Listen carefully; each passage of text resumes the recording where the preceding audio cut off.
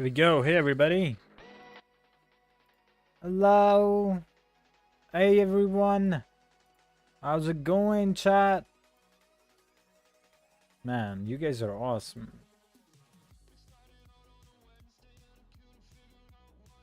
Give me a sec.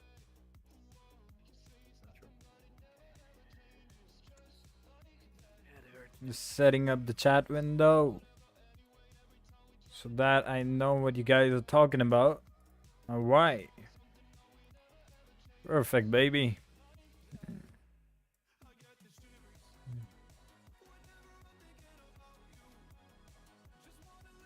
Do you guys know that Raider has been visiting Nopixel India a lot now? I spotted him myself. So,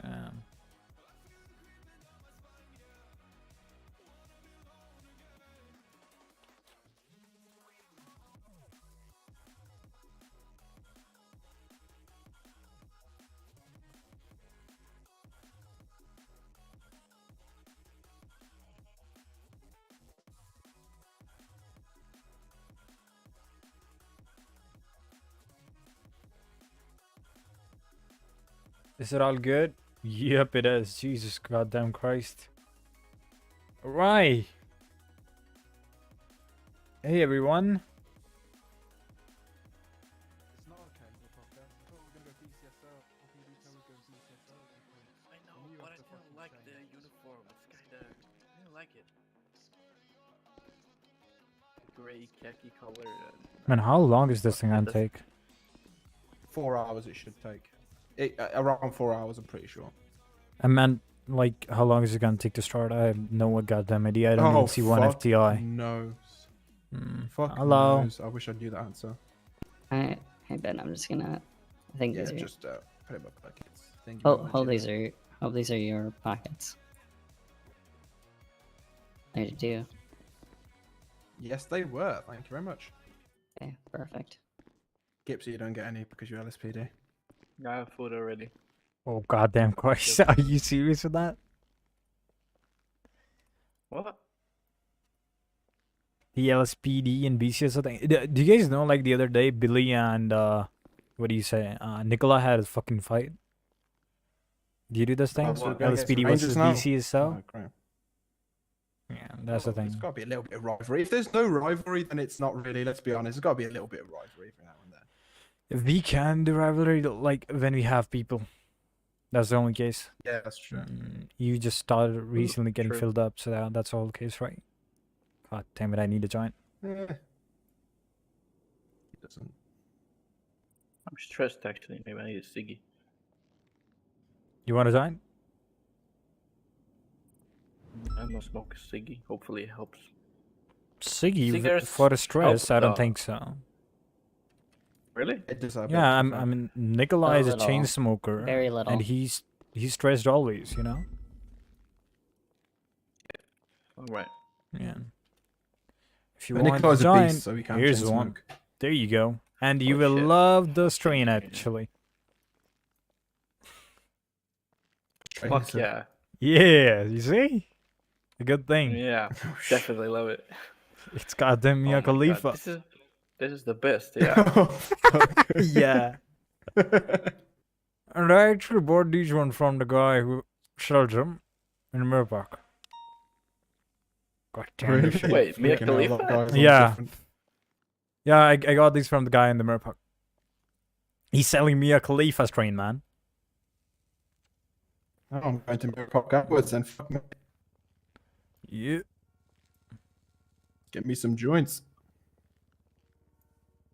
I got you with one for now. There you go. Oh, cheers. Thank you, buddy. No worries.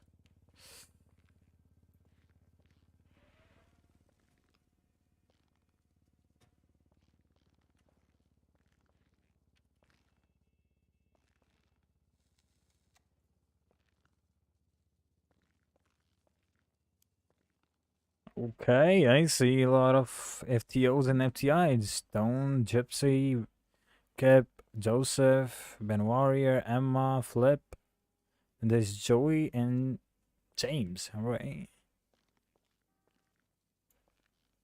Oh, the chief's there.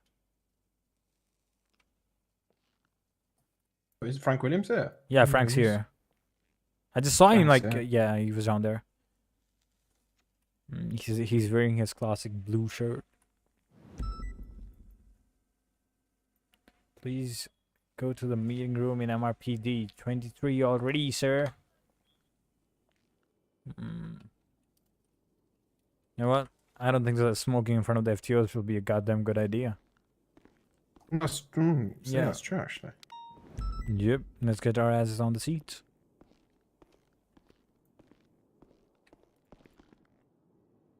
Gypsy, sit down, you pussy. Hello, my guy. Hello. Yo, I like your glasses. Where did you get them from? From the glasses store. Man, that is sick. I fucking love them. Those are sick. Yeah. Thank you. Do you think they look good on me? Something similar?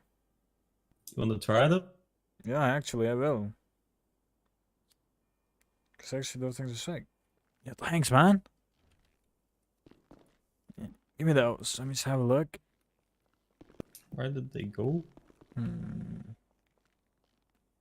Yeah, I'll just take them. My glasses are gone. They're not in my pockets. Yeah, no worries. They don't come in our pockets. Oh. Alright, these are good, actually. Yeah. Alright, there you go, man. Take these back.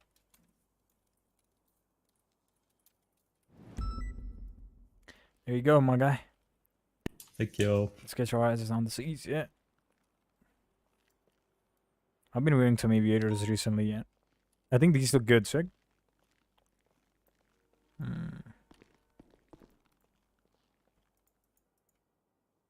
Damn. 4 hours long academy, I'm down for that. Let's see. 4 hours. I mean, Joey said like that it's gonna be like 2.5 hours, but it usually goes up to You 3 said my or onboarding would be 3.5. 1 hour, and it lasted like 3. Yeah, I told you, right? It goes in that way only, Yeah. man. It's fucking sick. When I was onboarded, it was like 2.5 hours. Stone's a goddamn fast guy. We're like, dun, dun, dun, dun, dun, dun, dun, that's what you do, that's what you don't. He goes like that. Yeah, it's gonna be like a hell of a long thing, man. Gotta do it though. Yeah, obviously, if you gotta. Otherwise, we cannot be promoted.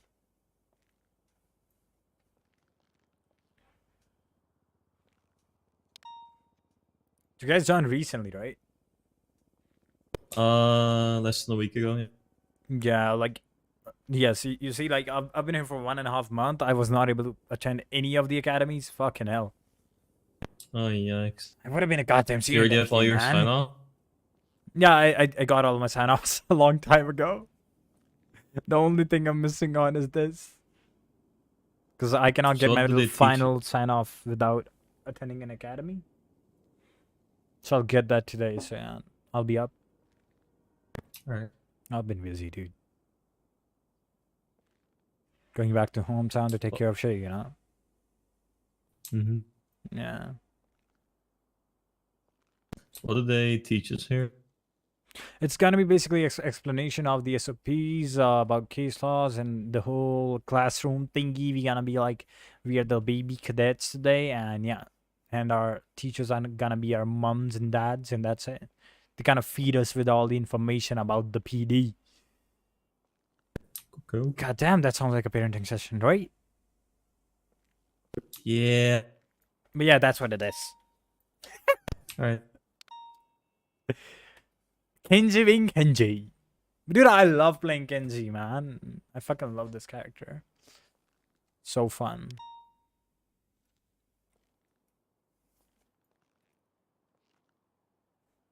Wait, Nikolai's not here, right? Oh, yeah, he's the one who actually mailed me. Oh, we got 2 new FTIs. Alright, more FTOs. Zachary's Right. here, and then there's Sterling. Silver. Alright. Ben's here too. That's gonna actually speed it up. I'm not an FDO. Oh, really? Alright. No. God damn it.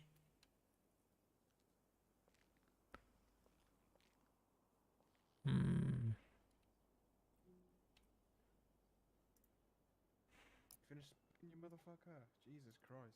Dude, I actually want to be the fucking, what do you Don't put me say? out, okay? The guy who fucks up shit. You have two PD Go ahead cameras? again, you little fuck. Where? Fucker. In green? I mean, in pubs, Look, nah, man. I'm not- we have This is all my the same people, yeah. character. I just, you know, got a plastic surgery done on this one. See, that's it. Don't worry The about other one's actually in Nopixel, India. I can guarantee Nopixel, you India, I have already two have. characters which are in the PD. And here I have one that is Kenji. That's it. I can only compliment my friend. Shooting. Hey, Hades. I wouldn't say so. Did you just call me that? I don't know. Alright, how you doing, son? Is it? Mm. I only had to discharge. Hey, just give me a sec. Mm.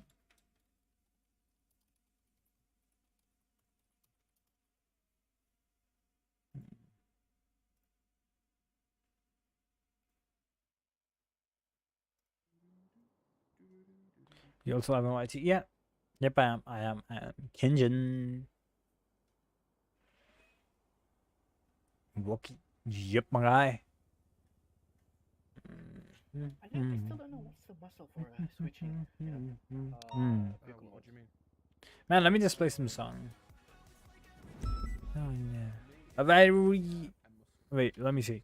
A very radical looking dude What? just took a jump by the prison and he But I And, didn't bounced find off a tree. where you put flew the back thing. 150 meters before find, hitting the ground. Or what? He might need In the CPI? You Yeah, guys, find somebody needs help. What's it called? Oh, Hmm. for like going to A+. Yeah, switch vehicle mode. Yeah. It's the Vehicle purge. Mass Vehicle purge purge. mod, yeah. yeah. That's what vehicle it, purge. yeah, that's Same what that muscle, is. So it'd not be- purge. Yeah. Yeah, it's be toggle NOS slash purge. It's like that thing. Oh, well, yeah. I have it. Yeah, that's the one. I thought it was different. No. There's another one that you should go ahead and set. That's gonna be drag the suspect out of the vehicle. Yeah, I have everything but that thing. Yeah. You can get him on the channel. He will later.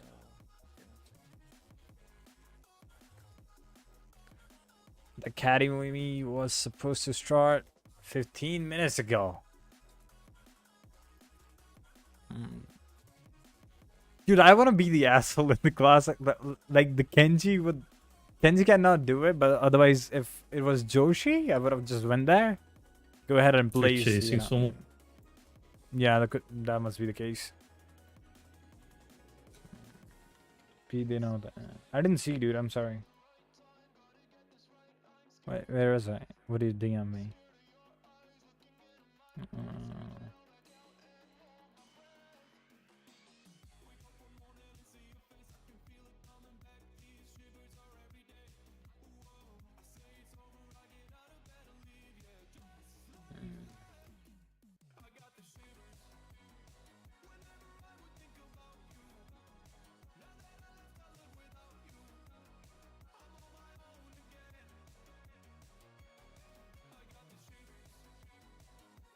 Just don't get it, Ben.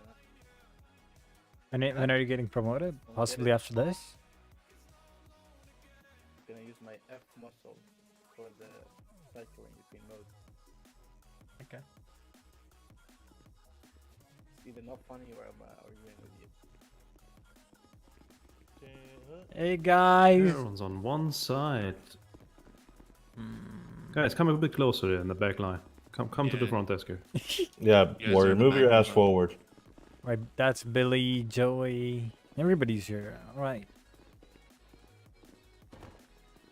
All right, is everyone present? Is there anyone thinking about something? I'm gonna call out each of your names just to do this short roll call. All right, Yes, sir. Gipsy Woods,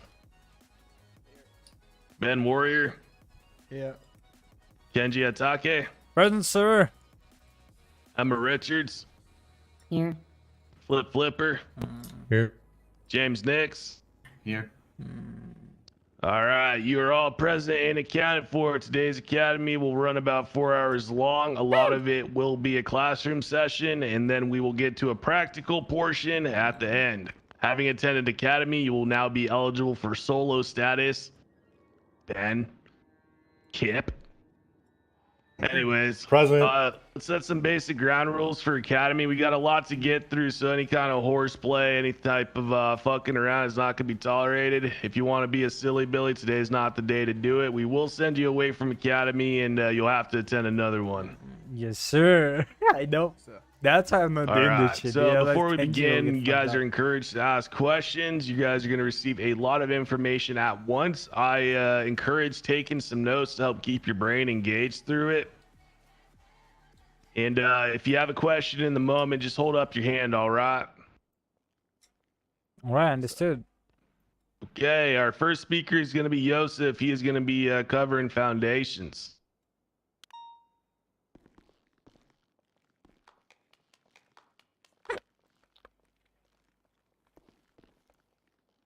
Alright, hello everyone.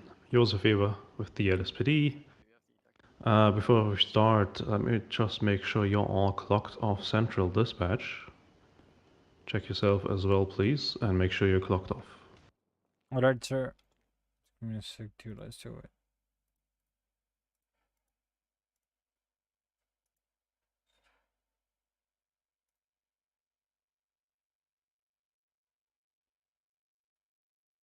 Think about dispatch off. 2 words.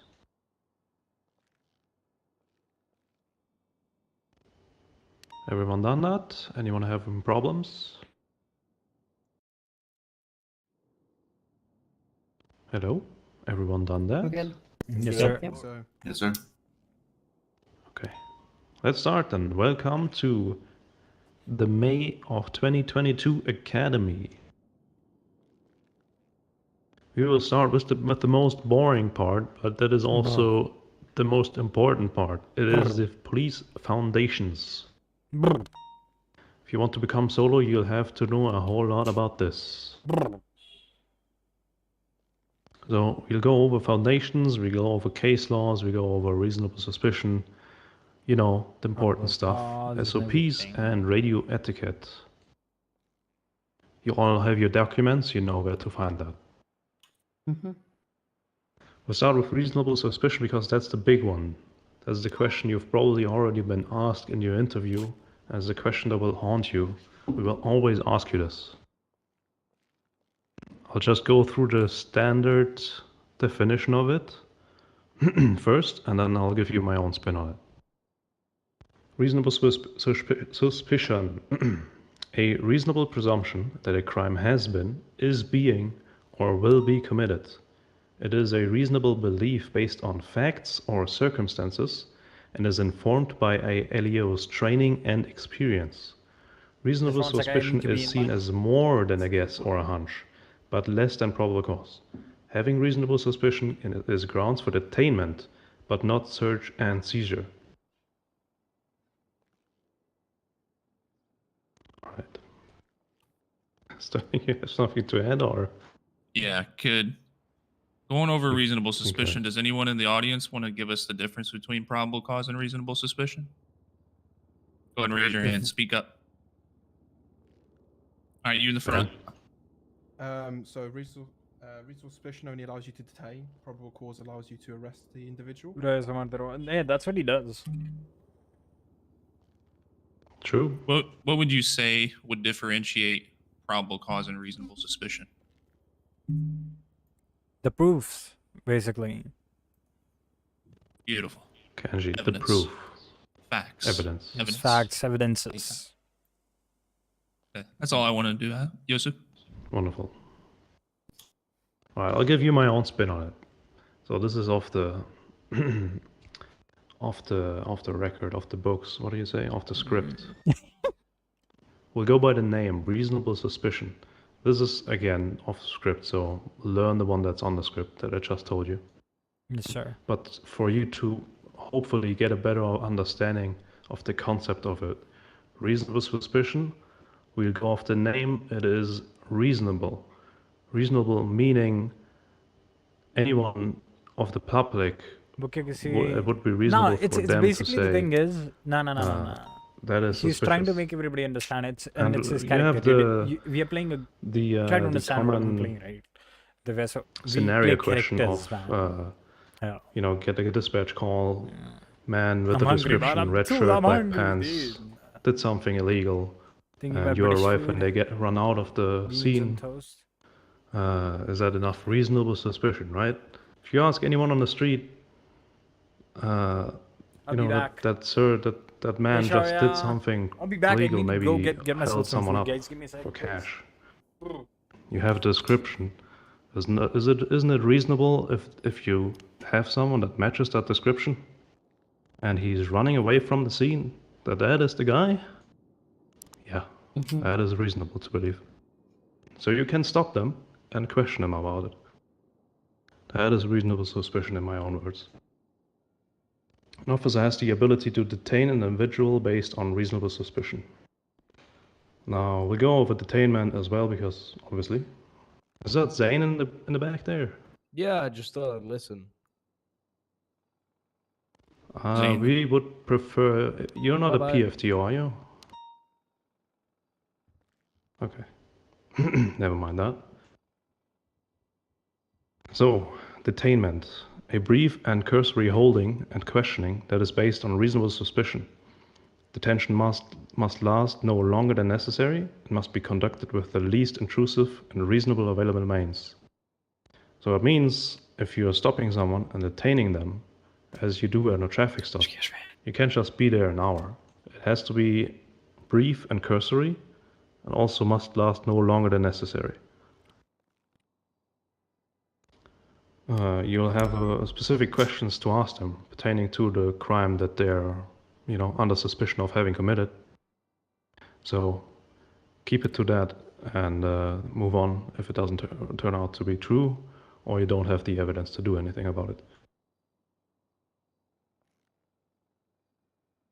So I'll give you an example of this. When you go to a scene where there's shots fired, Got myself food. you have a Sorry few about being options, AFK. right? But I to have go to through a lot go. of people This- quickly, you know, let's say Yeah, there's I can Legion all Square, know. there's a lot of people there. Someone shot. You have 100 people, right? You're not gonna keep everyone there for hours on end. You'll just go with the quickest possible thing you can do to tell if someone did shoot or not, which is a GSR test, right? You don't have to frisk everyone, look at everyone's weapons, check weapons license, all of that. You just want to know who shot. So your best option is to GSR test. Even if you could do both, you could do one or the other, you could do a myriad of things, but to keep it short and simple, you'd go with the one that fits the bill best.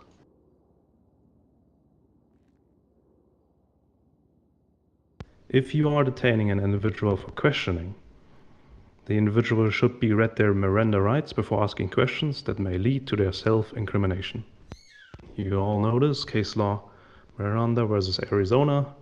If they don't know what rights they have, anything that they could say could not hold up in court because they didn't know. They could have just kept silent or they had a right to counsel. If someone is attempting to leave or resist detainment, you now have the grounds to arrest them. The penal code mentions for that the charge would be resisting arrest, but funnily enough, that also works for detainment. Resisting detainment is what you'll charge someone. Resisting arrest is someone that what you charge with someone that is resisting detainment.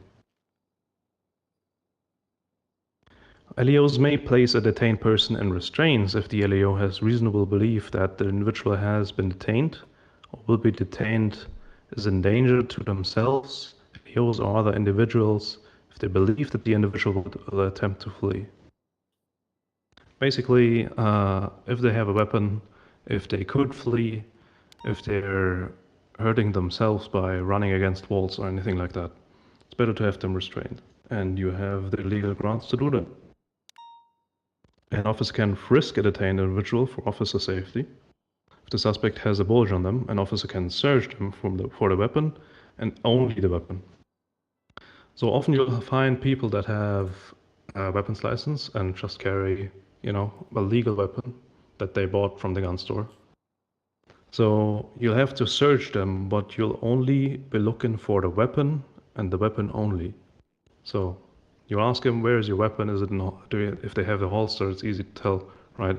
But they could be, Back. on the left side, on the right I actually side, got on the myself front some side food, of that's it. or the back side of their pants or wherever. Let them know you Give me a sec. God damn it. Perfect. have, and then if that checks out, there's no grounds to search them anymore. Flip, you have a question. Well, if it's an illegal weapon you find on, Well, then that is a charge, right? so you That is a can also misdemeanor search them, charge. right? So, yes, from there you can perform a full search as a PC search because they are under arrest at that time. Okay. I'm gonna bring up something. So let's say you frisk somebody, you feel a large bulge, but they're telling you that they do not have a firearm on their person. Does somebody want to tell me what they would do? Go ahead and raise your hand. Sorry, come Right. again. Your voice was kind of scuffing out. Somebody want to tell me what they would do if they frisked somebody, felt a large bulge, but the suspect said they didn't have a gun? Check it How would you handle for it? officers' safety. No? How would you handle it in a step-by-step process? Are you just gonna get all up in their shit and start searching them, or No, how are you gonna go about it? What's the large bulge then if it's not a gun? They say they don't know, which is typically the answer. Well, then I go and search him. Okay, so let's say you search them and you find a lawn chair, for example. You may think that is the large bulge. How would you verify that?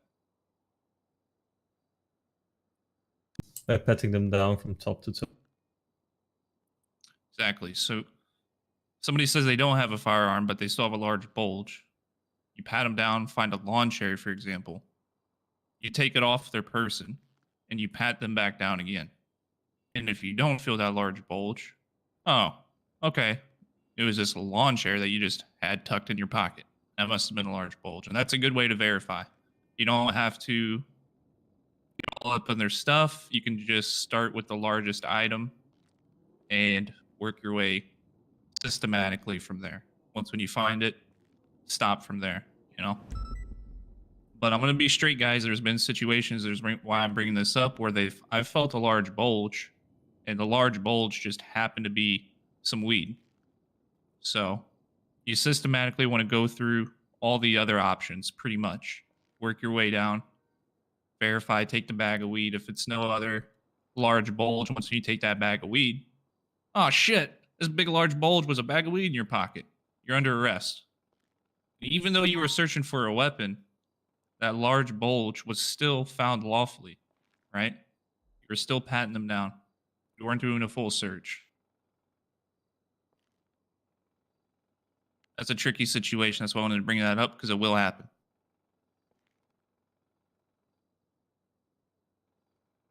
Right. Yes, you bring whatever you find in your in the bulge to light.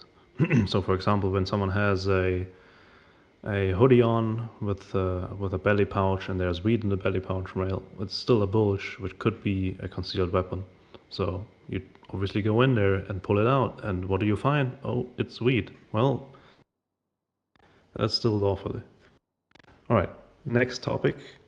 Detained suspects. Well, when can you move someone off the scene? For what reasons? With detainment, you cannot put them in your car and move them to MRPD or any other police station if they are not under arrest. If they need medical, that's a different question, right? EMS will take them to Pillbox. Or for safety, if there's an active gunfight, it's best to put them somewhere safe. As long as you're still on scene, right? Off the scene, that's a big one.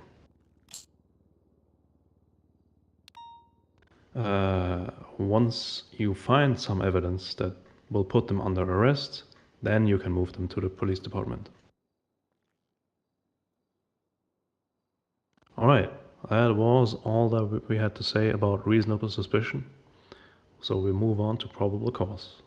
Again, I'll start with the written down definition of it by script, and then I'll give you my own spin on it. Probable cause. The logical belief, supported by facts and circumstances, that a crime has been, is being, or will be committed. Having probable cause is grounds for arrest and/or search and seizure.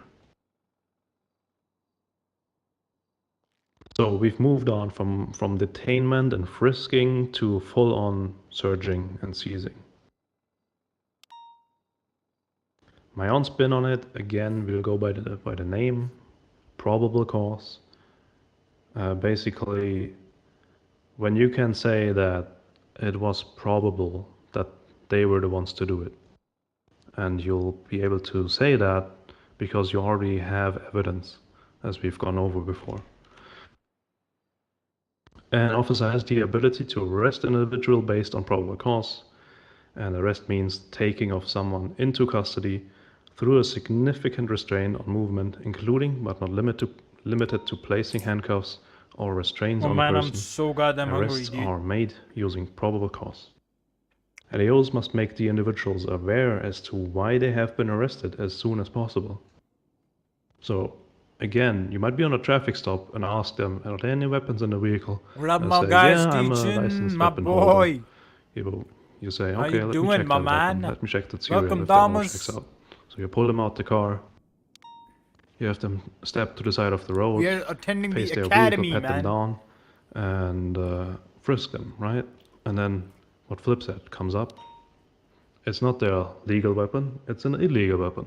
Well, at this point they are under arrest, and you can go ahead and tell them you are under arrest for criminal I'm doing possession of a awesome, dude. firearm, Awesome. Class 1. At a certain Once point the of time, suspect is under attending arrest, academy and they are to be eating. read the Miranda rights. That's pretty self-explanatory. If you're gonna question them anymore, or they are at the police department in a what's the word again? A police-dominated environment. You have to read them the Miranda rights. Once a suspect requests a lawyer, the officer is not allowed to question them until the lawyer is present. Yes. I've seen them time and again. They ask for a lawyer, you check the phone, the lawyer is maybe even on the way, but you continue to ask them questions. That is a big no-no, right? When the lawyer comes in and the guy tells them the story of you asking them questions even after you called for a lawyer, you're gonna be in big trouble. So don't do it. The arresting officer is responsible for the suspect in custody.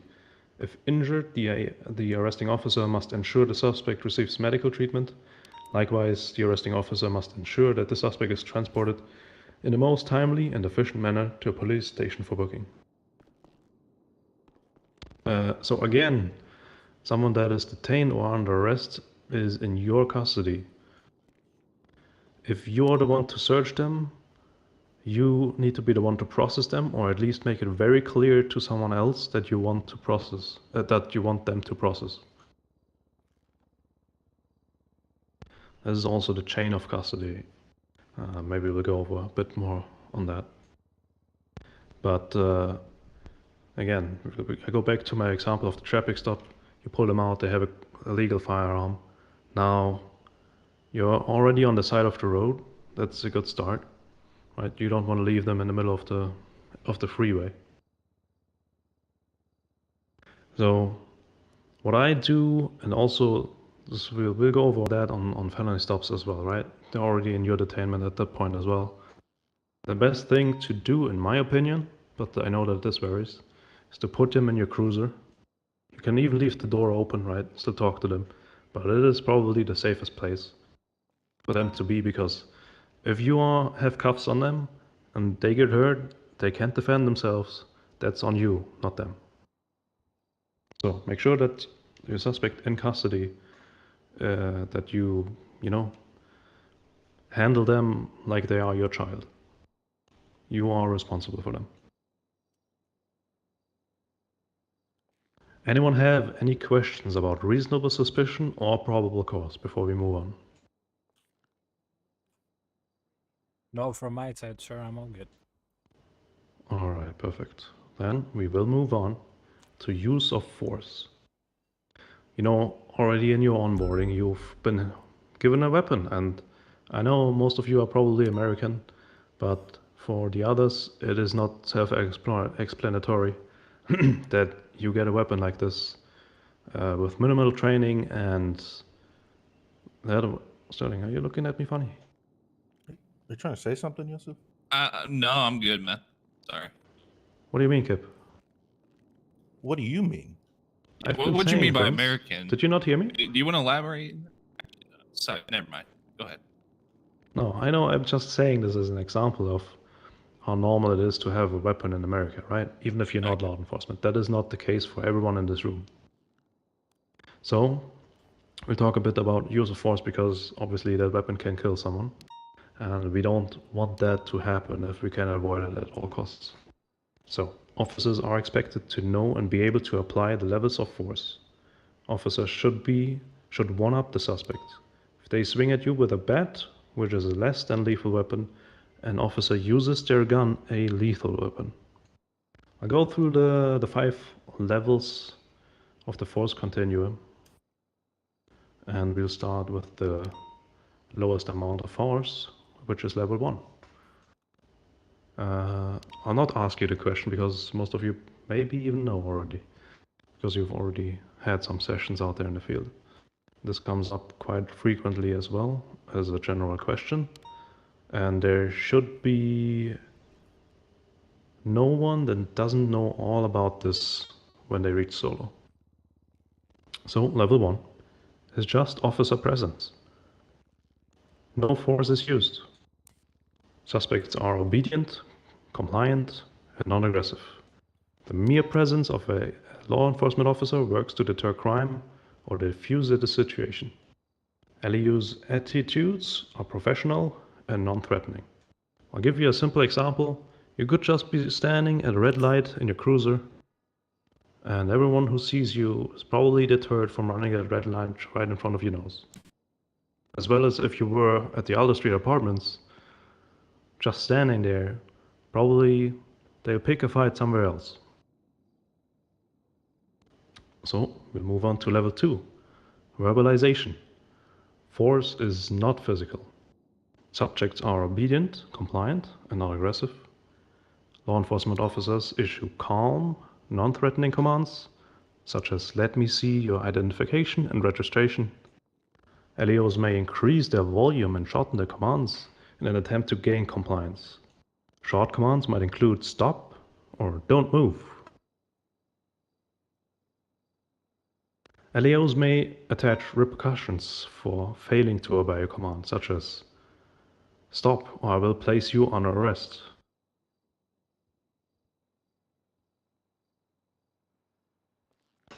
Level 3, empty hand control. Law enforcement officers use bodily force to gain control of a situation. Subjects are resisting and non-compliant. Now this splits up into 2 kinds of techniques, soft and hard techniques. So soft techniques will include grabs, holds, joint locks to restrain an individual, and hard techniques will be your punches and kicks. Level 4 will be less lethal methods. Law enforcement officers use less lethal technologies to gain control of a situation. Subjects are physically aggressive, and there is immediate likelihood of injury to self or to others. You'll have your blunt impact. LEOs may use a baton or projectile to immobilize a combative person. There's chemical. LEOs may use chemical spray or projectiles embedded with chemicals to restrain an individual. And there's conducted energy devices. LEOs may use CEDs to immobilize an individual. CEDs discharge a high voltage, low amperage jolt of electricity at a distance. The common term for this is, of course, the taser. Anyone know what chemical means?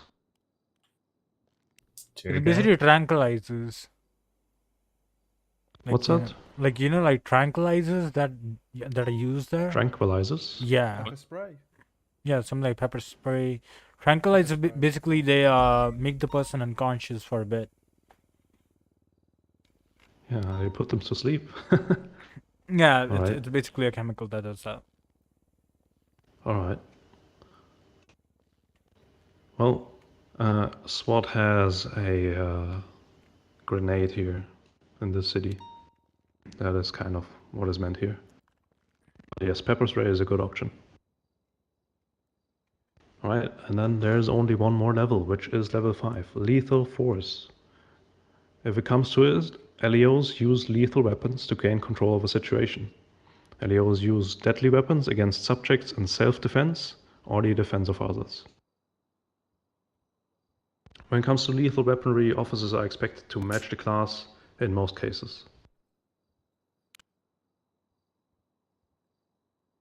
Does anyone have any exceptions where they think we could go one up So- on the class of lethal weapon? Just want to point out when you guys do go hands-on with somebody with, for example, a class 2 on their back, when you guys tackle them, when they're getting up, they're going to be recovering. So if you try to tase them, it's not going to work. So my point being is, if you guys go hands-on to tackle somebody with a class 2 on their back, and you notice that they're reaching, either right before you go to tackle them or during the process, back up, gain distance, and go lethal. Because they're probably going to try to resist, and if they resist, they're going to pull their gun out and shoot you in the face. So, bringing up a specific scenario now. Guy crashed his car, got out the vehicle with the class 2 on his back. I was primary. Had a cadet with me. First thing we do, please stop. Stop running. Show us your hands. Drop the gun. Individual ran into an alleyway. I had my taser. My cadet had a pistol. Right when I went to tackle him, he was reaching. I noticed that. I switched from a taser to a lethal knowing that he just got tackled and that my taser really wasn't going to do shit. Backed up. Don't reach for the gun. Drop the gun. Drop the gun. And he shot my cadet. And he got downed right when he shot, thankfully. But it just goes to show you how quick things can escalate and how you may need to rely more on lethal in certain scenarios. Because, yeah, you could have had your taser out and one had lethal still, but if you would have deployed a taser, it wouldn't have did anything. So in certain scenarios, right after you tackle, you need to be cognizant of what they're doing with their gun. All right? Yes, be very wary of what they could do with a lethal weapon and when they can pull it without you seeing it. It's oftentimes happened to me when they turn a corner, you lose sight of them for just 1 millisecond. That's when they will pull their weapon, and when you run around the corner, you will be met with bullets.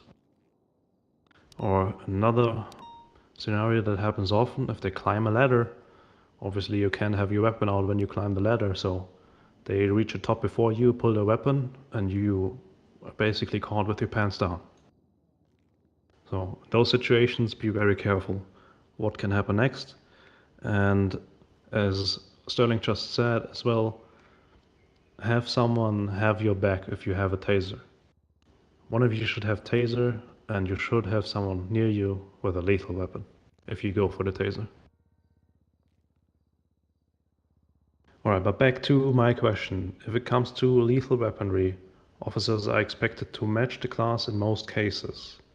So what are the cases in which you can go above the class? So what I mean by that is, your class 1s, class 2s, class 3s. Kenji. In the case of throwables, if anybody throws, for example, if anybody throws a Molotov at us, in that case,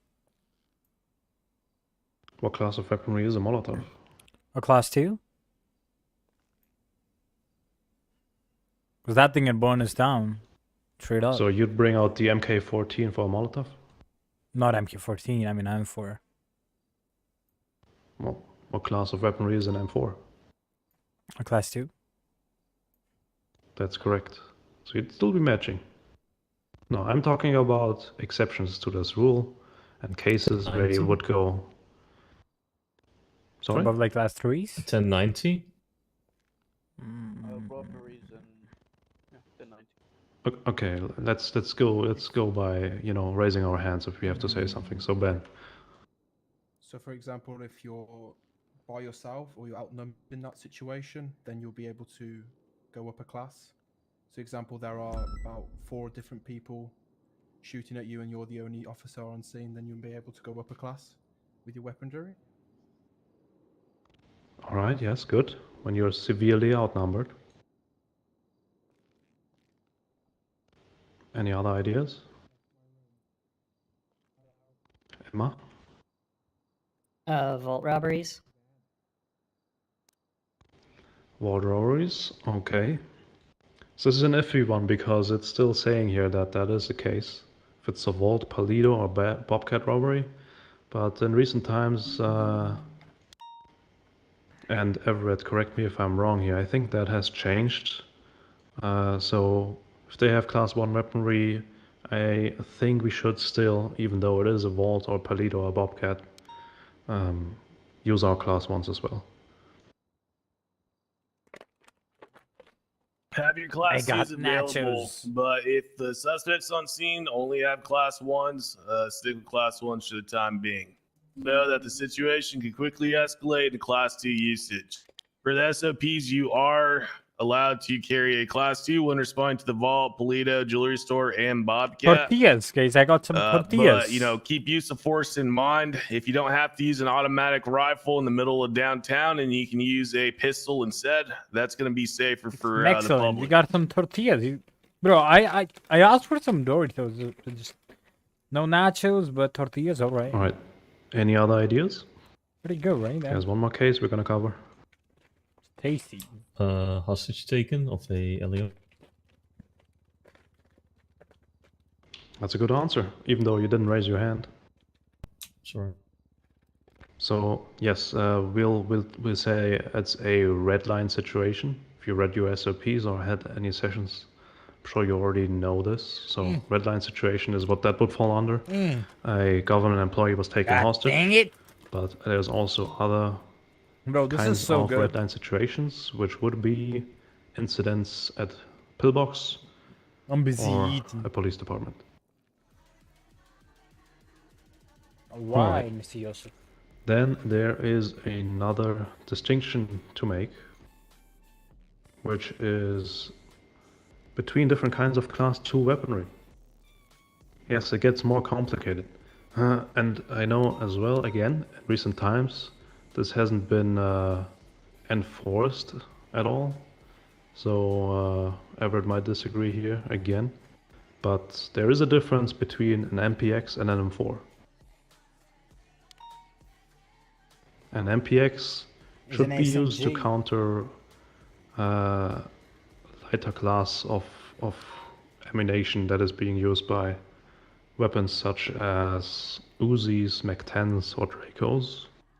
And the M4 should be used when there's higher caliber, higher power weaponry like AK-47s and M70s. Yes, sir. I notice everyone has M4s on their backs. You guys typically, when out on patrol, you would keep those locked and an MPX on your back. Correct me if I'm wrong, Joseph.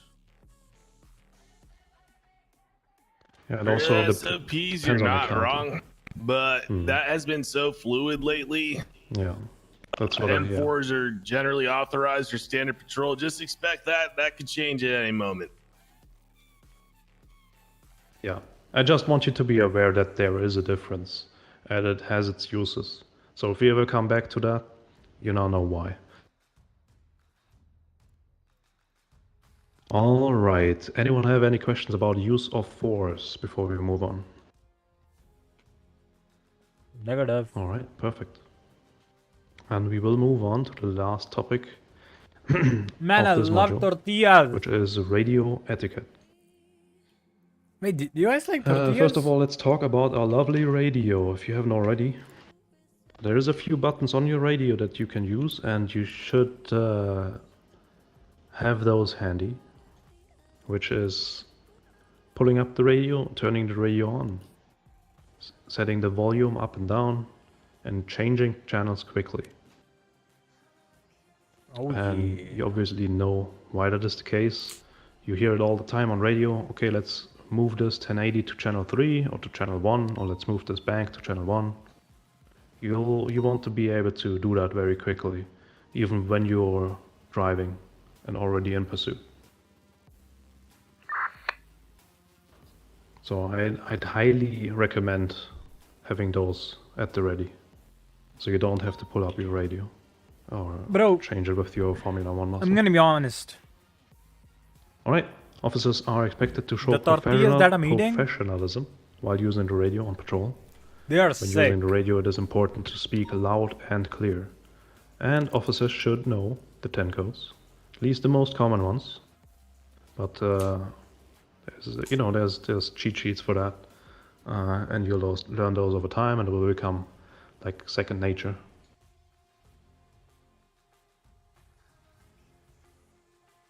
All right. The cheat sheet is a bit outdated, so there is some 10 codes that we commonly use that aren't even on it, like for example the 1099. There's also 10 codes on it that we don't use anymore, or at least not as commonly. And some of the uncommon ones are also used more commonly nowadays. But as I said, it's gonna become second nature in time. When an officer needs backup, they request 77.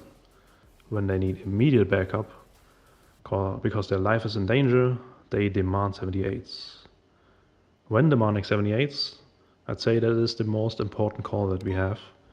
You need to be very good at calling that, and the way to do that is to state the 71 call and the location first.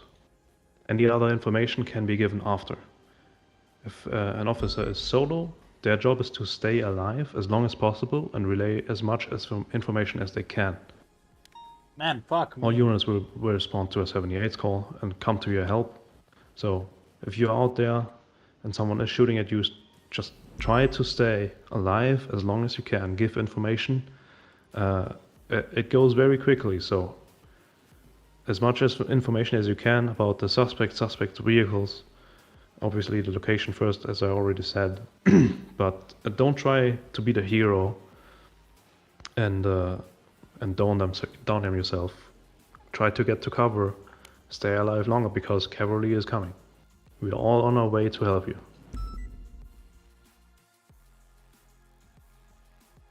Alright. Then, when doing a traffic stop, if you have prior experience from somewhere else, you might have already heard this, or this might be a thing you commonly say, but we never do it here. We never say no additionals required when performing a traffic stop. When someone says 10-3, officers need to stop talking on the radio, regardless of the rank of the officer who says it.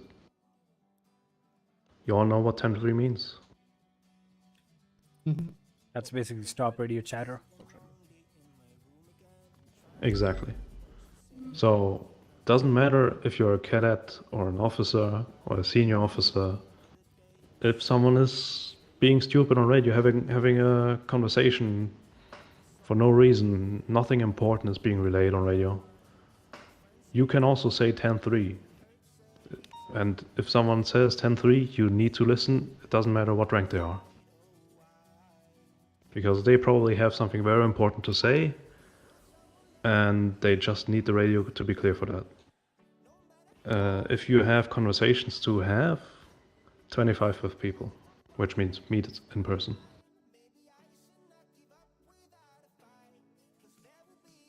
But that also means you only can break comms when you have important information that needs to be relayed immediately. I don't want to hear 10-3 and then nothing important after, or also breaking. When in a firefight, make sure to call out your own location and cardinal direction. We don't want to shoot each other, so make sure that everyone knows where you are, and when you're giving out the direction where you can see someone, we actually know from where you are talking about. I'll add on to that if you are opening fire, you need to call it out. You need to call out where you are, or we already know it, and you need to call out where you are shooting. And similarly, if you are being shot at, we need to know where you are and from where you are being shot at. When wanting to speak to an officer directly, ask them to move to a different channel, meet up, or give them a phone call. You'll often see me 311 it for someone to call me. It's pretty simple because if I call 311, my number will be there on record. So it's easy. If you don't have someone's telephone number, just ask them to call you through 311, and that's how they get your number. When trying to talk to someone specific, say their call sign first and then your own. So, for example, if I want to talk to Sterling, I'll say 402 from 411 or 402 411 direct. I'll say 402 send traffic. Yeah, it's going to be that template. First his call sign, then mine. It's like a letter basically, right? At the top you start dear Flip, and at the end there's a best regards from Joseph. Try to keep traffic clear as much as possible. So again, no leisurely conversations on radio. Keep the radio clear because at any moment in time on patrol, someone could have something important to say. And when there are active comms, don't break them unless it's important. If you have a traffic stop while there's an active 80 going on, you can always use 311.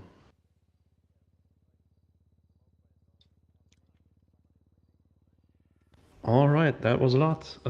Anyone have any questions in regards to either radio etiquette or maybe some questions that came to your mind after the fact on reasonable suspicion, probable cause, use of force, and yeah, anything else that pertains to foundations? Is there a 10 code for a felony stop? Because I couldn't find that when I was looking for it. No, we don't have one. So you just say felony stop on the radio? So typically what you'll say is we'll go over a felony stop. Actually, we'll go over all that in the felony stop portion. But ultimately, the answer is when it's just going to be a 1060. When you call out that you're tailing a 1060, there'll be a process that you'll go through, and we'll cover that. But ultimately, that will kick off the felony stop. It'll be a couple different things, starting off with the 1060 call out. All right. Any other questions? All right, let's all take a breather and then move on to the next section, which is booking and processing. Thank you for listening. Thank you, sir. Thank you. So, doing booking and processing after this? My God, that's Tone, my boy. I am. Hey. What's up? So, Trooper Son, now we're going to talk about booking and processing. As police officers, one of your jobs is to arrest people and then process them. Yeah. That's why we're all law enforcement officers. Yeah. Step 1, enforce the law. Step 2, arrest the people who are breaking the law.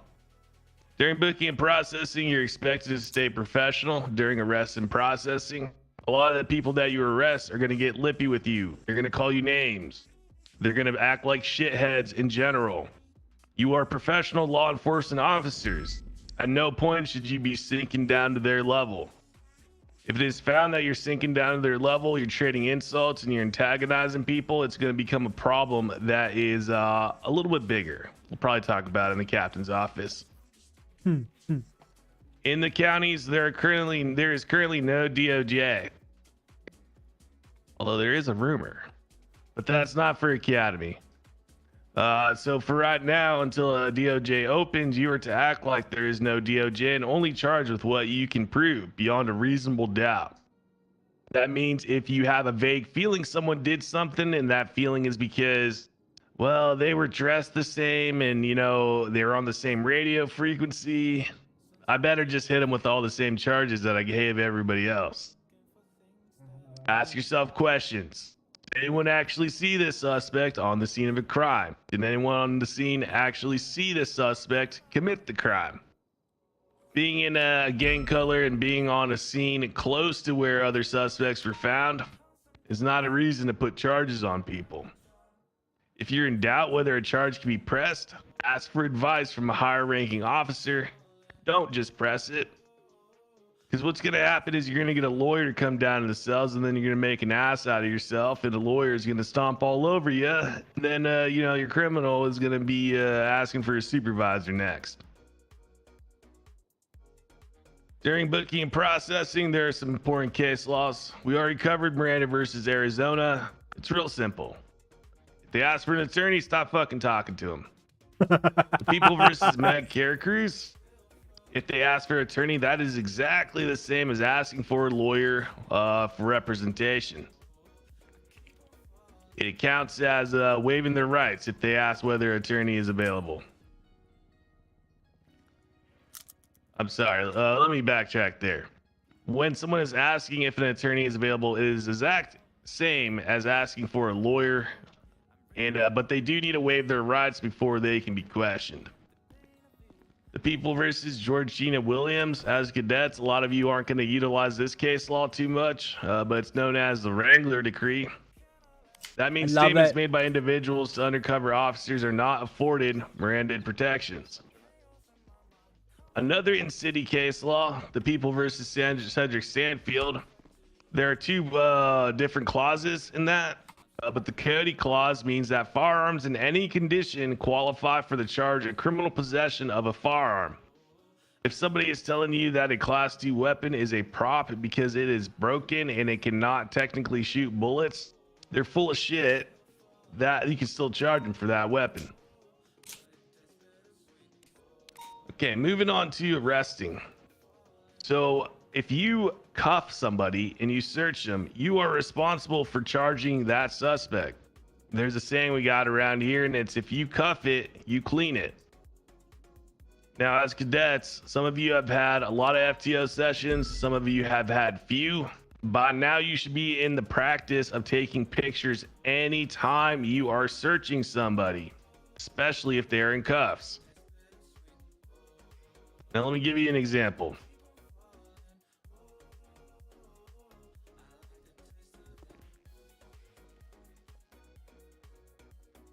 Now, I'm searching somebody who is handcuffed here, but you're really only paying attention to the right side. So I took a photo of his weapon, specifically where I can take a closer look at that weapon, because when I add it to my report, I want to know that that weapon that I later log into the report is the weapon that he was arrested with and was found in his possession. The primary officer on scene is responsible for the report and making sure that all the correct charges are applied. If you are the primary officer on a scene, you should be down in the processing cells available for any questions. As cadets, you may not be deciding exactly what charges are going to belong to who. In some cases, you might. But your input, because you are primary and you are the most knowledgeable person in the room from that scene, is going to be invaluable down there in the cells. It's going to help facilitate the questions that come up, and it's going to help a lot of people scratch their head less when they have questions about what charges should be applied. So at this point, if you don't know already, you should be reading suspects their Miranda rights before asking questions. But that does not mean when they are down or incapacitated or if they're drunk. They have to be in a right state of mind to have been read their Miranda rights. Now, I know in these counties, there's a lot of people who you shoot down and it doesn't seem like they got shot, even a little bit. Just because they're speaking to you clearly doesn't mean that you should necessarily go in on questioning them, especially when you're on scene. The rule of thumb is wait until they receive medical treatment and then read the Miranda rights and then get to questioning if they do not ask for a lawyer. When you are arresting people, always make sure that you're asking them if they need food or water. If they were to starve or die of dehydration down in the cells, well, that's just not going to make us look good. When you are escorting someone inside of a police department, make sure they are in hard cuffs. I only ever want to see suspects in soft cuffs if they are extremely compliant and need to walk to the mugshot room, or if they're returning to the police station after a storm to have a warrant served. You get into the cells, you have to make sure that you search them again, just to make sure there are no illegal items. Ideally, you are searching them several times. You are searching them when they are first on scene. You are searching them if they receive medical. You are searching them one last time in the cells right before you seize their possession. Unmasking people is a requirement if they have anything that is obstructing their face, and that can be done on scene. It happens too often that I see it, even with full officers and deputies, that they have a suspect down in the cell that has a full goddamn mask on. You need to have a clear visual of your suspects because you have a mugshot that you need to look at. It is a further verification step in ensuring that you're arresting the wrong person or seeing if you need to take a new mugshot. So after you seize possessions, that is when you're going to be using a portable fingerprint scanner. If they end up requesting a lawyer, there's just a couple things you need to do. You need to check the lawyer's record, meaning in the MDW profile, and make sure they have no violent felonies. You can use the DOJ app, and anyone who's listed there as a legal aid with no violent felonies is eligible for legal representation for anyone who requests a lawyer. Anytime you let a lawyer into MRPD, you should be searching them and making sure that they have no weapons or contraband. Again, if a lawyer is requested, it is time for you to shut up and not ask questions. And you do that until they say they don't require a lawyer anymore. All right, any questions so far, y'all?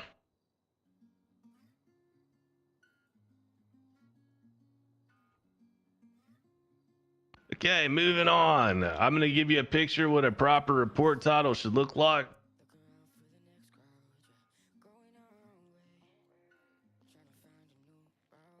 Now, a proper report title has the person's name, the primary offense that they committed, and the date. You will see report profiles without names, and that is A-okay if there's multiple suspects, because we don't need to see a 180 character title for a report. As most of you know now, the MDW automatically creates a standard format that you have to fill in if you're the primary reporting officer. If you want to play with that format, clean it up, make it look nicer, that is your prerogative. It is not required, but it does earn you some brownie points. So if you are the reporting officer, you're the primary person writing the report.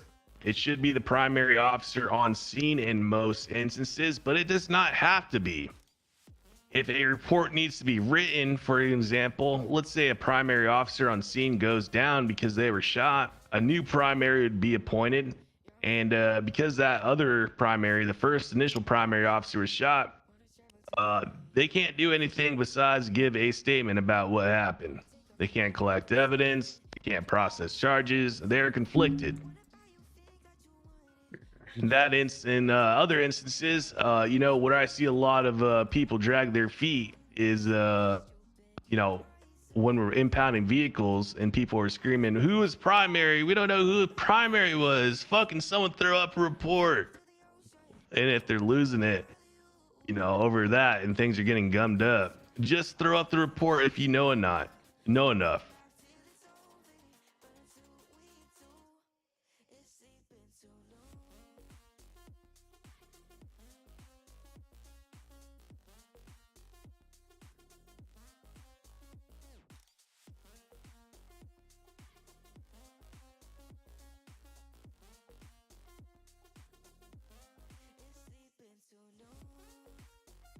Possession's sake. But if they need additional information, you're required to write a statement if they need it. So let me get another picture. Give me a moment.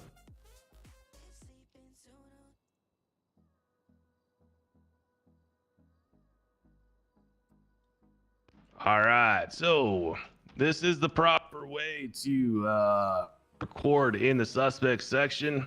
You will have a suspect, you will have what they plea, you will have the call sign and the name of the arresting officer. Hey, Flip, look, that's you up there, buddy. You arrested someone. Good job, dude. Oh, thank you.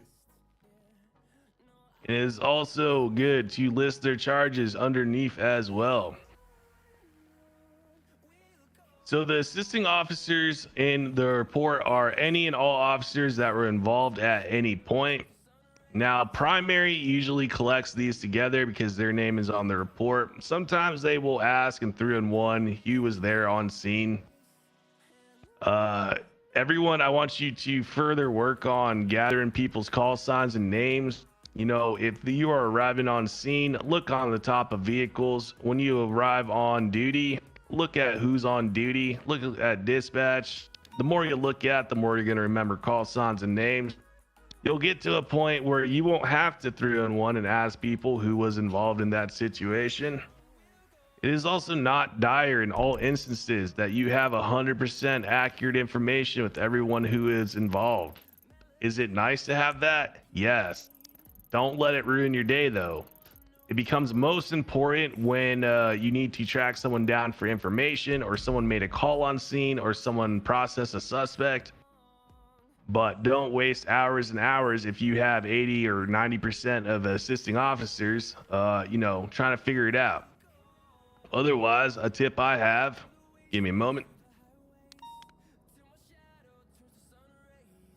And on the field. When you're in the processing stage, one tip I have is just take a picture of dispatch, because that will help you remember who was on duty at the time. And then you might not necessarily need a 3-1 because you could figure it out for yourself if you're vaguely familiar with who's who. Yes, sir. Okay. I'll be back. Give me a So fucking in a MDW report, victims are anyone who were affected by the crimes violently or monetarily. When you're collecting witness statements, that is where if they were harmed by the crime, that's where they would go in a report. Witnesses are individuals who witnessed the crime and were able to give a statement. But let me backtrack a second here.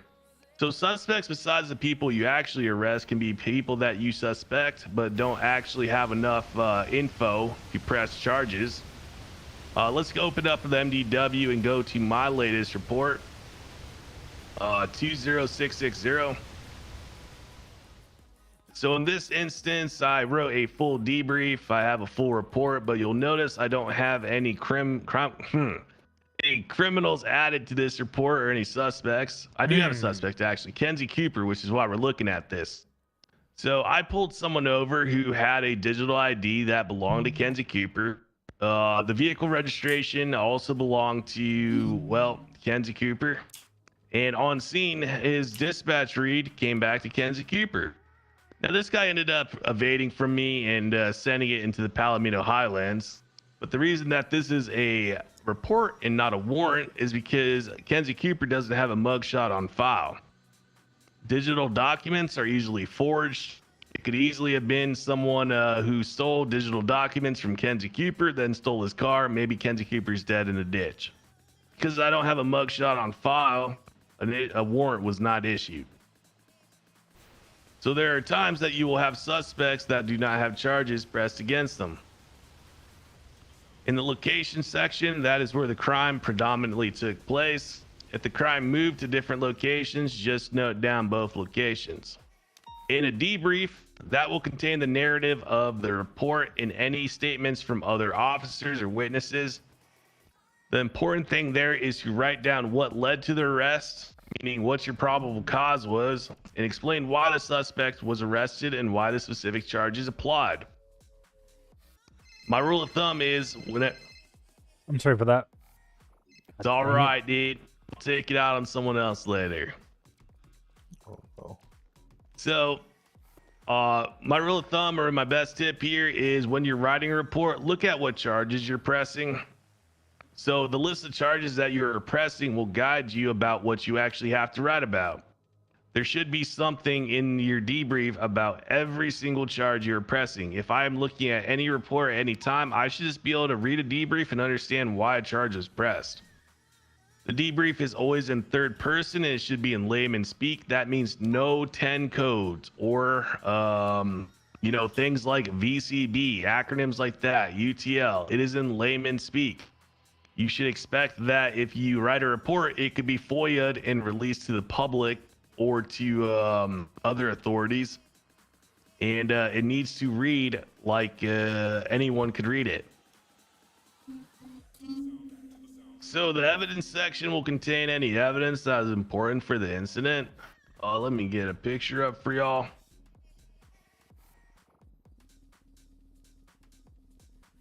So at this point, most of you have probably been able to process some evidence, but we got a lot of good things going on with the evidence here. As far as casings and projectiles go, we just take that whole entire string, and in our description, we mention what type of casing it is, what type of weapon it came from.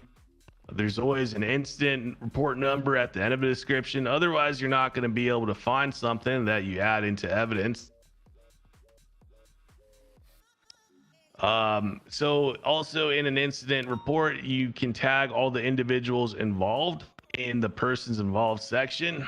Now, this is a good place to tag victims or witnesses or suspects who you don't have enough to press charges on. The officers involved section, honestly, just ignore it. Use tags in your report. That makes them so much easier to search for. One moment. If you tag your reports properly, you know, this report is an OIS. If I tag OIS, then anytime in the search bar I hit OIS, I can get every single report tagged with this tag. Now, it is possible to find reports that are otherwise untagged. Let's say, you know, the OIS is in the title. But if for any reason OIS isn't in the title because something else needs to be in that title, I wouldn't be able to find that report because it's not tagged OIS. All right, any questions so far, y'all? Negative, sir. Like a no. Okay, in the vehicle section, the officer can add any vehicles used in crime. You're going to add the plate, and you're also going to add the reason that the vehicle is being striked along with the report number. It is your duty, if you document a vehicle and it is felony impounded, to add it to a report. We have an increasing problem with vehicles not being properly tracked after they're impounded, as well as vehicles sitting around down in the motor pool for hours, with suspects and criminals coming up to us and saying, why has my vehicle been down there for 5 hours? It is a problem. We're not doing our jobs good enough here. So if you document a vehicle, take it through all the way to the end, take the photos, add it to the report. Then when it gets down to the motor pool, add a note near the vehicle about why it's being impounded and what the status is, owner present, owner not present, and what report number it gets back to. Felony impounding vehicles should just be a normal part of booking and processing. Just like you would send someone off to jail, you're going to send their vehicle off to car jail, the impound lot.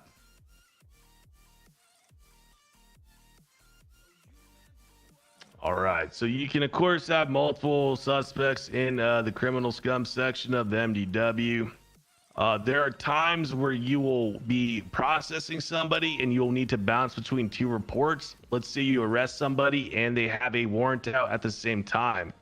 You're not going to add all their charges on 1 report. You're going to work off 2 reports and then you're going to add their charges together.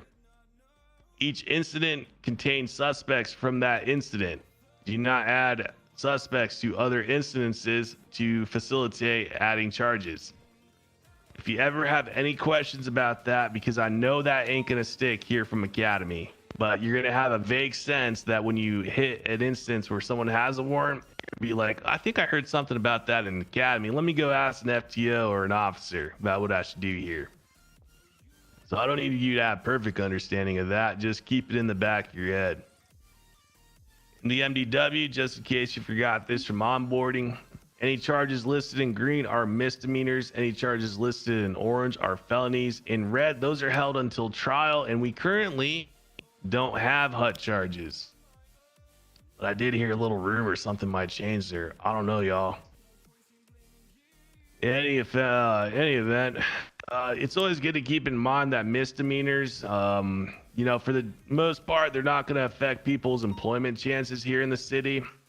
Felonies do impact people's employment chances. It depends if the felony is violent or non-violent. You know, different type of licenses or things City Hall works on people with. They do look at priors. Now, with nearly every single charge, you have the ability to oppress accomplice or accessory. So an accomplice, the MDW, will tell you that they are present for the crime and involved. An accessory will say not present, but involved. Now, in both instances, you still need to make sure beyond a reasonable doubt that you can articulate why someone is an accomplice or an accessory. If I have two people in gang colors on scene, that does not automatically make them an accomplice and accessory.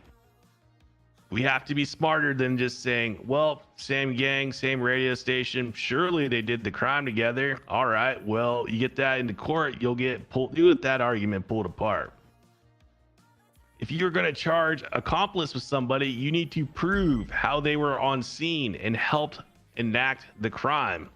If you charge someone with accessory, you're going to have to articulate how they were not present but still helped enable a crime. So an easy example of an accomplice is if somebody is robbed a bank and they had someone across the street with binoculars viewing the front of the bank. They were, spotted and observed getting call outs about what the police response was. Then they would be an accomplice to robbery. An example of accessory is if those bank robbers drove away, they got out of their vehicle, and another car picked them up.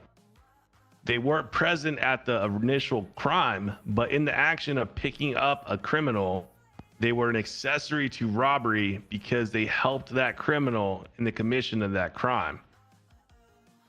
Now, I do want to put a caution here. Just because that in that second example, someone picks someone up, doesn't mean that they are going to be an accessory to every single crime that the initial suspect committed. In a standard bank robbery, it's robbery and kidnapping. Can you prove that an accessory to a kidnapping, meaning they weren't present with the hostage and the hostage taker, can you prove that they helped enable that crime? It's a fair argument to say that if an accessory picks up a criminal who is fleeing on a foot bail and tries to drive him away, like, yeah, he tried to help get away with the robbery. But to what effect did someone who was never on the scene that you can prove, how were they an accessory to kidnapping? These type of legal questions are things you're going to think about not only in your cadet phase, but if you pass your final eval, you're going to have to continue thinking about them based on every single circumstance and the facts that are available to you on scene. Any questions about accomplices versus accessories? Oh yeah, let's keep rolling. All right, so a very specific thing about attempted murder of a government employee is that we only press it up to 8 times. Another thing that comes up in the cells a lot is that a 95 will say, "But I only shot at one cop, sir." Doesn't matter. If there's 3 people on scene, it is all about their intent.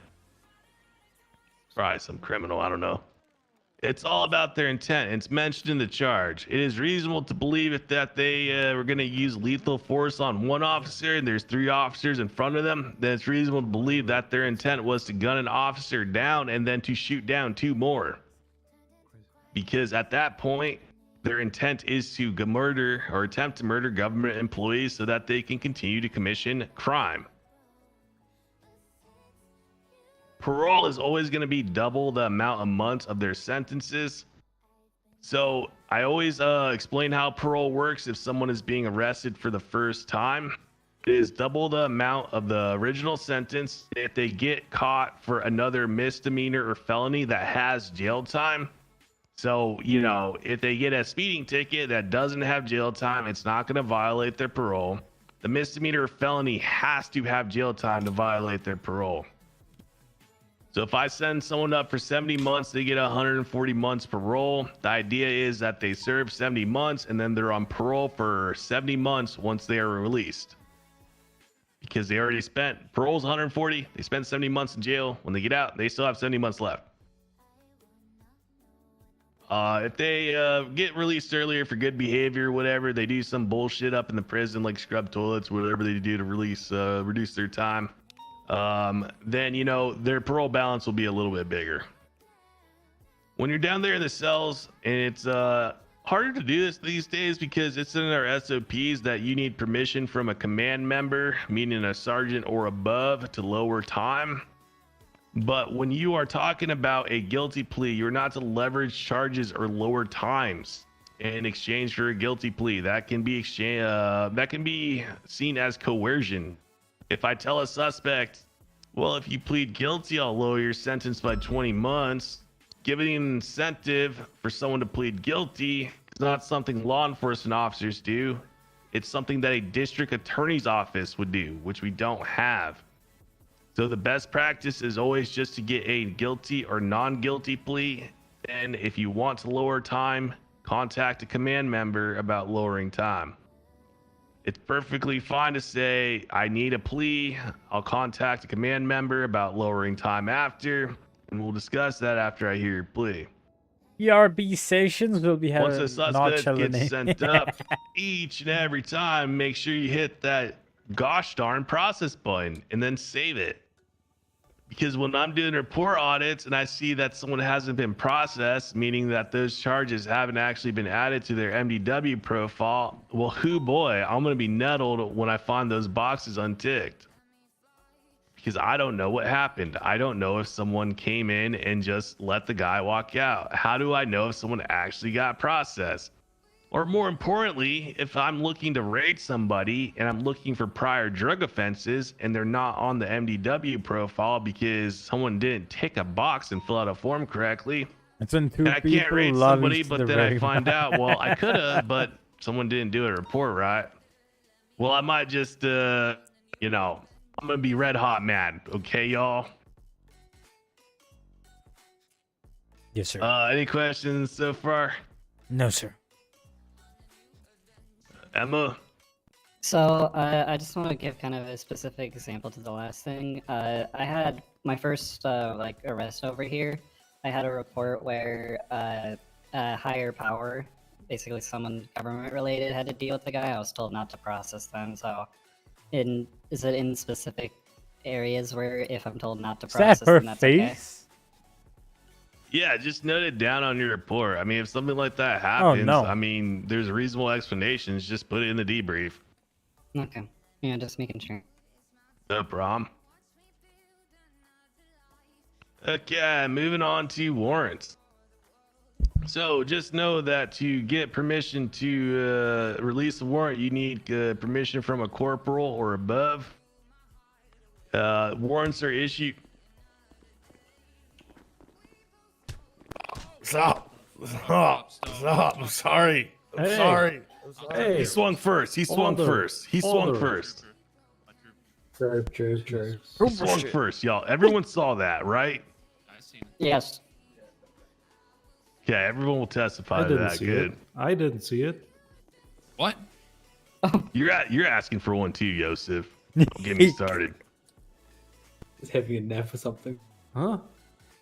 Are you All threatening right. witnesses? I will see you on the roof later, Joseph. Let's talk about warrants. So warrants are issued if a suspect wasn't caught, but they were identified. That means that if you have permission from a corporal plus, you can put out a warrant. But the suspect actually has to be identified, and it can't just be a hunch. So like in that report I showed you, yes, did I have a digital ID? Yes. Did the car come back to the digital ID? Sure. Dispatch read said Kenji Cooper too. Still don't know what the fuck Kenji Cooper looks like, so I didn't issue a warrant. Otherwise, if someone is wearing a mask and, later see him without a mask, it could be a good reason to bring them in for questioning. Might not necessarily be enough to press a charge. Or if you see some tattoos on someone's arms, it's a case-by-case thing every single time. But just know that they actually have to be identified. You have to articulate why they can be identified. Draw the connections. Look at their MDW profile. Look at what we have in terms of photos on scene. These guys, The more you man. have, the stronger case you can make. So there always has to be 2 factors to get a positive ID, like car in same outfit, no mask and voice. If you call their name out, you had an earlier interaction with them, or you happen to know them. If you speak to them on the phone and you also saw them or suspected them on scene, it could be potential 2 factors. But you're always going to be looking for at least 2 of them. Blood on scene does not mean a positive ID unless a suspect was identified being at that spot. So the easiest thing to do is if officers are on scene and they shoot a masked suspect and there is blood in the same exact spot we shot them and we can see our projectiles embedded into that spot, then that is how you would issue a warrant using blood. However, if you just have blood on scene, well, people like Kip Dwyer over here, they're real clumsy. They trip all the time. Maybe Kip Dwyer tripped on the scene of an OAS. It doesn't mean that Kip Dwyer shot at officers. It just means that he's clumsy and kind of dumb. What the fuck? Okay. Warrants have to contain a lot more details than normal reports. Warrants have to state how the suspect was identified and explain why each charge is being leveled. If you are issuing a warrant, you should have your probable cause listed. I.e., I am issuing a warrant because the facts and evidence I observed on scene, along with the identifying factors that identified this suspect as give me the, let me think of a word. Give me the need to issue a warrant for said individual. Something like that. I don't have a template. That was off the top of my head, but I felt like that was pretty clear. Did anyone have questions about that?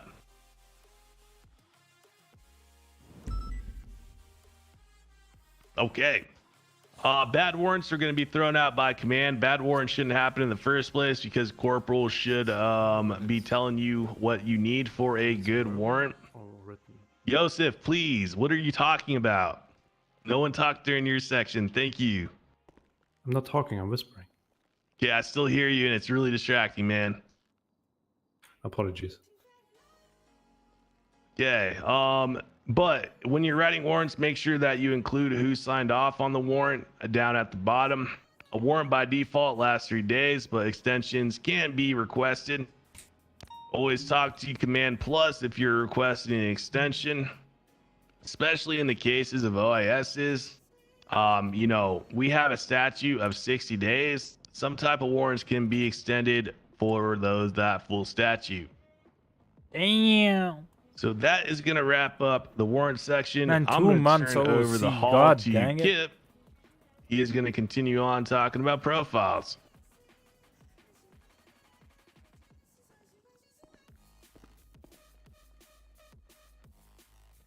Hello, how's everyone doing? Lively crowd, I can tell.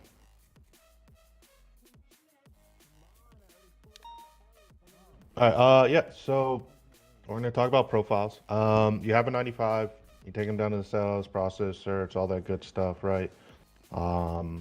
What's the first thing you should be doing after that, right? If you're in your MW, what are you doing?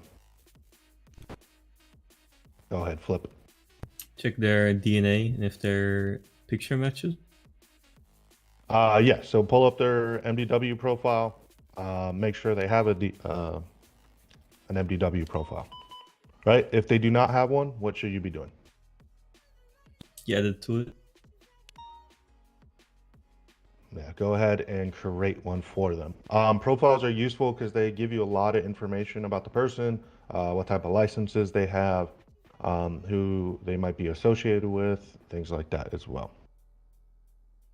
So when you create a profile, what should you be doing as well when you have them in custody?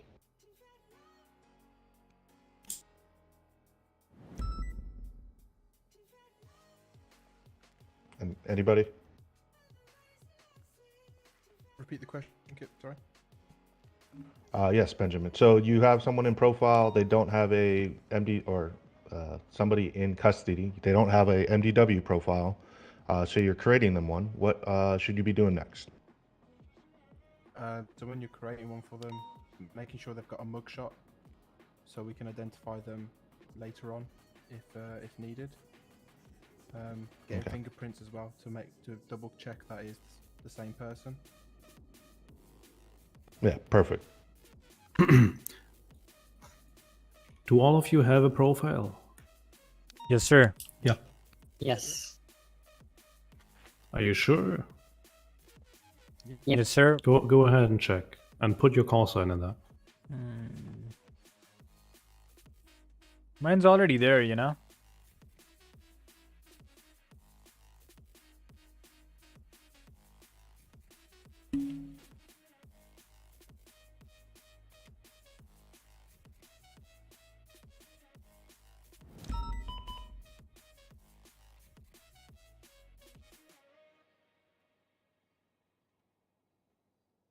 Because if I find a weapon of you all in the lock compartment of a shared cruiser, I don't want to know where to put it.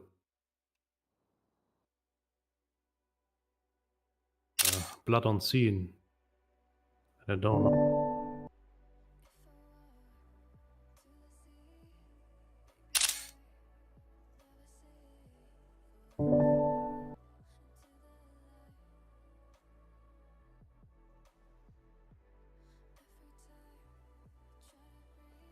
Anyone still working on it? Yep, done. Alright. Sorry, Kip, go ahead. Yeah, no worries. So behind me on the projector, you have an example of what a profile looks like for an officer.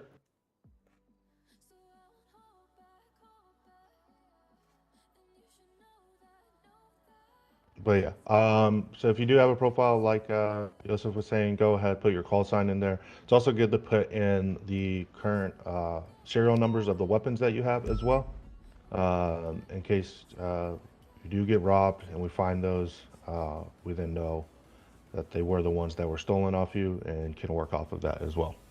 But once you have the mugshot done for your suspect, if they have a weapons license and they committed a crime with a gun, go ahead and remove that weapons license. Make sure that you're putting in the profile section where you can write notes about people that it was removed, your badge number, the date, and the report number as well, in case any other officers need to reference that. If they were involved in a violent felony, what should we be doing as well? Swap their DNA. Yes, exactly. So you're going to take out your DNA kit, take out the cotton swab, do a nice swab on their cheek, get some saliva, and then store that and go ahead get their DNA processed in the evidence room, and then have that on their profile that we have collected it and we have it. Sure, you tell people you're collecting DNA when you do it. Yeah.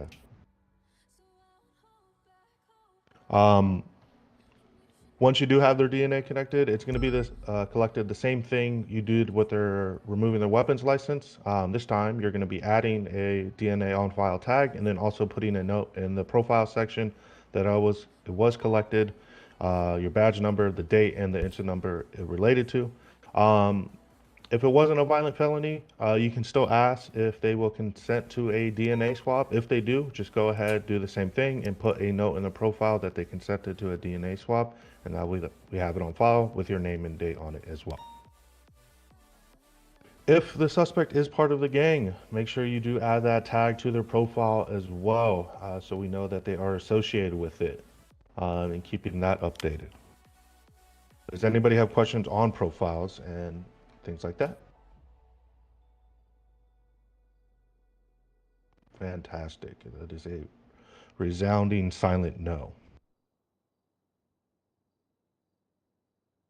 So we're going to move on to evidence and collecting it on scene. Everybody familiar with how to collect evidence and the process that goes through? Yes. Yes, sir. Mm-hmm. Okay, so obviously it needs to be called Code 4 before we start collecting evidence. Don't just start collecting casings and projectiles and blood and whatever else on scene while you're being shot at in the middle of a firefight or anything like that. or while suspects are circling. Make sure you are safe while doing so, because you are going to be in a pretty vulnerable state with just your flashlight out, running around collecting things, taking photos of things, and all that good stuff. So we don't want the person that is collecting evidence to then just get shot down because they were an idiot. Do not collect evidence by yourself. Again, you are going to be in a vulnerable state.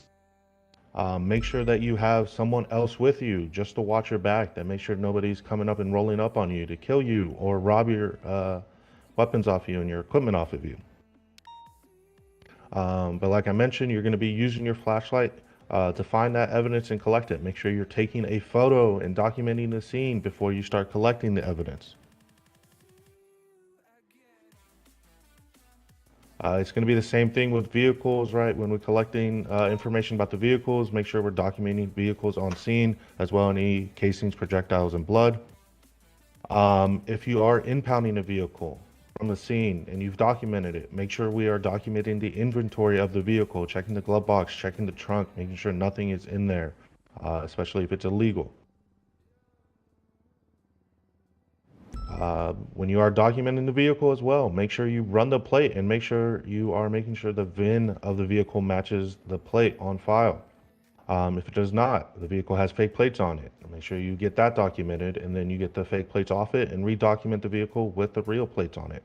If the VIN is scratched off and the plate's not flagged 99, it means that the vehicle has fake plates on it again, and make sure you take those off and get it documented properly. As you're collecting evidence, if anybody needs to collect witness statements, make sure another officer is doing that, so you're not overloading yourself with evidence that you need to collect and process, and while also collecting witness statements. If you are collecting statements from witnesses, make sure you get their name and phone number in case we need to get in contact with them again regarding this situation.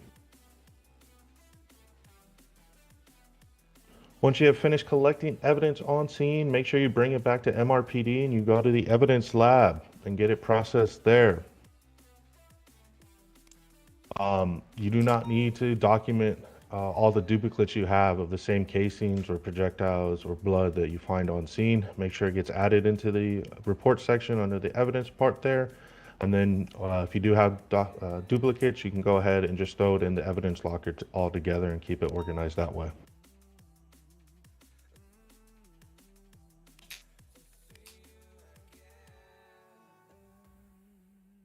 So for blood, each blood sample contains a code. Make sure when you're running it through the system, it will come back matched to anybody that we have on file. If it does not match anybody that we have on file, dude, this is then we just do not one know of who the that things, blood man. belongs to. This is how the academy And goes, it's going dude. to be It's logged so into slow. evidence, just like I we log like everything else in evidence this with RPM. Yeah, the it's identifier totally code that immersion, you but found, yeah, like and you then know you're what I going to mean. label it that it was blood found on scene. It's slow, You know, man. if you have the It's specific hella name slow. or anything like that of the scene, you can put that in there, and then the report number as well.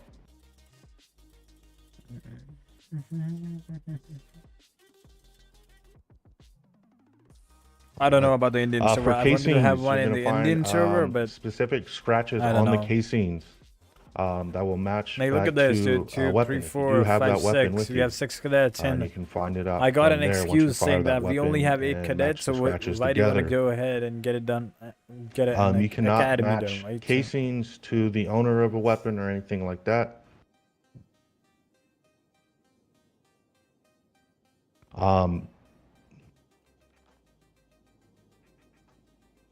But it can be matched to a gun that can be matched to a person if that weapon was purchased legally from an ammunition.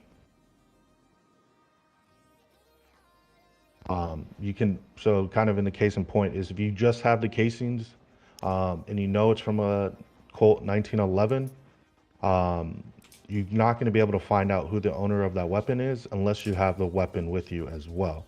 So you cannot put out warrants based on just casings.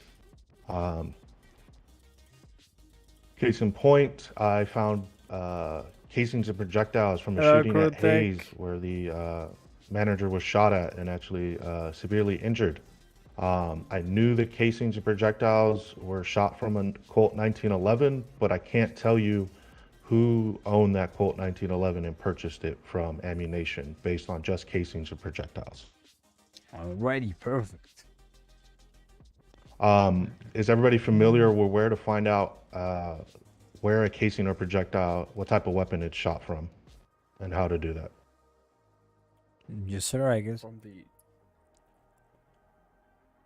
Yeah, so from the casings database that we have within our important documents section. Casings and projectiles are the same. So for projectiles, or not the same, but kind of work similar. You process them just as casings. 2 hours in already. Jesus, man. And you can't identify anything in terms of the owner of the weapon from just a projectile. For weapons, when you're logging them in evidence, every weapon taken off a suspect needs to be logged in evidence. It's going to be the same thing where you put in the serial or the identified number of the weapon into there, and then put projectile found on scene, what it was shot from. So if it was M70, AK-47, Uzi, a Brownie high power, put that in there, and then the report number as well.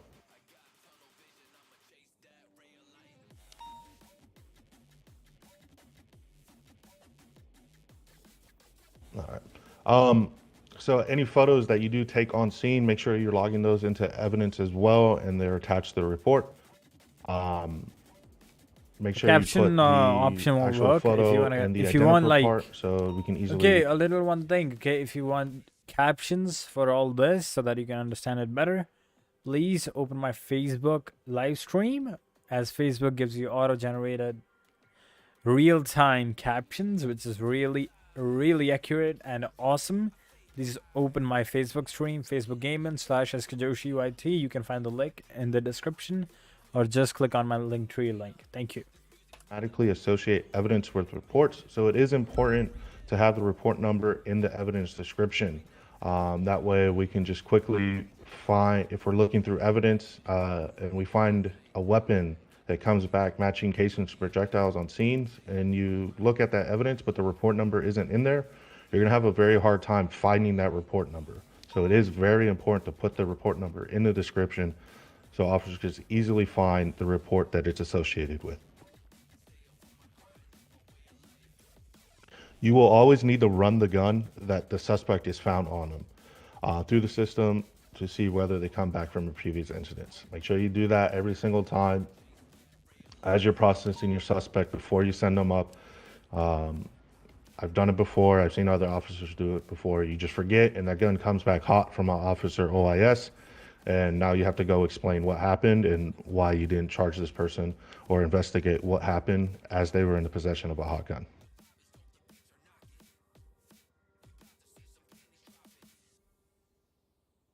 If you do find a hot gun, the suspect is charged with whatever is in the report. The burden of proof is on the suspect, as they have to prove their innocence. So if it comes from an OIS where it was 8 times attempted murder of a government employee, they are going to be facing that, and they have to prove that it wasn't their weapon and that they weren't involved. That just wraps about everything on evidence. Does anybody have questions, concerns, comments?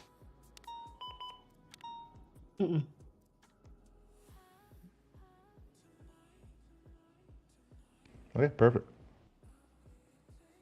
We're going to be moving on to robberies and negotiations. Zachary and myself will be doing this. Zachary, are you ready, or you want me to start it off? You started off. All right.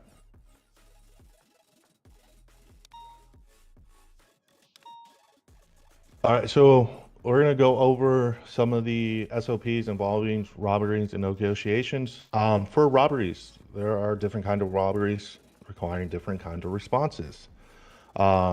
Each one has their own kind of restrictions and policies that we follow. So does anybody know kind of the lowest level of 90s and their response?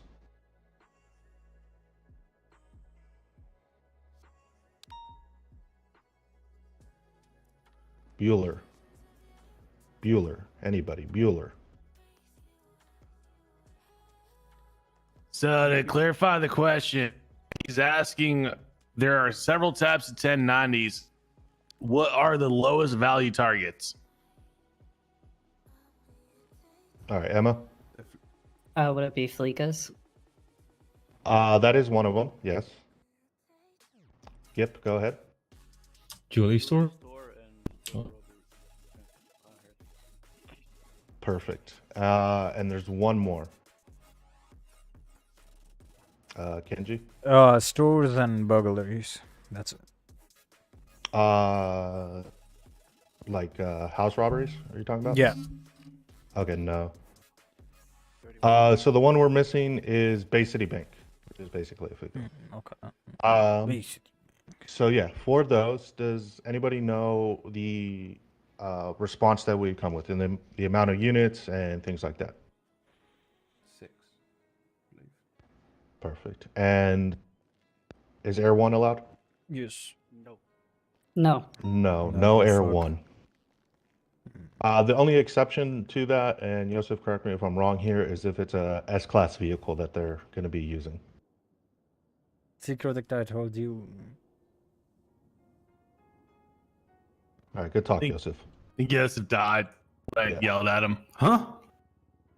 Yosef, can Air 1 come to a convenience store, jewelry store, Bay City Bank, or Fleeca if an S-Class vehicle is being used? With high command approval. Okay. So that's really the only exception.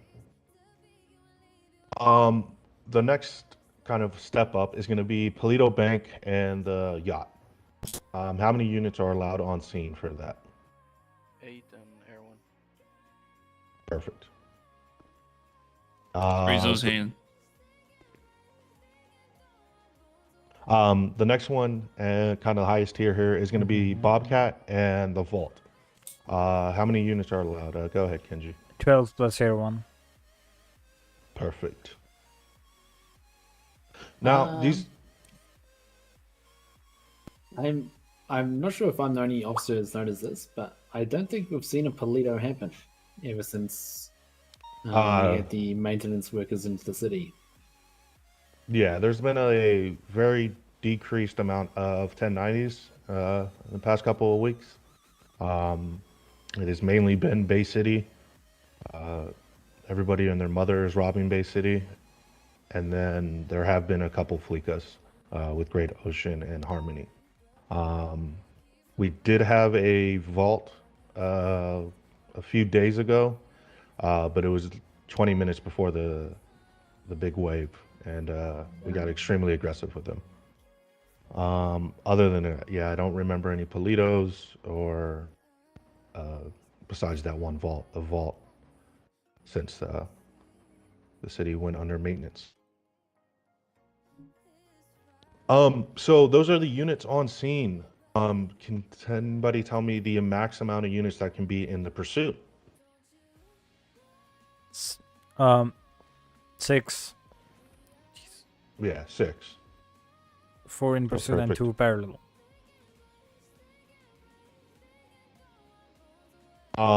And then if they go into like someone bails out, gets into another vehicle swap, a motorcycle swap, things like that, are other units allowed to respond?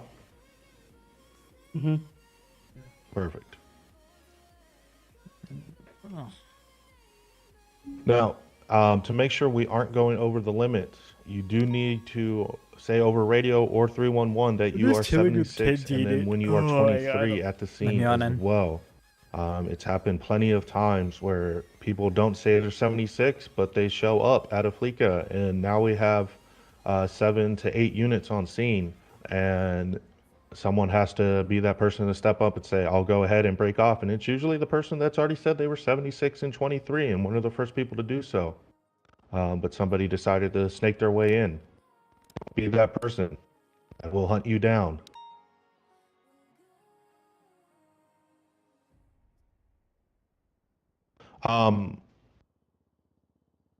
Whenever we do have a good amount of units and you don't need any additionals or you're kind of at the limit, go ahead, switch it over to another channel.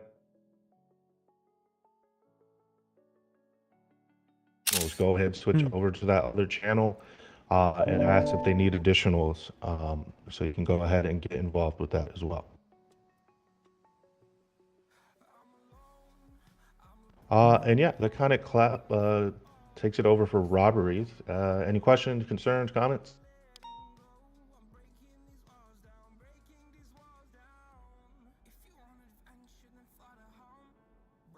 Fantastic. Zachary, you want to go ahead and take over class of weaponry? Sure, let's do it. Hell yeah. Alrighty. So when it comes to lethal weaponry that we use while we are on patrol and responding to different types of robberies, we're generally expected to match a class of weapons, but there is sort of certain circumstances in which we can go one class above to whether they have class 1s, and we can have class 2s on scene. Does anyone know which those would be? If you were... Yep, go for it. So you would be able to go one class above if you were, for example, solo or outnumbered. For example, 1v4. Yep, definitely. Yeah, and then the other one would be the Vault Polito or a bulk carry robbery. If a scene commander or primary on scene makes the call, every suspect inside is now class 1s and they make the call to rank your class 2s. You are to follow that, even though the SOPs do stay different to your usage on what's scene, okay?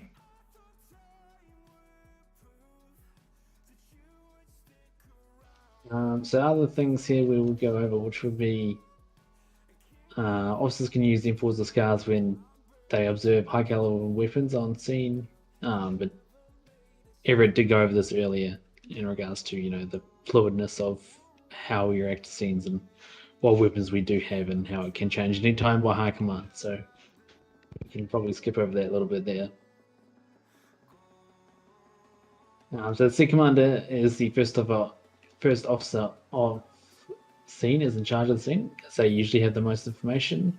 The scene commander will command units on scene to certain positions or tasks. The scene commander can delegate decisions to other units on scene.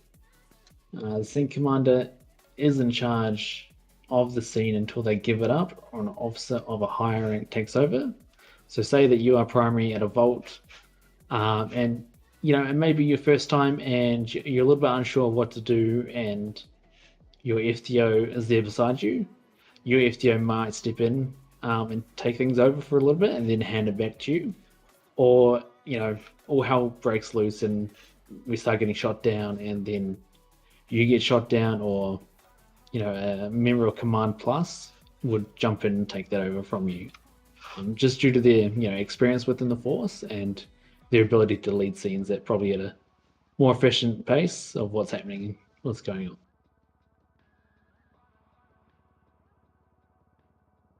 So when we do have a primary on scene, we do the best to empower those primaries.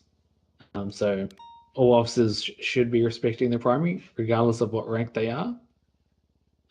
It's better to have all officers under one command than all officers deciding for themselves and what they want to do and what they don't want to do.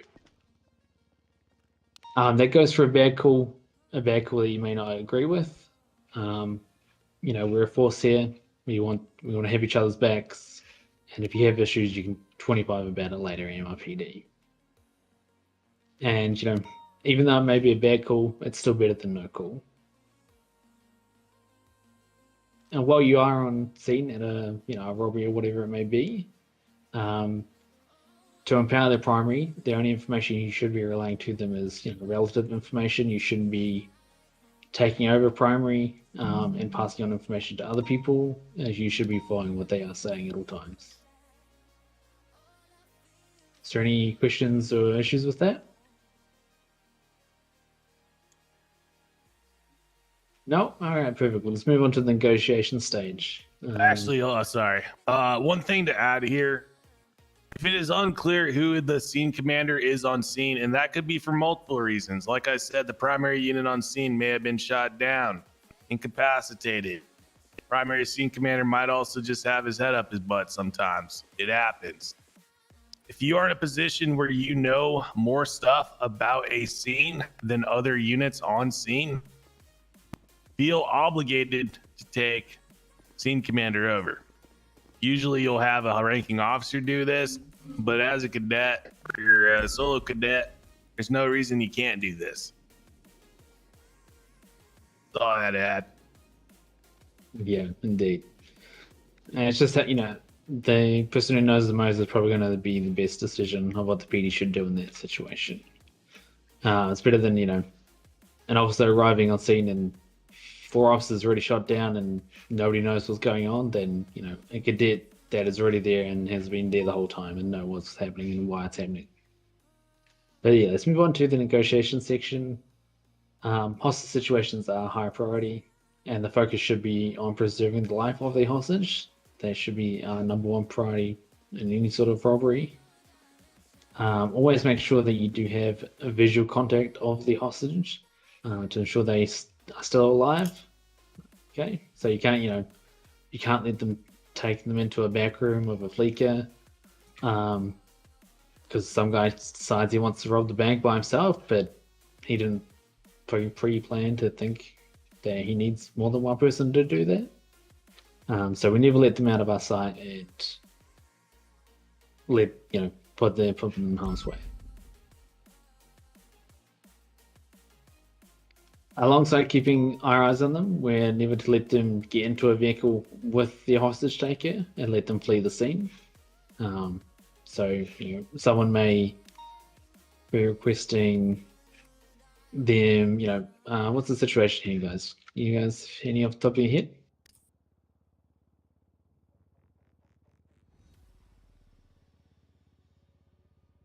Not all Okay. at the same time, guys. All right. You gotta call yes. people? I mean, what would the situation be at the top of your head stealing for a time that a hostage taker may want to put the hostage inside of the vehicle to ensure their own safety of getting away? Or when he's got PD equipment. Yeah. Or, you know, when an officer is taken hostage, majority of the time they do want to take them with them, because, you know, 9 times out of 10 we would open fire as soon as that we get the officer back and it is cleared upon. Were you thinking, Emma? I was gonna say the same thing. Yeah. So make sure that we always negotiate when we have cover. Try not to do it face to face in a secluded area where you can be, you know, you can be flanked or blindsided by criminals. When you are negotiation with hostage takers, make sure you let them know that they do have the option to surrender.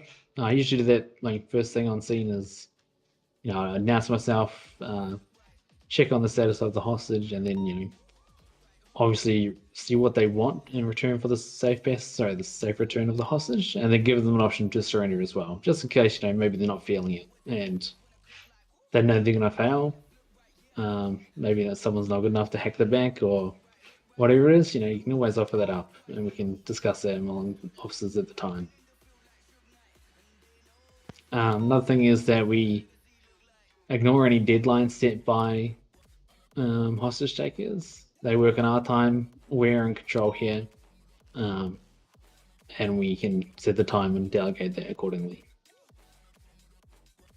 Hostages are not a golden ticket. They do not, you know, promise everything. It is just a negotiation tool for the hostage takers. The officers and suspects need to come to a compromise to get the safe return of the hostage, and also whatever their demands are. There's a few things that we should never negotiate for. Does anyone have any idea what they should be, or that we cannot negotiate for? Emma? No physical objects like PD equipment or tools that'll help them hack whatever or help with the robbery. Yeah. So that would be things like bank laptops, thermites, dongles, whatever they need.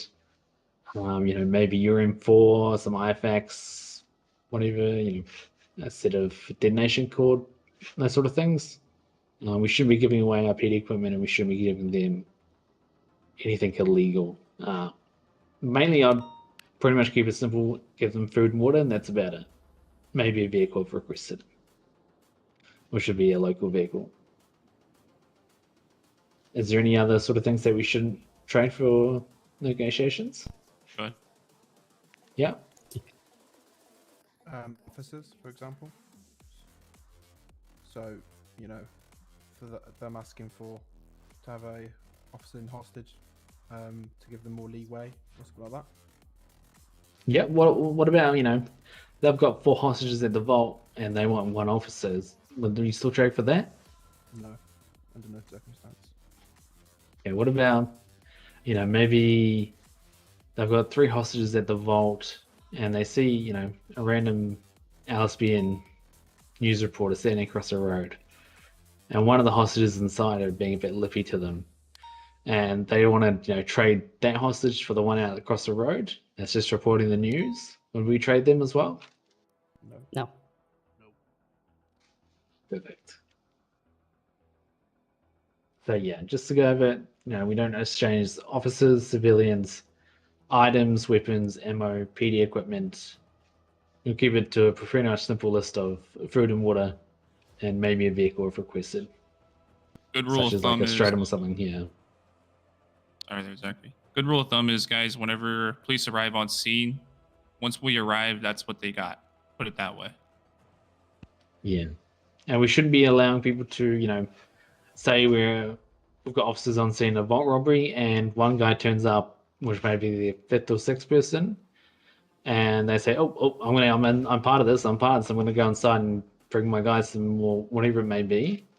We're not to allow that, and we will try our best not to let them in, because that will break negotiations, and then the primary on scene will make the call while we do that.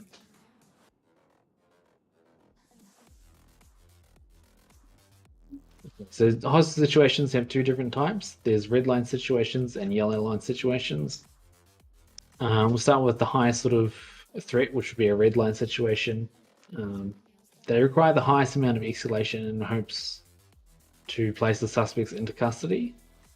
So this usually involves taking a police officer or an EMS hostage, or sort of bringing a hostage to Pillbox Medical or MIPD or Bob Smith. So even though it may be a civilian, they've brought them to a government place. That's always a red line situation.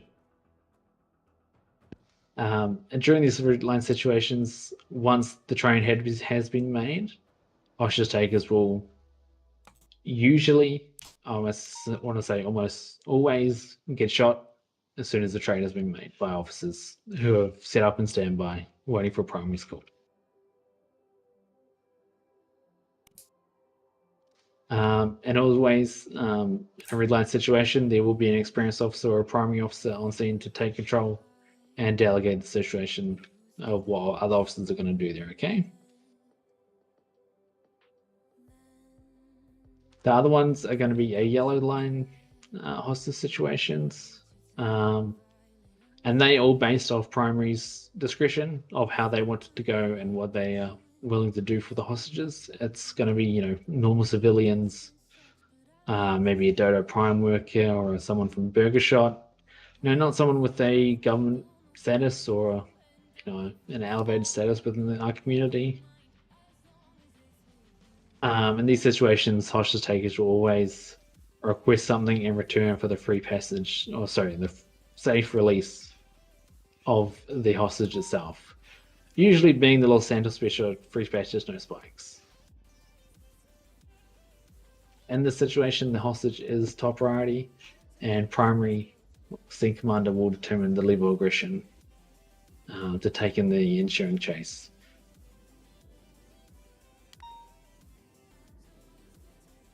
Once a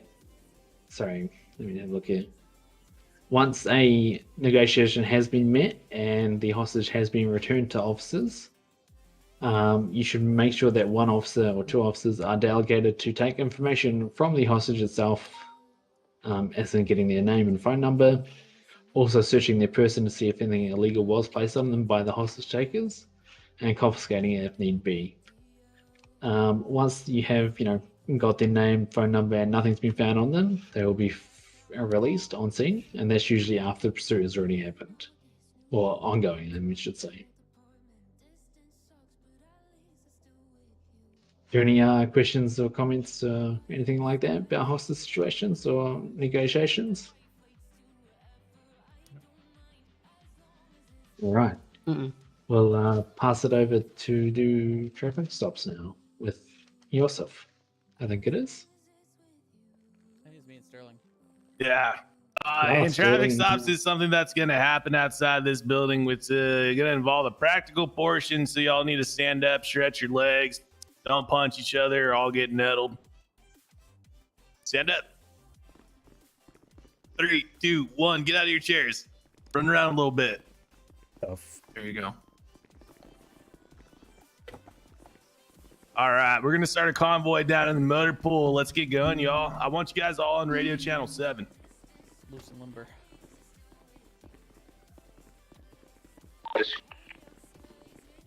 We want to have them double in CVPIs. We're gonna have 3 CVPIs, 2 in each. Gotcha.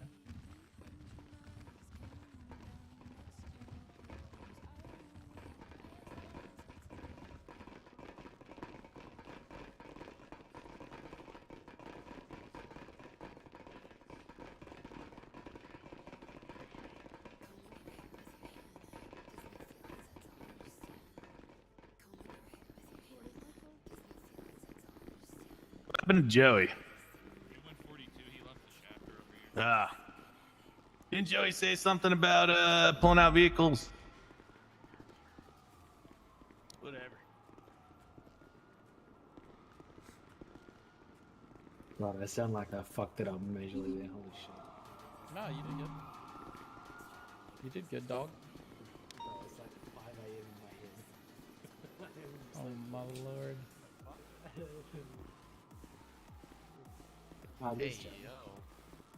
If you need to go rest, definitely go rest.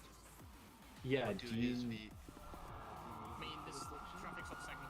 I know, if it's like super late for you and you need to go rest, please go rest. And take care of yourself. yeah, take care of yourself, really. No, All go right, get Ben some and rest. I Gipsy, appreciate get in your the one on the helping. left. Kenji and Emma in the middle. Flip in Yeah. James, one on the right. Yeah, get some rest.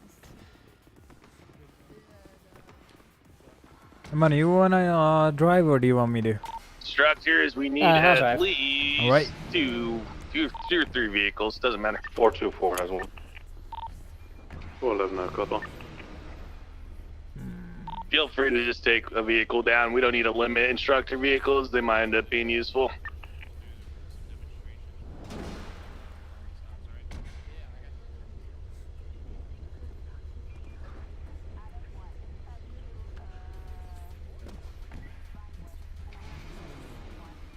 Kinda lucky, Ben.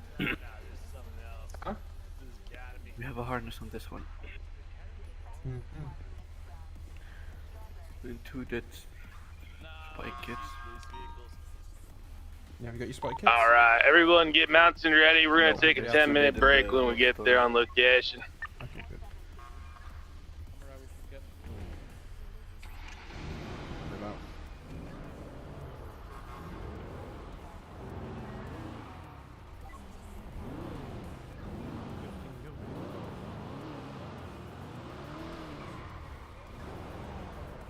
Yeah, Sure, you we're guys rolling got out. gas in your vehicles before we head down.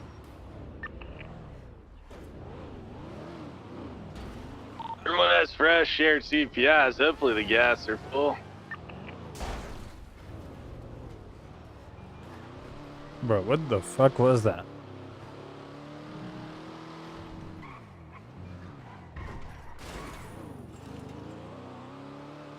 That looks like... Okay.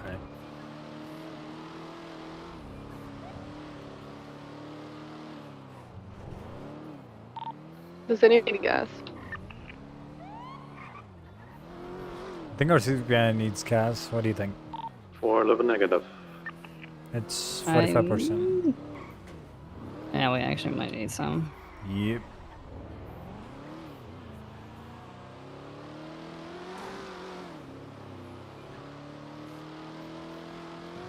$360 will be there after refuel. Let's go. If you have to refuel, go now and then go to the place. Hey fam. Who the hell's already crashing? Let's go. Probably cadets. Oh my god. They 13 Bravo. During Academy. I think he used the wrong muscle for the My vehicle. God. Oh my god. Alright, get him secured up and we'll meet down at the LSI hangar. Wow, dude. Can we fire this one? Which one is it? It's Gipsy. Picture of him? I've got him, I've got him. Should have never hired him. Gypsy, god damn it. Jesus, that is so bad, dude. What luck.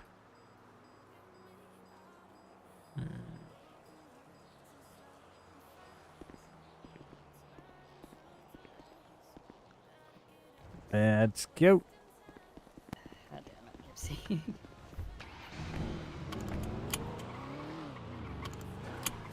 Are we just going down? I think it's the airport, right? Yep, the LSIA. Alright. Just keep heading straight. I marked it for you. First hangar to the left.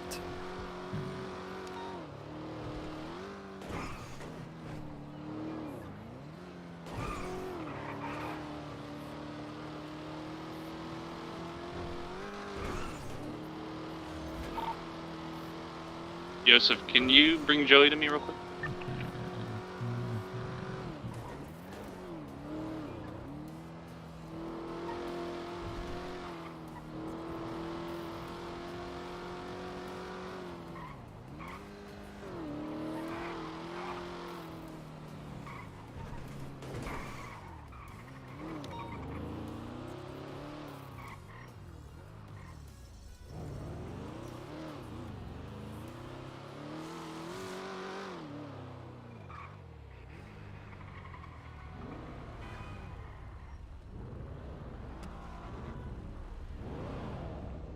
Why'd you bring him here like that?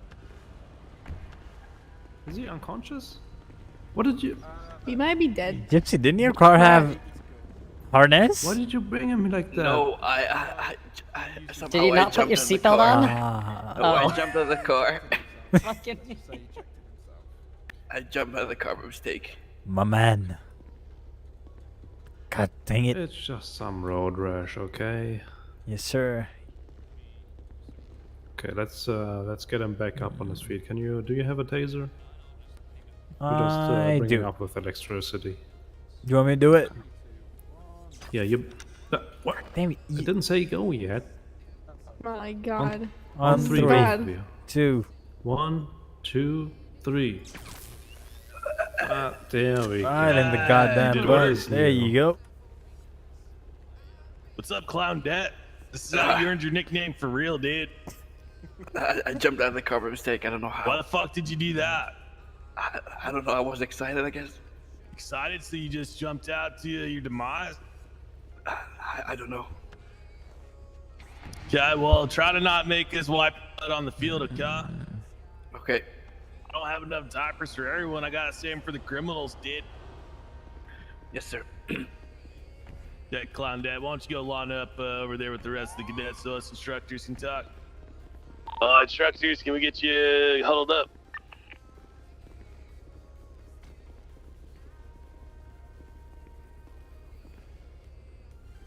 Kenji? Kenji, are you an instructor? Nah, I'm just gonna go there. Give me a sec. Hey! Fuck out of here. Yes, Get outta man! here, God dang it. Oh my god. What is wrong with these cadets? When I landed the jump, I didn't go down, but a truck ran me over. There you go, baby. Yeah, do me a favor. Treat your muscles all good, mate. Before. Oh, it is good. It is good. I somehow opened the door instead of turning right. I don't know how.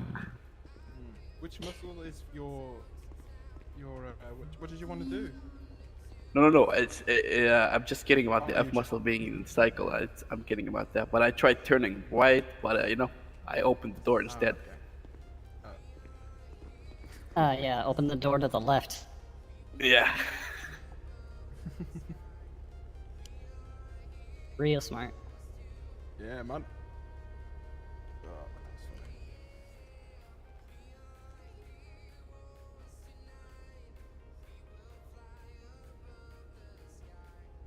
Yeah, we got to tase you as well, so that was even better. Twice. Twice I got to tase you. Fantastic.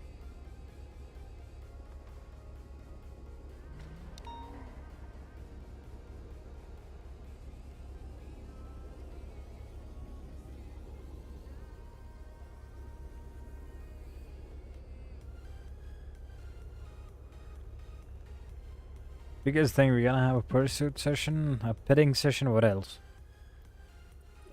Traffic stops. Ah, felonies and traffic stops. Oh, there's like a civ car over there. Mm-hmm. We may add in with a pursuit. You never know. Yeah, we might do. Hopefully. I won't be driving though. Pursuits are. And Charlie sure not it's a after good that. No, I won't. I said I won't. Yeah, he be said I driving. won't. So No, yeah. you gotta learn. Yeah, Oh, at least okay, for the okay. end, till the end of the You gotta day. learn. You gotta redeem yourself now.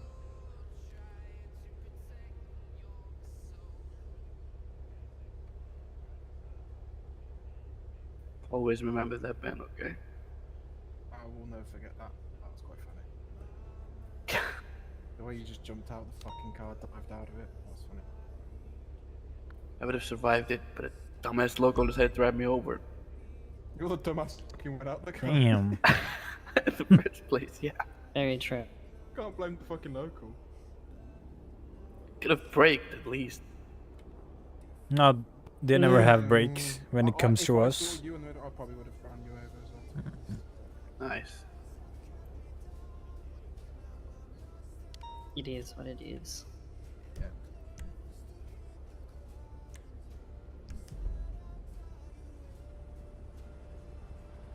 Do you have life hacks and stuff? And Ben, to be honest, you remind me so much of Luca, dude. Yeah, I get that. You a lot. look Everybody says exactly that. like him. You sound exactly like Yeah. him. Like, jeez. He just Christ. doesn't have. I'm not. I don't No, sound he like doesn't. He doesn't sound like sound like Luca. A bit, he does to me. Huh? I don't know, dude. I just feel like you guys are so goddamn. God dang it. You can. Yeah, they you can basically distinguish have them the between, he has similar a. face Yeah, structure. He similar just has a face beard too. structure. This guy is so baby face. It's kind of. Yeah. Ben's like the younger brother of Luca. I could see that. Yep.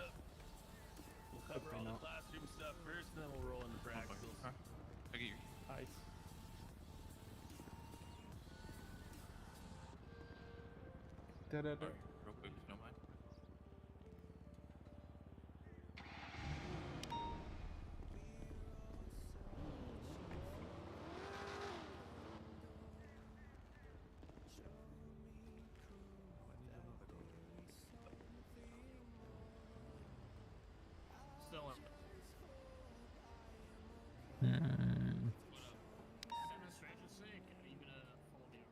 This is gonna be. We're just gonna set up and we're gonna go through. Set up? Okay.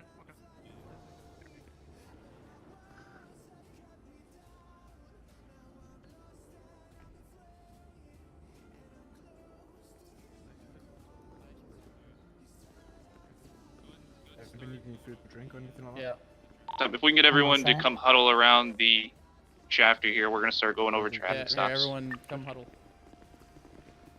We're gonna be talking on the radio.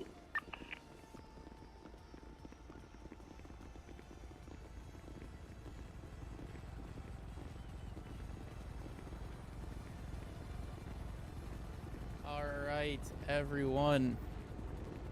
Traffic stops pretty plain and simple, but there can be a lot of variations depending on who you're pulling over, so it can get complicated. It's good to have some good fundamentals and understanding of what's going on. First order of business, when you're pulling over a vehicle, lights and sirens, you want to angle your car, typically in a 45-degree angle behind. When communicating, hear a lot of officers over radio say their call sign, they're going to be saying like something like they're going to be in an active 38. Please don't say that. It's a lot of filler words. Also, 38's already an active situation. It's redundant to say you're in an active 38. You're going to want to say the direction, street you're on, description of the vehicle, how many occupants, and then request 77s. A couple case laws that are important to know. Or what? You got a question, boss? Nope. Okay. Important case laws to know when conducting a traffic stop. Pennsylvania versus MIMS. Do any of you guys know what Pennsylvania versus MIMS is? You have the right You to read- order someone to get out of a vehicle Yep. if you're in a traffic stop as an officer And why is that? for officer safety. Okay, perfect. Do you guys know what case law is used to order the passenger out of the vehicle for the same reason? Maryland versus Wilson. Very good, very good. All right, you also have Carroll v. United States, which is basically because of the mobility of a vehicle, you can search it without a warrant. Pretty simple stuff. And then finally, you have Wyoming v. Houghton, which is basically just you can search the passenger's belonging if they're able to conceal any objects you'd be looking for during a traffic stop. When conducting the traffic stop, you want to ask the driver to turn off the engine, roll the window down. Once 77s have arrived, you can get out of the vehicle and approach. Do not approach in the dead zone because, you know, they could back up into you, send you flying. A lot of rat shit that happens. So avoid stepping into the dead zone. You have your 3 pillars when approaching the vehicle. If there's only a driver, it's a 2-door. I would say you could sit yourself at the B pillar. So if they try to pull a firearm, it takes longer for them to point it out to you. Don't want people standing next to the window. See this quite often where people approach at the window right in range of a firearm. Also noted that if there's somebody in the back seats, right, a lot of people will still approach the B pillar. That still exposes you to the person and an individual in the back seat. So when you see somebody, a vehicle occupied 4 times, or somebody in the back seat behind the driver, you want to be positioning yourself at the C pillar, actually. You're going to identify yourself. Hello, I am 484 Officer Ryan Bracken with the LSPD. A lot of people like to ask, do you know why you pulled you over? You don't have to. You want to inform the driver of why you're pulling them over. Ask for the license and registration for the vehicle. Sometimes they won't have a physical ID on them. If you want, I'd advise taking their digital ID, and then if you ask them to remove their mask, that's enough for a warrant if they drive off, as you have their digital ID and you have face ID'd them. But just be careful. You know, you don't know what they're doing on their phone. They could be asking for backup. Yo, some cops are pulling me over at this street, texting somebody, come shoot them for me, something like that. So just be careful with the timing with phones. Just make sure it's like an ample amount of time, but not too overboard, you know what I'm saying?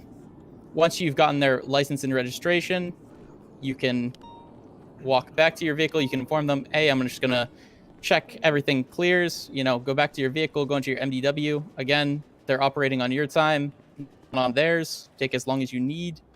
Warrant check for the driver.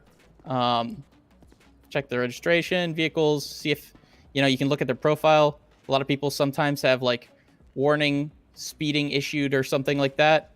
So if you see that, that means they're frequent speeders. So it might be a good idea to actually charge them.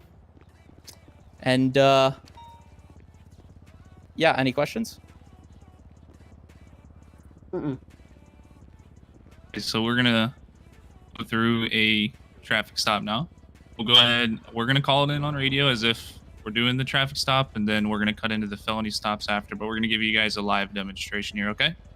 We're gonna go through some of the things that we look for, some of the officer safety concerns, and the basic procedures of conducting a traffic stop. All right. So Yes, make sir. sure you guys are on radio channel 7.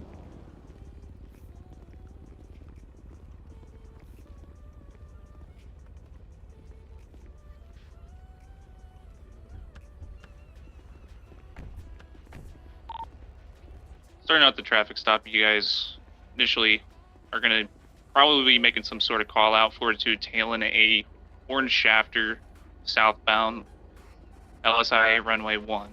So you guys conduct your traffic stop, we'll take it from here. 42 1038. Orange shafter, 1 times occupied southbound LSIA runway 1. From this point, I'm going to go ahead and step out. What I'm going to go ahead and do at this point is I'm more or less looking for the engine off and the windows down. So before I step out, I'm going to say, okay, Driver, go ahead and cut your engine off, windows down for me. I'll be with you in a moment. If you have a mask on, take it off. I'm going to repeat that. What I said was, driver, cut your engine off, windows down. If you have a mask on, please take it off. I'll be with you in a moment. I'm going to step out of the car. At this point, I'm never going to cross into the dead zone. If I approach the vehicle and I notice that it's 1 times occupied, I'm going to stay in the B pillar. The B pillar is going to be right here in the passenger. If I notice I come up to the car and I got an S plus, that's a right-hand side vehicle. This is what I'm going to say to him. Oh, sir, hang tight. I'll be right back with you. I'm going to walk all the way around, right? I'm not going to cut here. I'm not going to go in front of the car. I'm going to walk all the way around, especially if I'm a solo primary unit. That's if it's a right hand, that's a one-off case. Once when I get to the vehicle, what I'm going to go ahead and do. Hey, sir, how are you? My name is Sterling, sir, with the Los Angeles Police Department. You're being stopped for your speeding. Can I see some license and registration? I'm going to immediately identify myself. My name is Sterling Silver with the LSPD. You're being stopped for your speed.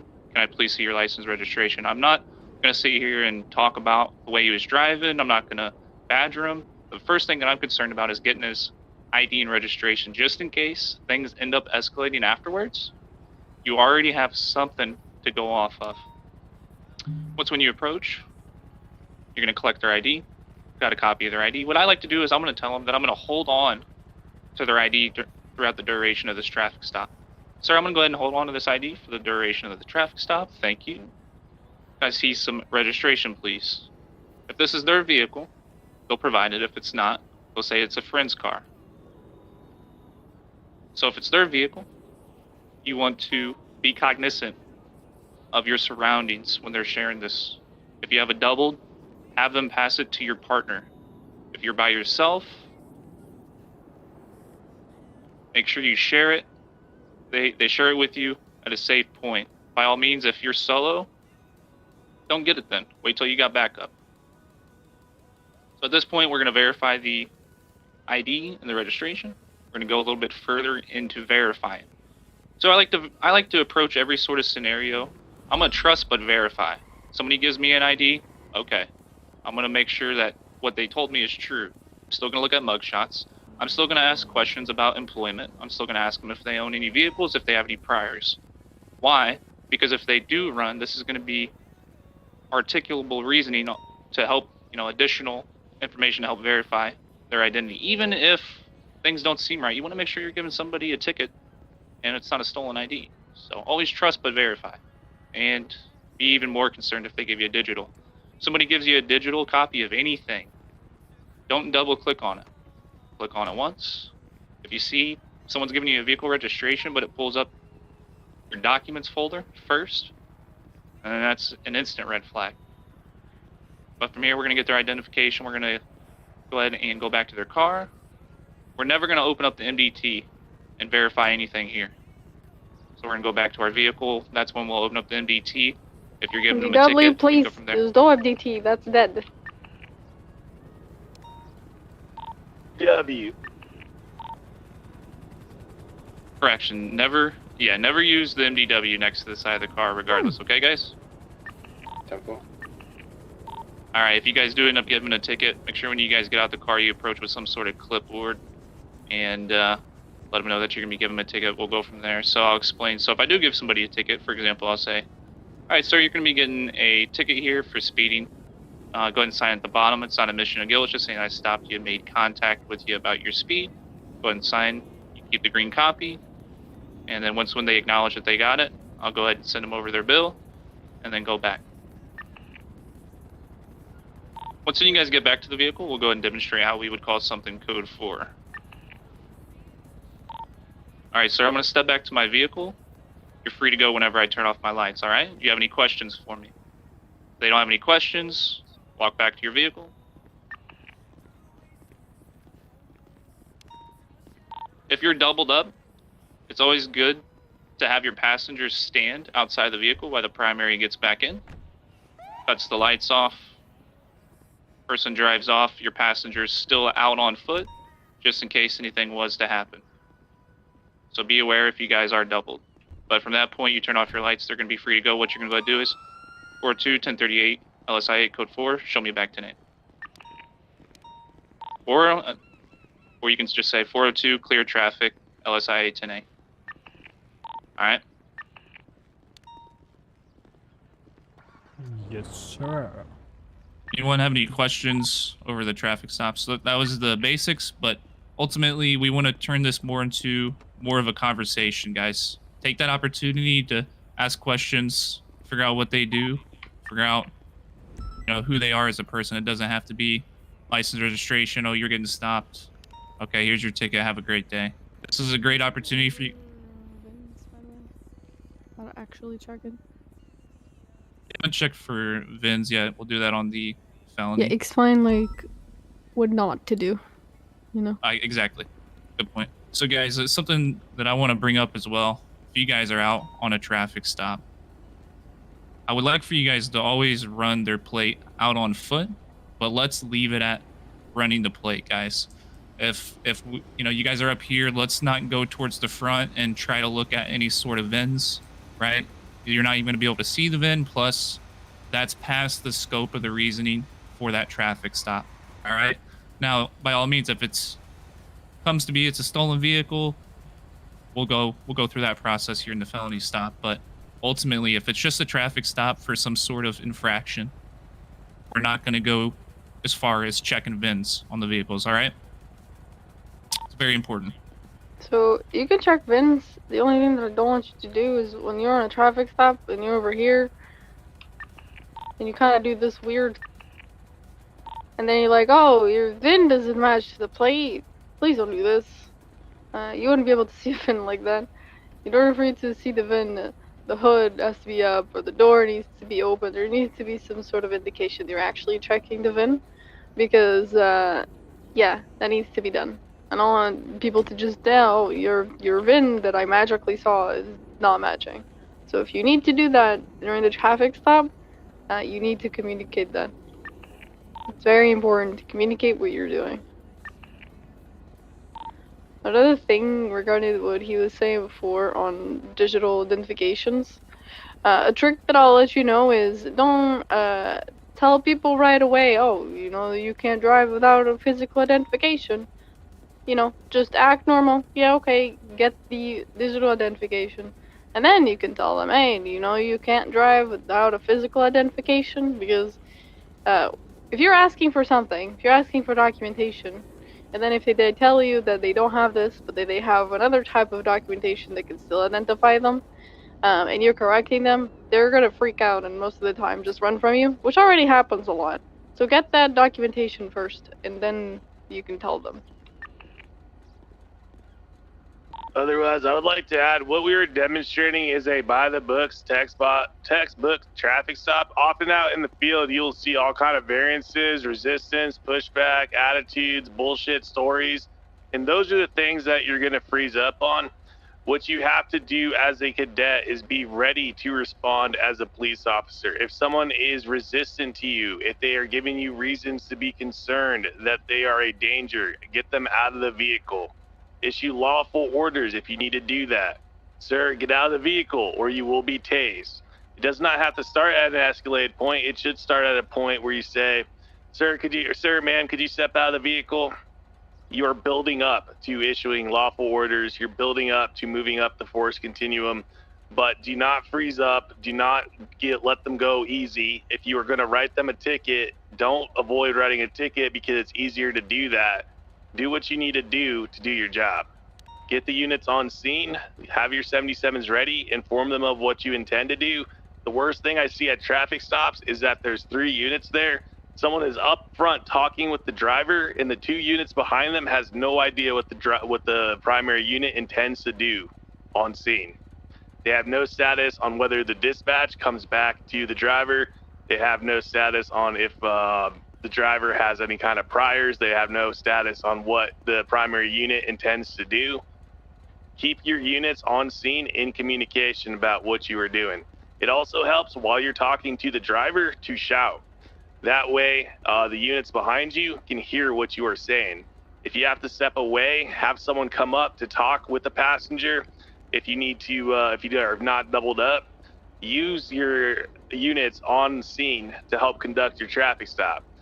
Too many times we bring 3 units to a traffic stop. It's all 2 units in the back doing nothing, 1 unit in the front completely silent. Any questions about that? Nope.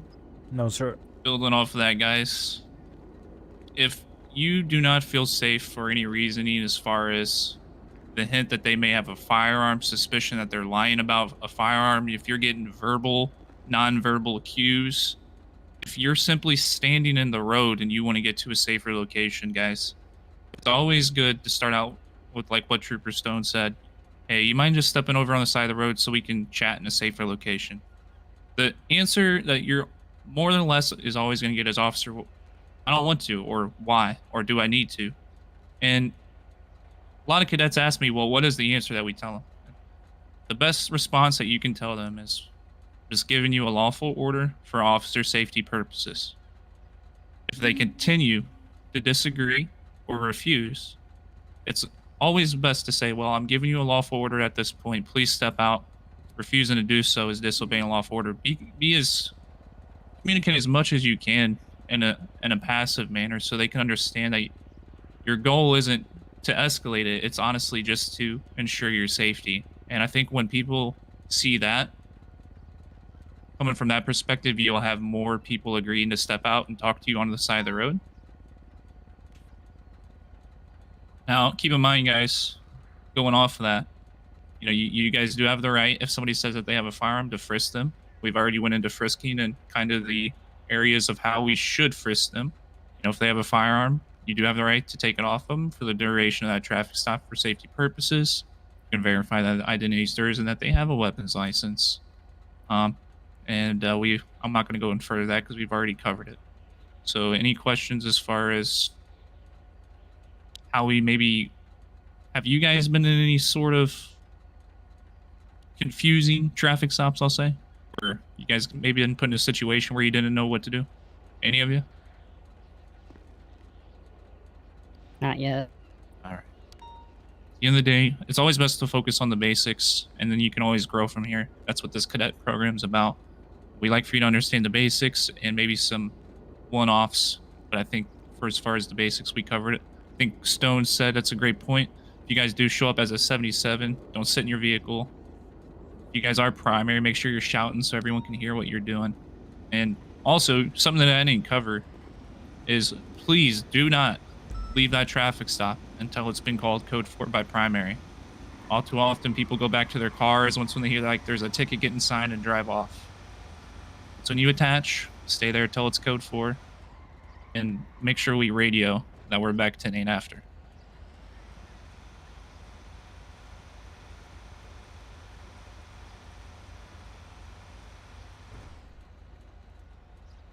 All right, if there's no questions or points of discussion, we're going to move on to talking about felony stops, and then we're going to get into some practicals, y'all.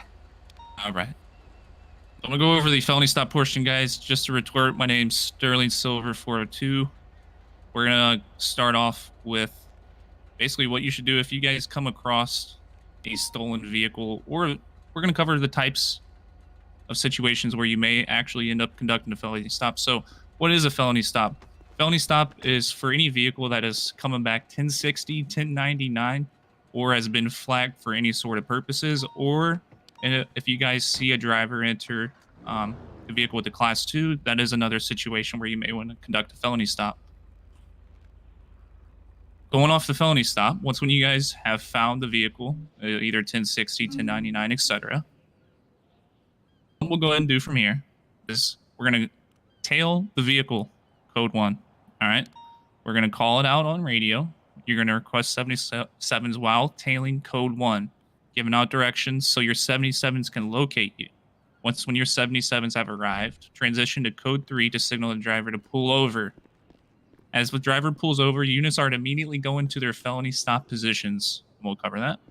Whilst the primary unit immediately communicates for the suspects to turn off their engine. Do not count down. As soon as the vehicle stops, primary hops out with the gun, takes control. Once everybody is in position, all the officers are to step out with their guns and proceed with the felony stop. Wait for some key points is we're going to make sure we wait for additional units before initiating the traffic stop. Initiate the stop and immediately exit your vehicle and hold the suspects at gunpoint. Immediately order the driver to turn off your engine and toss the keys out the window. We're going to go over some vehicle positioning. Any questions before I move on that? No, sir. Okay. Let's give you a mock call out. Order 2, tail into 1060, flat, orange shafter, southbound, LSI, runway 1, requesting 77s.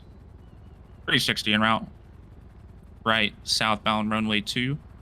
You're going to tail from a safe distance. I would do your best to try to avoid being seen, but make sure you don't lose visual contact on the vehicle.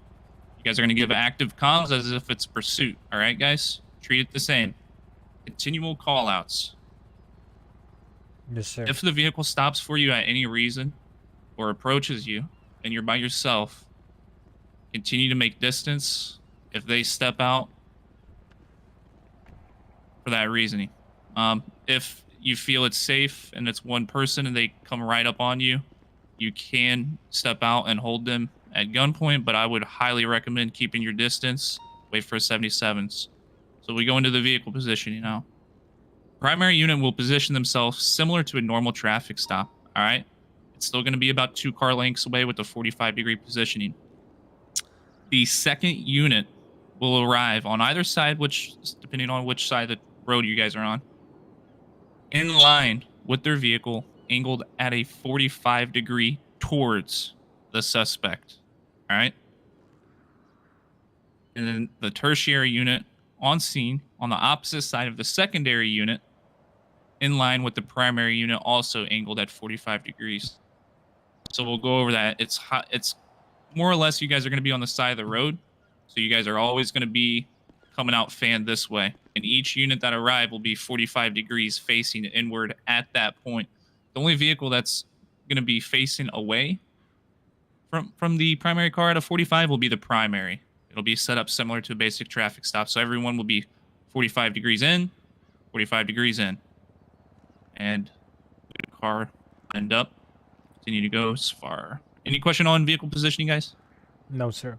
Nope. All right.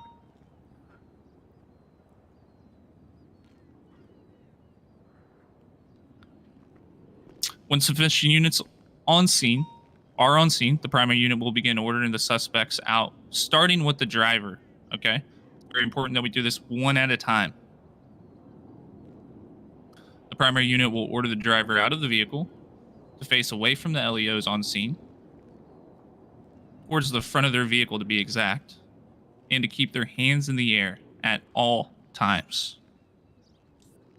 It's best to tell them to look through their eyeballs, step out, face away from us with your hands in the air, looking through your eyes at all times. They will be given the commands to walk back slowly towards LEOs and taken into custody. Depending on the situation and position of the felony stop, it is permissible for the primary unit to instruct another LEO to issue commands to the driver when they are walking backwards, particularly if the primary unit is not physically restraining the driver, all right, and another LEO is. Any questions on that?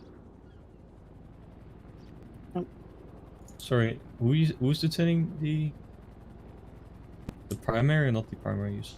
So depending on the situation and position of the felony stop, another person may need to take commands if the primary unit is currently restraining the driver and something happens. That's very rare. It's not going to happen. Let's say the passenger steps out and the primary unit is detaining the driver. Another Okay. person may need to shout, give commands to the passenger to enter, get back in the car, or whatever may be happening. All right? That's the only time that you should be given commands if you're not primary. Once the driver has been physically restrained, they're to be moved to a safe location, all right? To the rear of the scene, frisked if they have any weapons, and make sure you secure the weapons. This is the only time that you will search somebody right then and there, and you're not going to make sure we don't put them in the backseat of your car. That's something that I see quite often. We don't do that anymore. Face them away from the scene at the rear of your vehicle. Make sure they don't have any weapons, and then proceed back. All right? Only time that we won't put them in the backseat. From there, other occupants are to be moved in a similar manner, one by one, until complete. Once all occupants are out of the vehicle and secured, LEOs will clear the vehicle. The primary unit will indicate a direction. This is clockwise or counterclockwise. Make sure you state that. All units will clear the vehicle in the prescribed manner. One unit will maintain their weapon on the trunk during the clear. Is that to be understood? Yes, sir. Usually the last person in line will go up to the trunk. You will maintain lethal cover on it. You can give an indication of holding, covering, or you can just sit there, and it's best to give non-verbal cues just in case anyone is inside of that trunk that you may be about to open that door. It should be automatic. I see somebody getting in the vehicle to clear it. I'm going to go up and hold lethal on the trunk. Should be tandem.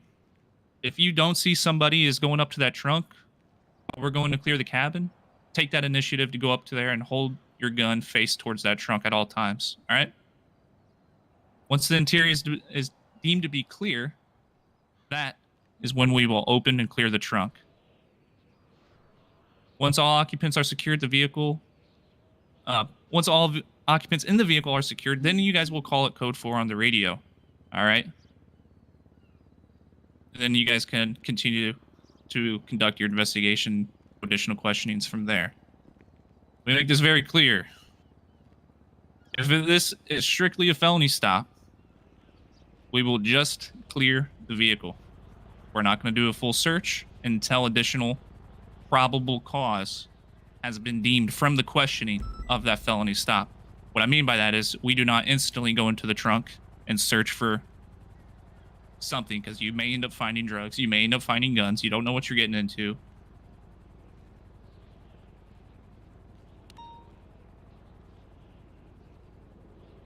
All right, so we're gonna go ahead and demonstrate a felony stop here now. Any questions before I demonstrate? Nope. All right. You make sure you don't have any guns on you when you step out.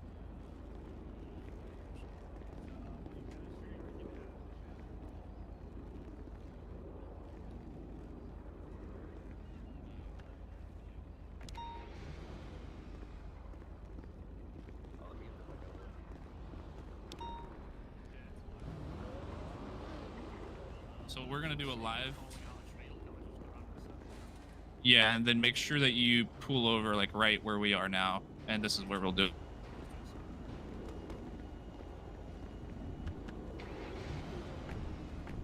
Alright, so I'm going to be set up as if I'm running radar.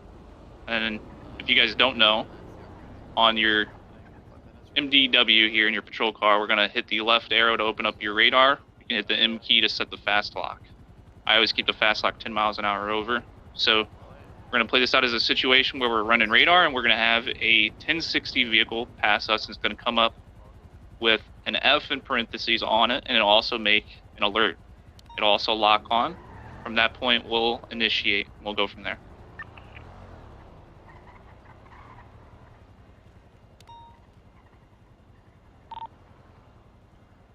I got visual of a 1060, it's an orange shafter, northbound LSIA runway 1, requesting 77s for felony stop. G19. 424. Vehicle made a right, it's going to be facing westbound, just off the main hangar, runway 1.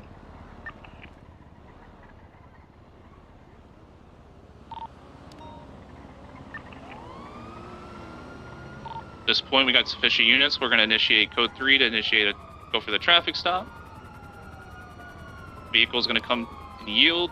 Primary is going to cut code 2. Position at a 45-degree angle. From this point, when all units are parked, I'm going to step out of the car immediately with my pistol in hand, and I'm going to start giving orders. Driver, cut the engine off. Do it now. Toss the keys out the window with your left hand.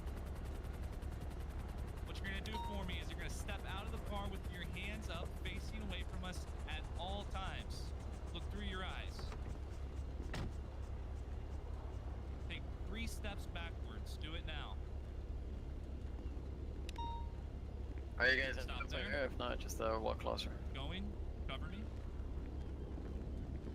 I'm going to place you in cuffs. Don't resist me. Going for cuffs.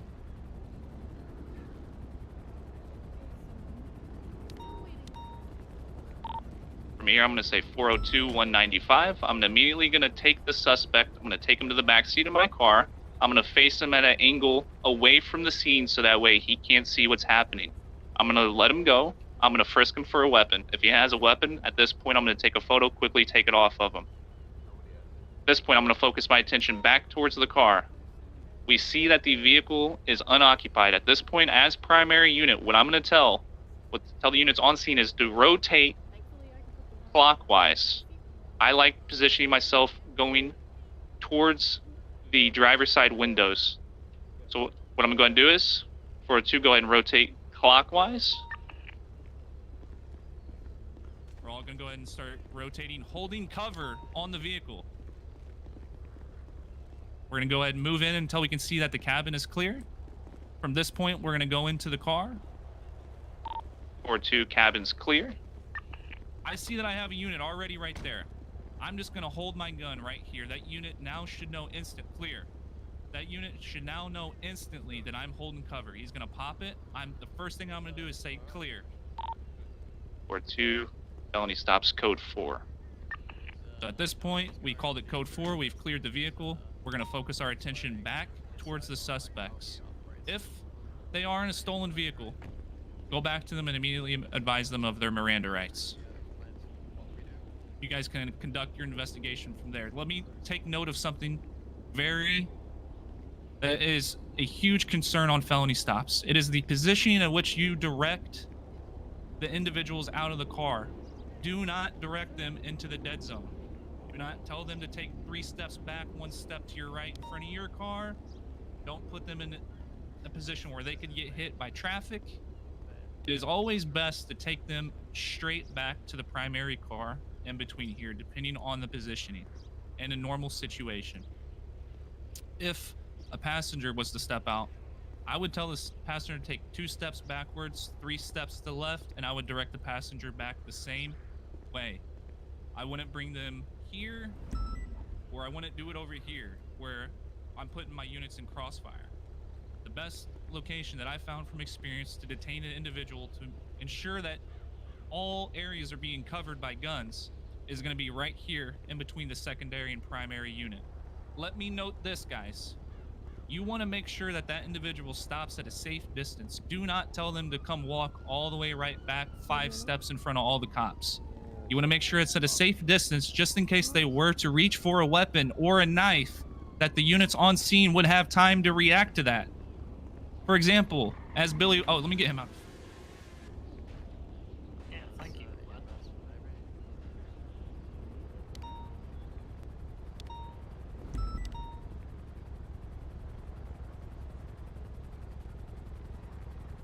If Billy was to pull a firearm or a knife, we want to make sure that we have time for units to react in a safe manner. So make sure that we always leave sufficient space, okay? It is very important that the primary unit on scene of a felony stop is assertive with their commands. If somebody wants to ask questions, try to give any sort of backfire, you tell them now is not the time to talk. We need to focus on safety. Exit the vehicle, listen to my commands, do it now. It is not the time to have a conversation with anyone by any means, especially if it's multiple times occupied. Passengers could be calling for backup. They could be setting a plan. It is very important that we ensure officer safety and then we investigate. If they are confused We will explain. First, let's focus on officer safety. We need to be very assertive.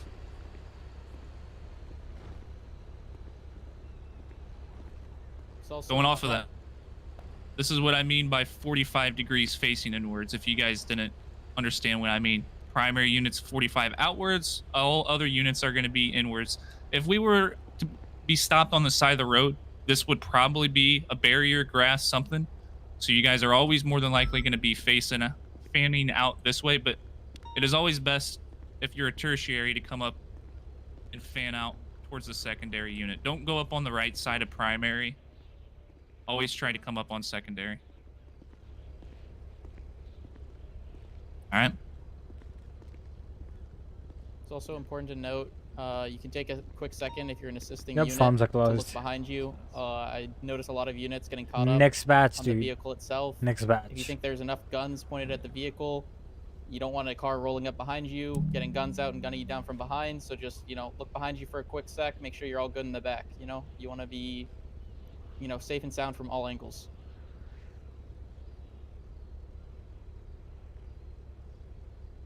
Otherwise, bad habits, I also see crossfire, people going way too far clockwise once they start to hit the dead zone right here, or otherwise approaching the vehicle from this side of things. Can you guys still hear me? Jazzy speaking on radio. Yeah. We can hear Okay. When you're on this side of the vehicle, well, who am I pointing a gun at now? Other officers. That's right. If I were to shoot my firearm or I had a reason to shoot my firearm, I'd probably shoot Kip in the head.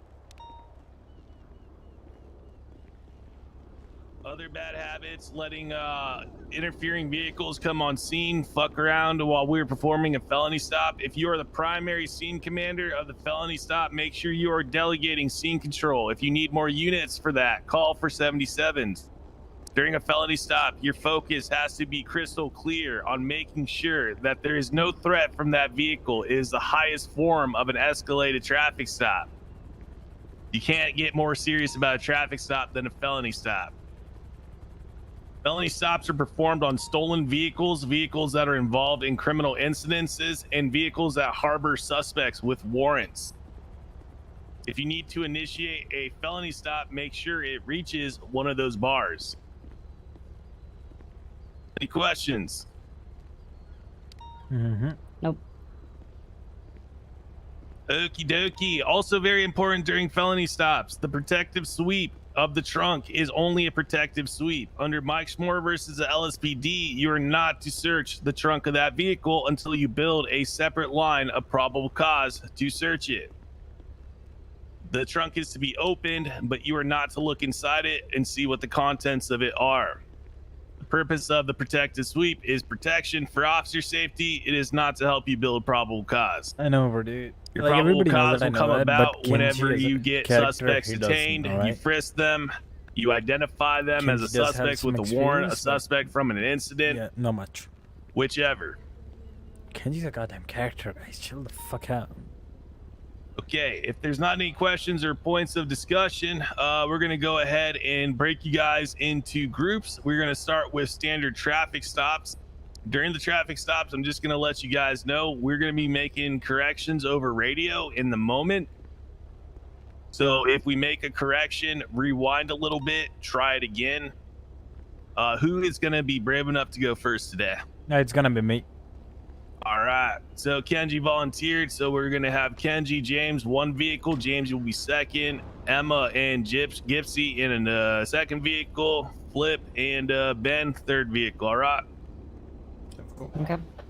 Okay. So standard traffic stop. I want you to, the whole time you're doing this, I want you to act like you're in a field situation. Radio in what you're doing. Send all radio traffic as you normally would.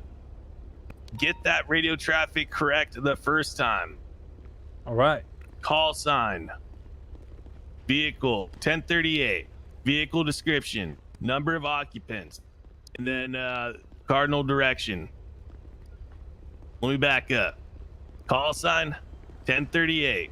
Location. Direction. Vehicle description. Number of occupants. All right. Just drill that into your head. It's not going to come out perfectly, but do your best. All right. Probably should have put my gun away before I started talking to you like a drill instructor. I apologize. Okay, go ahead, get in CPI with your partner, and let's get started. Alrighty.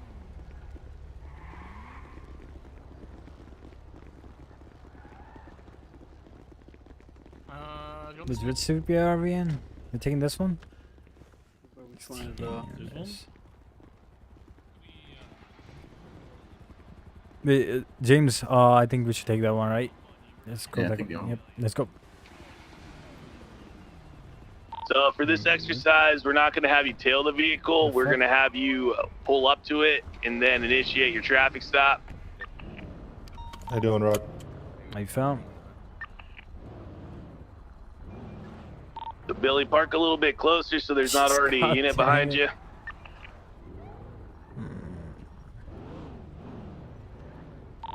Is that good enough?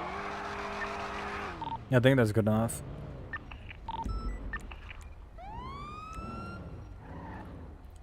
Dispatch 360 1038 southbound Los Angeles International Airport. Orange and color shaft occupants ×1 requesting 77.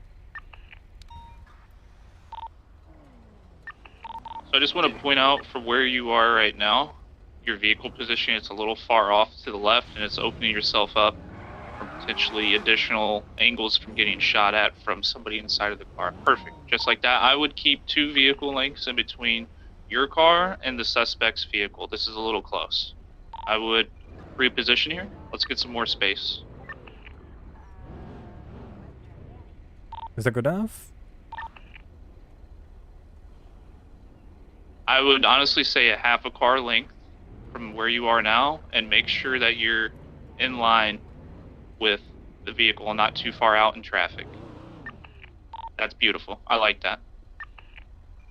Another note before we go on, the best you can do to mitigate having to pull forward and reverse because you're going to be pulling out into traffic multiple times is going to be best. If you can pull into a traffic stop just in a smooth motion, try your best to do that. Perfect. Alright, I got that. All right. Go ahead, Kenji. I found.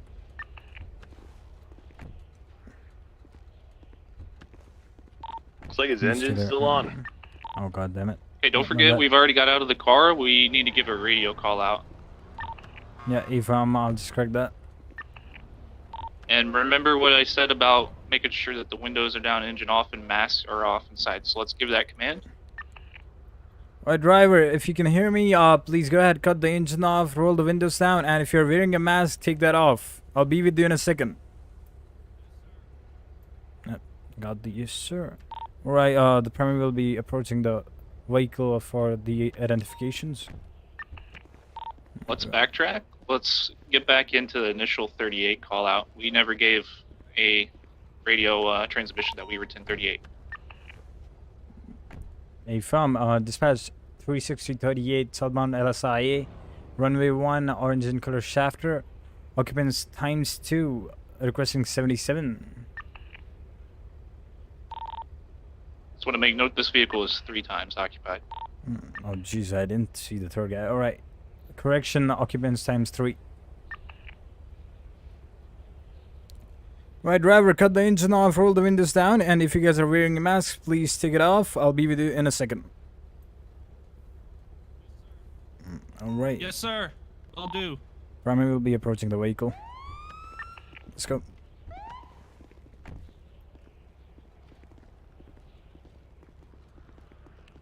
Hello, this is 360 Kenji Hatake from the Bcso. May I have a look at your license and registration, please? Sure, man. Alright, Mr. Billy Billington. May I have a look at the registration for this thing? Sure.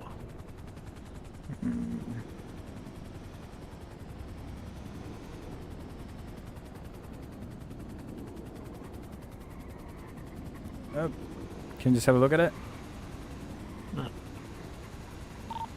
So from this point, guys, I want to make sure that when we communicate to share it, if you have it doubled, make sure that your secondary unit collects that information while you can continue to keep focus on the vehicle, the people inside the vehicle. So for example, go ahead and share that document to my partner here, he's going to take that from you. That's usually what I like to say. Yeah, you found. So from there, once when we have the document, make sure, as I said, when we share it, we click on it once. Make sure it comes up to the vehicle registration tab. For the purposes of this training, it's going to be coming up in a document because we did forge it from Joey. But let's pretend that it's a regular vehicle registration and we are, in this scenario, legally driving it from him. All right, just give me a sec, my friend. My colleague over here, he will be taking a look at your registration. Yes, sir. Absolutely. How are you doing tonight, officer? Pretty good. How about you guys? Doing pretty good, man. We're just out here driving around looking for some things to do around the city, man. Mm-hmm. By going, like, what, 70 and a 35? Not a good thing, you know? I'm not gonna lie. We've been having a good time tonight. We just came from, you know, a little party, and you know, we're just out here, you know, having a good time, man. Nothing's going on. Nothing's going on, man. Why you killing our vibes, dog? Yeah, you're kind of killing the vibes right now. All right, I'm gonna be honest. dog. I'm not trying to kill your vibes. The only thing is I'm trying to, you know, keep you guys safe, and because you guys are going 70 and a 35, that could be dangerous for you and for other civilians. Not if Billy's driving, dog. This guy's. No, when I'm dog. driving, man. He knows how to drive, man. Are you sure about that? Well, sure, I'm dog? gonna be honest. If everybody's a good driver until the shit, you know, turns into an accident. So yeah. Good point. All right. Why is it taking so long, man? What's yeah, happening? just man? give me a sec. I'll be within a second. I need to just go check up on something. All right. All right. Dog. Cool, dog. All right. The driver has been identified as Billy Billington, and the vehicle does belong to him. Handsome man. I'm gonna go ahead and give him a speeding ticket. Yo, what's up, officer? Come up here and talk to me, man. Why are you standing so far back there? Yeah, just give me a second. I'm preparing a ticket for you. I can't even see who the fuck I'm talking to, man. Why don't you come up here and talk to us? Right. You want me to talk to you in the mirror? Oh. Right. I'm back. Actually, I'm really sorry for that. I was Yeah, actually writing up a the ticket pig for pulling you us for over, bruh. speeding. Yeah, dog. Right. Passengers, lay down the phone. Oh, my bad. I'll What get was off. that, dog? Yeah, just keep the phone inside for now, guys. All right, driver. Bang, dead. Bang, dead. Got you. Sorry, Okay. dog. This cop's talking to me, Wait, dog. you were way past the pillar. All right, you at so the- let's oh, even make okay, sure dog. that I got off the phone, dog. in this situation, so if you're going to be given a citation for somebody multiple times occupied, you can still give them the ticket. You're going to say you're going to have them reach around is the safest manner, or for safety at this point, if you wanted to give them documentation and you didn't feel safe doing it from where you were, you can always ask them to step out. So what you could say is, I've been in a situation like this before where it's 4 times. What I say is, driver, what I got for you here is some paperwork. If you wouldn't mind stepping out of your vehicle and coming back here and chatting with me about it. All right? And then they'll step out, and then you can be like, okay, I got this ticket, you know, and that's when you go into the process where we explain and how we deliver citations. So Alrighty. if you find yourself given a ticket, make sure at all points during the traffic stop, we always say in the speed pillar, and never put yourself in a position to get a gun drawn on you. A1, sir. All right. All right, so we'll go ahead and we'll take it from you're walking back to the vehicle Mhm. with the ticket or whatever you have in your hand. We'll take it from there. Right, perfect. You know The what? ticket book out. Yeah, that's what I'm trying. Jesus Christ. It's all good. If it's not working, don't worry. It's fine. Yeah, perfect. I just got it. All right, driver, can you please step out of the vehicle? Yo, why do I have to step out, man? Just, I actually need you to sign up this ticket. Just come out of the vehicle. Okay, sure. Yeah, thank you. All right, just come over here and go ahead and sign this ticket. Right over here. So when you, from here, make sure that Perfect. Thank you. getting out of any sort of potential dead zone. This is kind of a risky situation. I always like to get them back on the side of the road, usually behind my trunk is where I like to talk to people. And it's also in a position where you guys are going to be separated from that vehicle with more distance. So usually what I like to say is, sir, go ahead and step out. You can come back here with me to my vehicle, walk towards my trunk, walk towards my hood. Either way, I give some sort of command to start walking towards my patrol vehicle. So we'll go ahead and we'll take it from asking Billy to step out. What we'll go ahead and do is we're going to go ahead and say, sir, I'm going to have you sign some paperwork. Go ahead and step out of the vehicle. Come talk to me back here by the trunk of my patrol vehicle. All right, sir. All right, Mr. Billy, I'll need you to come to the back of my vehicle to sign up some paperwork. Basically, the ticket for speeding. Please come out. All right, all right. Right, follow me up, Yo, please. where he taking you, dog? Why he taking you back? I don't know, like, Just taking for some paperwork, tickets and guys. shit, It's man. nothing serious. Yeah, just come with me. Beautiful. I want you guys to point out how he did not cross in between that dead zone when going back towards the patrol vehicle. Very important, guys. Right, here you go. Sign it up, Is please. that there? I'll Yep. just scribble it. Right. There Yeah. you go. There we are. This one. Perfect. Right, Mr. Yeah. Billy. Thanks so much for cooperating. Let's go back to a regular. Right. All right.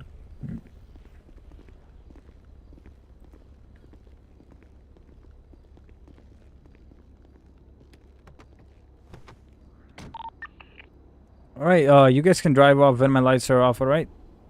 Thanks so much Hold for on, man. I got a cooperating. question. Yeah, go ahead, please. What the fuck, man? Yo, you said that you were pulling us over for what? Speeding. And you're gonna give us a ticket? Yeah, I did give him a It's kinda speeding fucked ticket. up, man. That's it, dude. Yo, That's fucked up, man. I need to know your name and badge number, man. Shortly, sir. This is 360 Kenji Hatake from the Blaine County Sheriff Office. All right. I'm gonna have to talk to somebody about this after, man. Shortly, go ahead. Yeah, I'm gonna sir, put a if you think complaint that, about this one. Yeah, this is For real. fucked up, dude. You guys, what? Are you guys bored? No, we're not. You're All right, you're, just you're really bored. cut the engine off. Actually, you know what, guys? I'll go back to my vehicle. You guys can leave after that. All right. I'm not bored, actually. I'm All just right. doing my job. That's it. All right, I understand, Yeah, officer. perfect. Let's go. Get bored ass motherfuckers. All right, dispatch. I've given the suspect a speeding ticket, and they'll be leaving when my lights are off. Thank you so much for the backup, guys.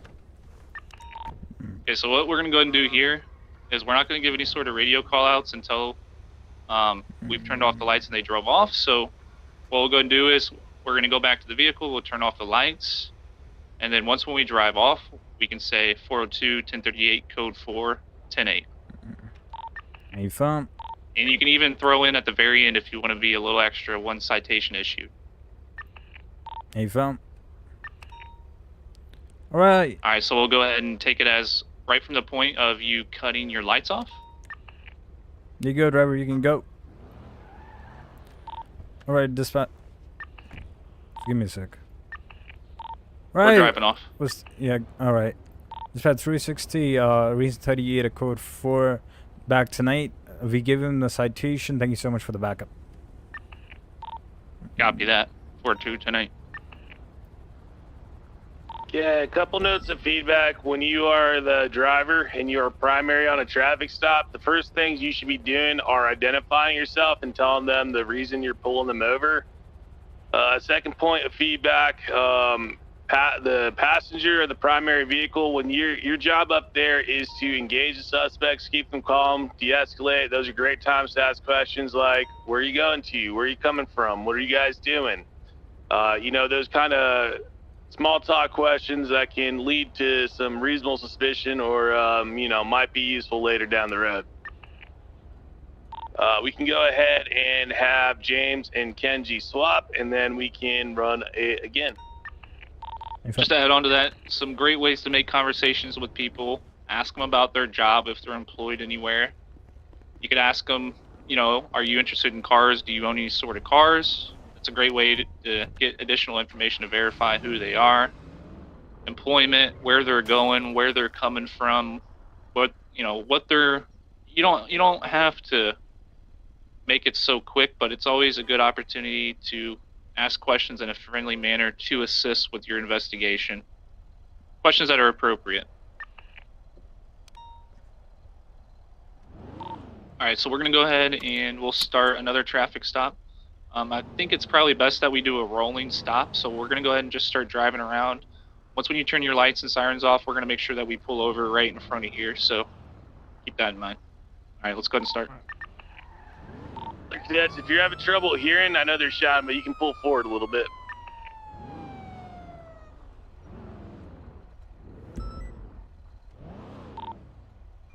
Keep 2 vehicle car links.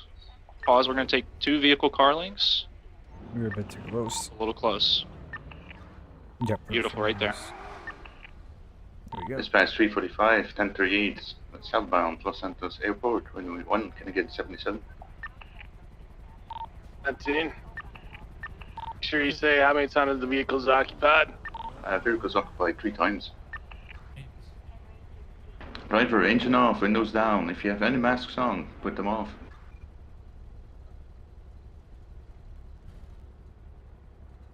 Army is approaching. Here, go.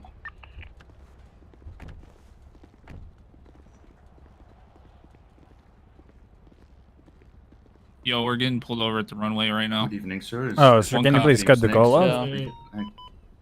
Oh, Mr. Passenger, can you please Okay, cut the just call? phone down, sir. Appreciate that. Yeah, the guy in the Phone back, down. please phone down, please. Hi, dog. Thank you. Good evening, gentlemen. Deputy James Nixon with the Lane County Sheriff's Office. Can I get some license and registration, please? Why? I'll get Me? to that in a moment. You want my ID? The I think driver. it's my ID, bro. I think it's my ID, bro. Whose ID do you want? You just said you want ID. Like, you gotta tell me whose ID you want. You want this ID, dog? Yeah, how about this ID? Yeah, fuck you. Yeah, you can give me all your IDs. It'll be fine. Why do you want my ID? Who said that was my ID, dog? So Wait. who's the driver of this vehicle? Person in the back, put the phone down, please. It's me, I'll suck bro. it, dog. My Ass grandma, sniffer, bro. They call me ass sniffer on the street Dog, for a Billy Millington certified ass sniffer, bro. That's my ID. Check You it. be calling him Yo, dog. Yeah. Alright, Thank bro. you, sir. Here's Can you send my colleague over here the vehicle registration? Alright, guys, Sure. let's just do one thing, alright? Ease up. We are not here to trouble you. It's just we are pulling you over for speeding, alright? Alright, But my it- bad, guys. My bad. By the way, beautiful car, yeah? Yeah, I'll just have a look at Appreciate your registration. Yeah, perfect. Alright, it's all good. Yep. Yeah, Alright, it's my the guy in the car, bro. back, phone down, please. Yo, dog, I gotta text my grandma, bro. I was yo, going dog, over to her calm, house, sir. I'm dog. really Yo, sorry, just put the phone down. I gotta Put the phone not- down. but not right now, Put my it man. down, bro. Thank you. Okay, Alright, dog. driver, I'll be checking your Alright, if information. my grandma's When they upset, it's drop on in you, the car, okay, dog? You can always chat with my officer here. Back with you. Alright. Alright, bro. You know how I followed this car, bro? Yo, why the fuck you got your gun out, man? No, Yeah, what the it's fuck is just that, for dog? safety Yo, you purposes, trying to that's it, de-escalate yeah, this yeah. and shit, you got your gun out, bro. Yo, fuck, chill. bro? Put all that right, gun yeah, up, man. All right. I don't No, feel no, no, safe, no. dog. I'm trying to chill. You got a gun. Oh, this Special thing note has here, safety guys. on. That's it. If we're approaching the car, let's not have our gun out. On a real note, like aside from the scenario here, it's gonna further escalate things. Like I understand you. That's a great point. You said, guys, I'm here to just pull you over, do a traffic stop. Great, you de-escalated it. But that gun, the presence of the gun. First of all, it's not following use of force. There's no reason to, and it further will instigate. And that's a prime example. We just let you hear why. So we'll take it from here. Right. By the way, guys, what a beautiful vehicle. Oh hell yeah, man! It costs Yeah, about bro. 210K, man. It's real nice, real 210 nice. ass sniffs, bro. That's 210 10K. ass sniffs right there, bro. Yeah, man. Worth a lot. Damn, God. Yeah. Like, wait, Trading ass sniffs for vehicles, bro. this thing is custom, right? Hell yeah, man. Dude, where did you You get wouldn't all be the able to things? catch us if we took it off, man. But I ain't gonna do that to you guys, right? I'm gonna be You honest. gonna do all that? Good. Don't do that, dude. No, no, no. Oh, turn the engine off, Let's- please. Yeah, leave it like that. By the way, yeah, let me just have a look at this thing. Jesus Christ, this thing beautiful. How much did the customization cost? Anyway. Oh, well, we got 2 turbos, extra horsepower added. We got a new transmission. We got extra gasoline. Man, this is. I think we 500K. hit it off with those 2 Bay cities we hit the other week. You want me to dog. step out, yeah? Sorry? Yeah, step on the vehicle Oh, for me, please. Yo, and where follow you me to the back. taking Billy, bro? What This the is hell? Bro. No, Oh, where's the yeah, driver? sir. I'll take out, dog. Passenger. Yeah, I'll Guys, take out. guys, everybody except the driver, please get back in the vehicle. You said step out. Like, Yeah, what the but Nah, fuck? nah, Who it do was you I say asked only the for driver Billy. to drive Only it, just Billy. step on the Yeah. vehicle. Only Oh, I got Billy. Yeah. Everybody else get it. I'll be Thank you good, so much. guys. I'm chilling, bro. I'm chilling. Right, sir, follow me. Yep. You just take him back there, nothing else. Alright, what do you guys do for a living, by the way? You guys look like Yo, rich people, man. Oh, we're strippers. Not gonna lie. Yeah, dog. That's a good job. My guy, can you please come back on the back seat again? I don't know what you're talking about, dog. I just this seat had heated seats. You know what I'm saying, dog? So I have to It's I have to not sit a here good to warm my, idea to my be booty. there You for know what I'm an saying, You dog? know how to ride, man. Alright, at this certain point of time, please go back. Alright, there you go. Come on, man. There's no use doing that. What you mean, dog? Just get Hey, back. dog, why you pulling out your gun, dog? What the fuck, That's dog? not a good thing. Alright, just do a thing, my guy. Come back in the vehicle, alright? Come back to the back seat, and I'll Dog, take my why gun. you and pulling there your gun go. out, though? That's intimidating, dog. Alright, the guy who's on the driver's seat. Yeah, thank you. Perfect. Yeah, this is beautiful. You see, you guys can ease up. Let Billy be the driver, man. Does look like one. All right. Shut the fuck up. Don't say anything. God Shut dang the fuck up. Act normal. Yeah. I'm gonna do. You two, dog. You two, act normal, dog. All right, so he positioned himself. We started fucking with him, and he slowly started scooting forward. Jeez. Make sure that we always stay in the C-pillar. I was slowly waiting for him to get right up into a positioning, and I took him hostage. We could have went from there, but we're gonna act like that didn't happen from here. But just make sure that if you guys are staying at the car, and shit does start happening inside, to always stay in that C-pillar. We'll go from there. I Let's won't go. now, man. I signed your stupid little fucking notepad or something. Man. Yeah, no worries, What now, Billy. bro? Thank you so much for cooperation. Alright, sir, when the lights are off, you're free to go. It's my second ticket in the past 10 minutes, bro. Yeah, dog. My grandma probably died at the hospital when we did this shit, dog. That's fucked up, man. God bless her, she didn't die. Can you keep driving the speed limit? You'll be fine. You'll not Will get do, pulled over officer. then. How am I supposed to sniff asses, bro, if I can't break speed limit, bro? That's what I'm saying, dog. I would say break the limits Word. of sniffing asses instead of breaking the speed limit, right? That's a good thing. For real. Like, you did 210 sniffs, you got this thing. Who knows what you'll get at the million? What do you say? For real, for real. Yeah. Alrighty, my guy. All right, officers, we appreciate you guys, but we gotta head somewhere, man. We good? Yep. Yeah, Alright. just wait here, wait till the lights are off, and then you're free to go. All right, all right. We'll wait for the lights, I guess. Sure. Can I just go now, man? What's the difference? Wait for the lights to come off. There you go. And do you? You're free to go. Dispatch 345, 1038 Los Santos Airport, runway 1, code 4, 1 citation issued. Thank you for the backup. A little note of feedback about any use of force during a traffic stop. If you're taking out a lethal, you're going to be pointing that lethal as soon as you take it out. It's not meant to be in your hand as an auto threat, because otherwise, through voice commands, you should be able to do everything you need to do. Same goes with the taser. Don't take a taser out just to have it as a puff piece on scene to give it as a threat. The second you pull that taser out is the second you're going to point that taser at the driver. We're not going to escalate that far in our exercises today, but as far as being out there on the field, if you're going to pull out something for a use of force, don't have it be an auto threat. Get ready to point it, start issuing what lawful commands you need to issue.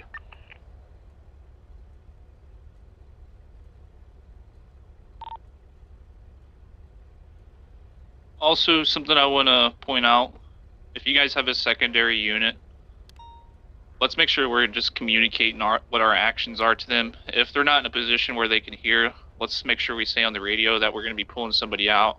If we're going to be giving them a ticket, that way we can kind of have an idea.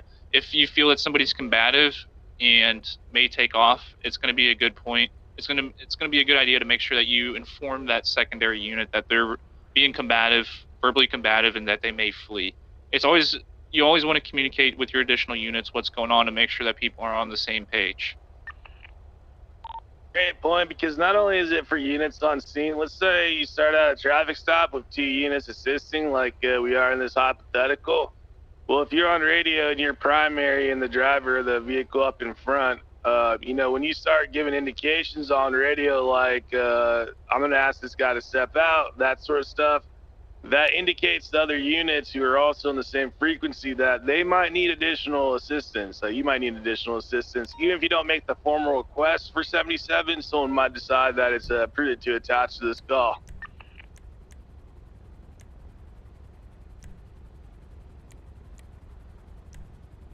Any questions, James, Kenji? Negative. Sir, all clear. All right, if there's no questions, let's go ahead, Flip and Emma, you're up. Hey, sorry, is that Flip and Ben, sorry.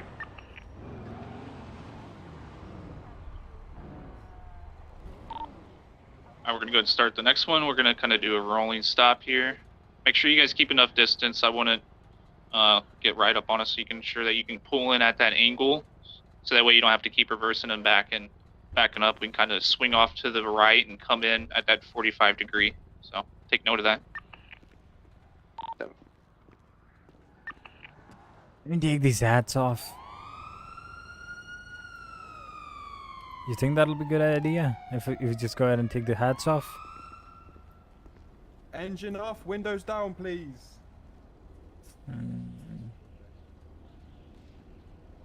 514 in a 1038 southbound Los Santos International Airport with a orange vehicle occupied 3 times, requesting additional assistance.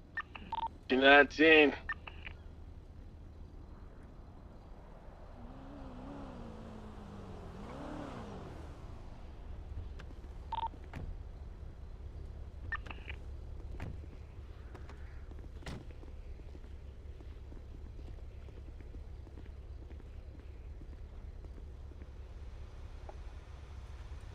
Hello guys, my name is Deputy Ben Worry with the Bcso. Do you know why I pulled you over today? I haven't a clue, bro.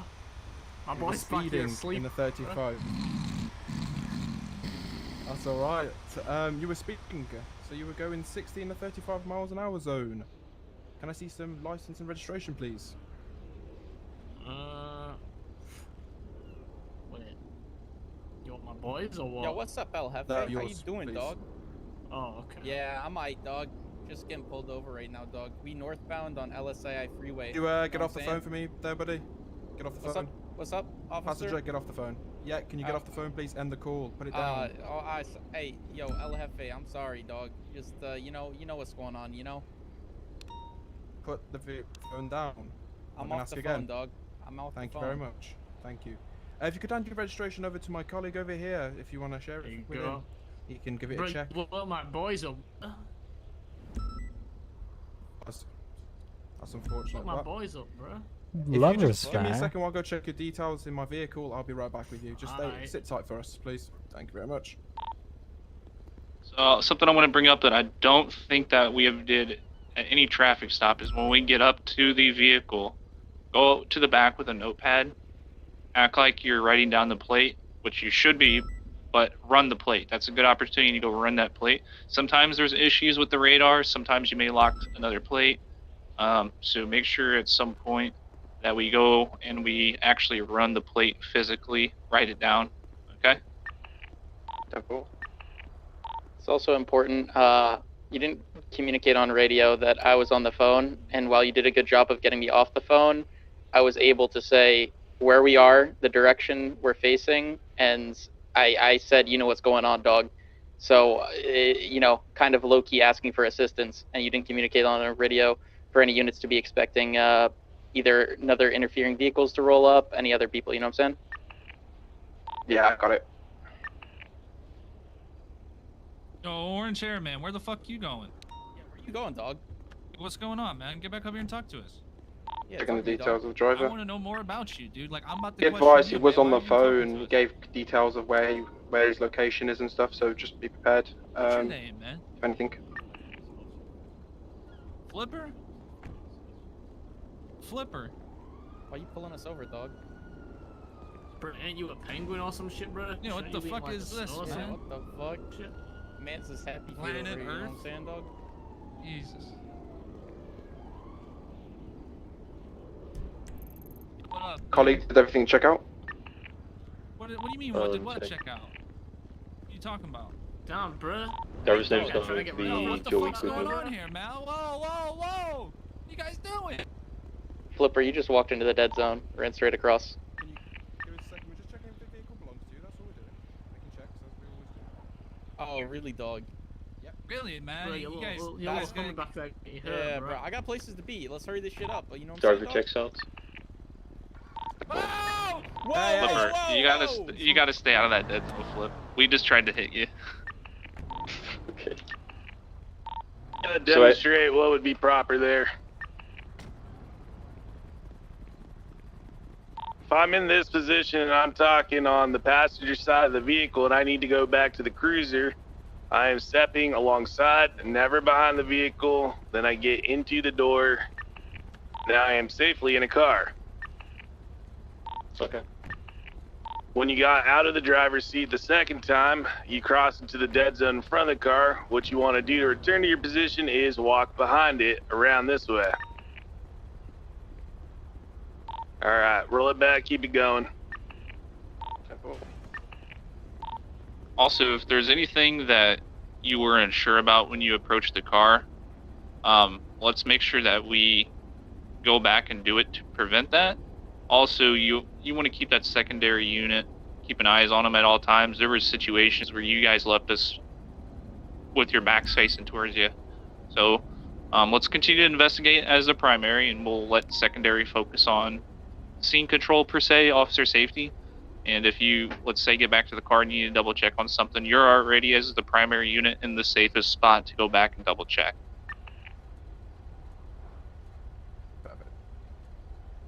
What's happening, bro? Yo, what up? Okay, buddy, what I'm going to do is I'll be issuing you a citation for speeding at this moment in time. So if you would like to step out the vehicle for me. These assholes, dude.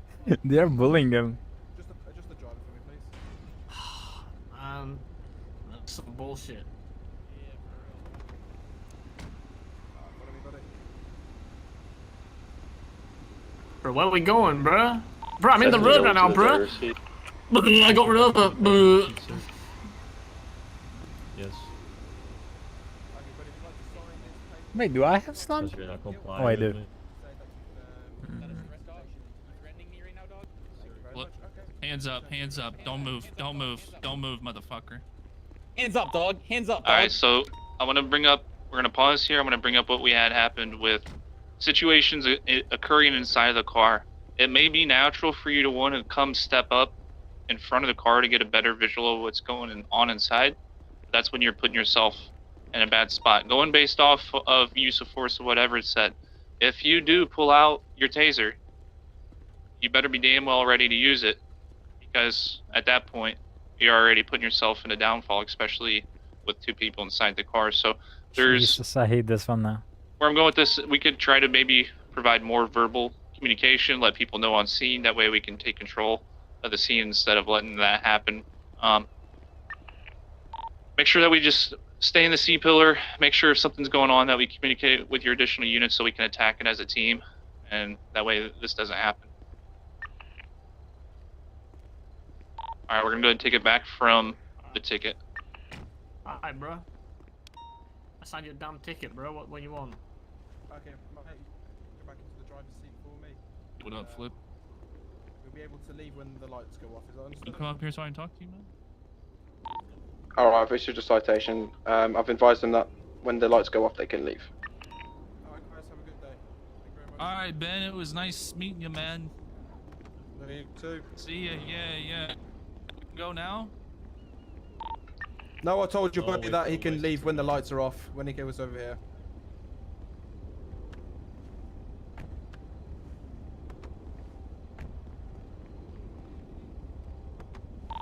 And this is why I always say keep the passenger out of the vehicle and be aware of what they're doing until they drive off.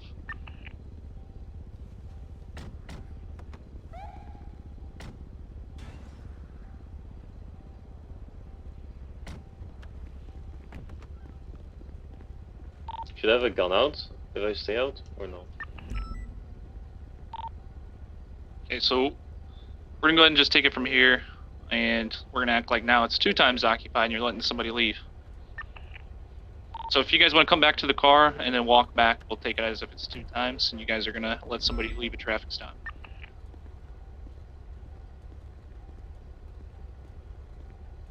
Alright, we're free to go when you turn off the lights, okay? Alright.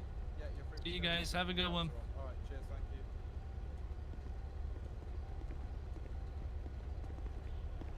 you. Passengers Hang on report me. something. That thing on me, bro.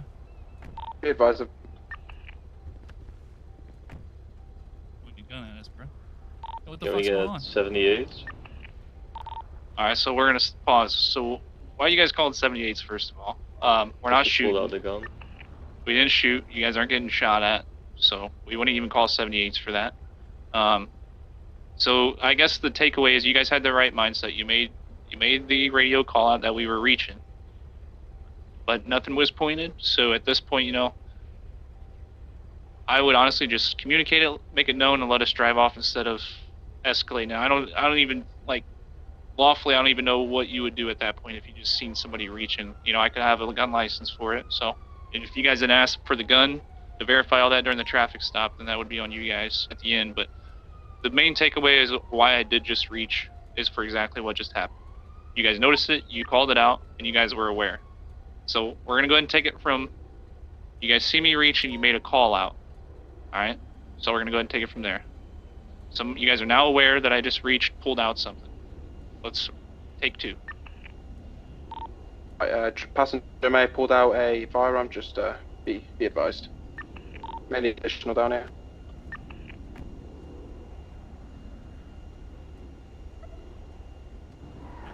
See you guys. 5-1038 southbound Los Santos International Airport, code 4 with 1 citation issued. Beautiful. So you guys got the right sort of signs here. We're gonna take it. We won't go. I was gonna have somebody run up on you guys from the side, but you guys are already aware of your surroundings, and that's the biggest point with the passenger or at any situation when you do with 38 is be aware of what's going on as you're walking back. I try to at some point look over my shoulder, see what they're doing inside the car. Once I get back, I'm looking behind me, I'm looking in front of me, I'm making sure that no one comes up on me as I'm ending the traffic stop. I would say the 2 dangerous points when you guys are having a traffic stop is going to be at the beginning and at the very end. So the biggest takeaway is always be aware of what they're doing. Yeah, it's going to be code 4 in the back of your mind. You think it's going to be all good, but to them, they could be planning something. You have no idea. I'm going to be straight, guys. Traffic stops can escalate into anything. I always see new things doing traffic stops. You guys need to always stick to the basics, keep officer safety in mind, and always remember that shit can escalate from even a basic traffic stop. Always. I got some other notes of feedback here. So when you pull someone over, you should be identifying yourself and saying why you pulled them over. That line that too many people use, do you know why I pulled you over today? That is a useless line. That is a equivalent of radio pursuit comm fluff. Because what you're doing with that question, if you ask someone why you pulled them over, is you're inviting them to give you all kind of bullshit reasons about why they thought what they were doing was okay, or to invite lies about, I don't think I did anything. No, from the get-go, you identify who you are, you say, this is why you got pulled over. Other note, just to add on to looking at the plate as you walk up onto the vehicle. So the radar is finicky, and if you haven't noticed yet, your radar will occasionally get locked from time to time on something. So if you initiate a traffic stop on somebody and you haven't reset your radar recently, or even worse, let's say that you clocked them and you had some other vehicle locked in there and something is flagged stolen or is otherwise flagged. Well, I've seen it happen too many times that they don't find out it's flagged until they get up to the car. So the best practice is to take a picture of your radar, reset your radar, run that plate one more time from your radar, and then when you're walking up onto the vehicle, look at the plate one more time. It's a great point. I'm going to add on to that. If you guys are doing traffic stops, you give anyone like a speeding ticket, anything like that, make sure that you're taking a photo of the radar, including that on the report, and a photo of their driver's license. If you guys do write them a ticket based off of digital ID, keep in mind that it is an infraction if they don't have a driver's license, but make sure that we're including the additional articulable information that was obtained on top of that digital ID on how you ended up providing their ID. Proving their identity, okay? So there needs to be additional questions always on a digital, even on an ID. That goes back to what I said of always trust but verify, okay? And you can do that in a conversational, friendly manner. Let's make sure we note that in the report, and we give a debrief on why we're giving that traffic ticket. But that's the basics. And again, make sure you guys have your radar pulled up. It's going to be on the MDW left arrow.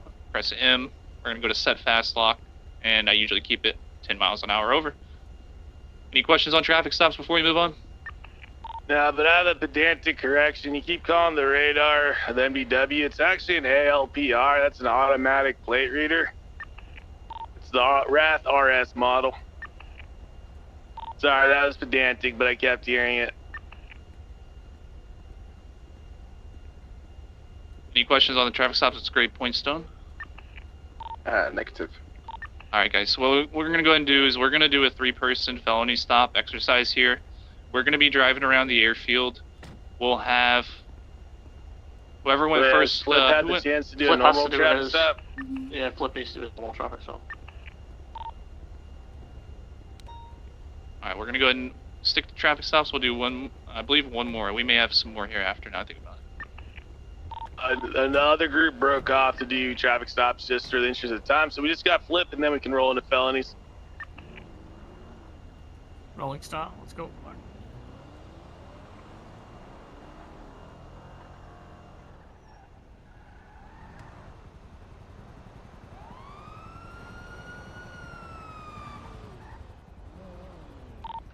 Uh, 6481038 on Los Santos International Airport facing west on a orange of color shafter with 3 occupants.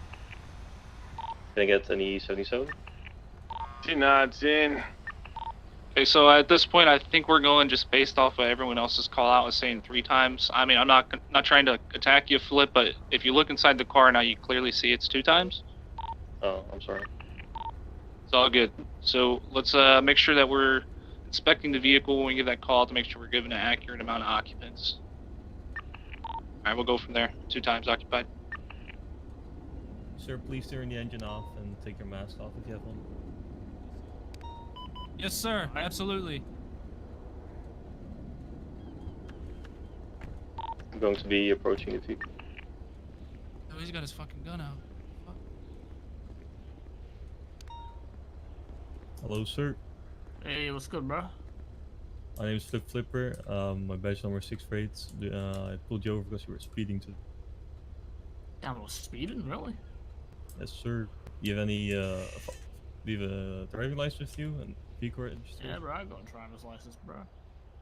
Please hand that out to my, There's my driver's license. I can't reach my driver's license over there, man. It's too far. Do you want my driver's license? yeah. Maybe you can get out and give it to.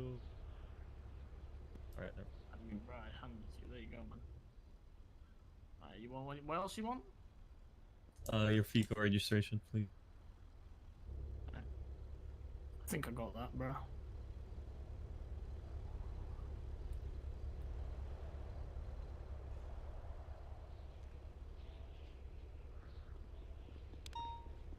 Hey, put your hands up, dogs. Put your hands up, dogs. Hey, hey, hey. What up, Vyom? How you doing? Letting that happen. Make sure we're being aware of our surroundings. If you guys see anyone coming running up on you. Alright, we'll take it from the document. He was running at you guys for about 6 seconds. Alright, let's switch back to. Alright, so we'll go back to getting the vehicle registration. Sir, can I please get your driver license and vehicle registration? Alright, bro. Chill, bro. Chill. Say that again? Felony stops in small group? Yeah, you should roll in. You should do felony stops in a small group as well. I'm considering having 2 cadets break off of me. Why is your homie back we're there so running short scared, on man? You time. can step up a little bit, man. Don't be shy. Who are you, man? Alright, cool. Don't worry about you. Running behind us. I know we're started late, but Yep. It's good. Good job. Alright, let's go, actually, let's go back to 7.1 again. Bro, come on, step up some more, bro. Why are you so far back? Bell, hey, CVPI of Kip, one of you, and then one of you drive this one. The information cell. What's up, bro? Pretty good, man. How about you? You said your name's Ben? CSO, cool, man. How long you been a cop? What was the driver's I name? don't really give a shit. 10-2. Probably more than you can afford on that police salary, pal.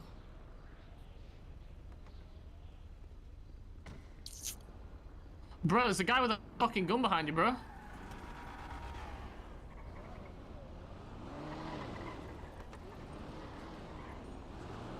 I was thinking about putting you in a chokehold, man, but I decided not to go back to jail today. ain't no guy with a gun behind you, man. Just playing. Yeah, man, it was a prank. Chill out. Alright, sir, you're gonna be letting Caleb go for warning today. Alright.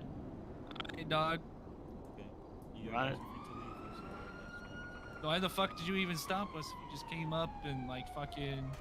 Damn, bro, you're I being don't pulled speak- Go over. approaching us. Let's go. What's going on here, guys? Yo, what's up, my boy?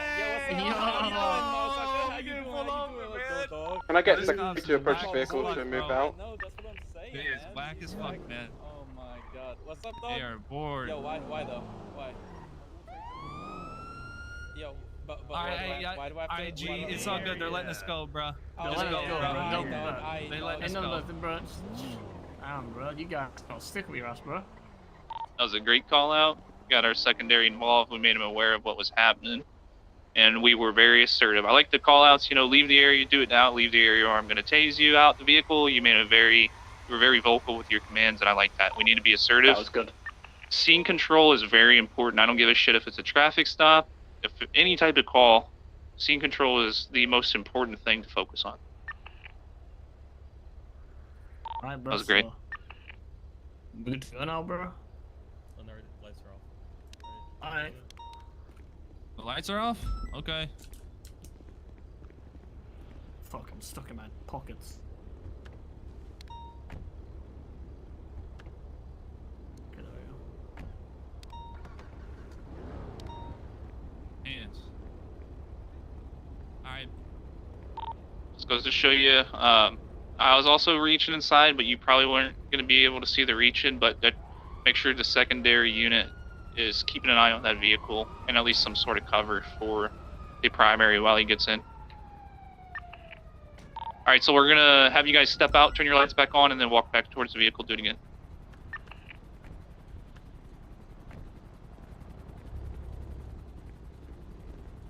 Alright, we'll have a great day, officer. We're free to go when you turn off our You lights. guys have a See good ya. day. See ya. Stinky ass motherfuckers. You got a clown hat on. I see him reaching for a weapon.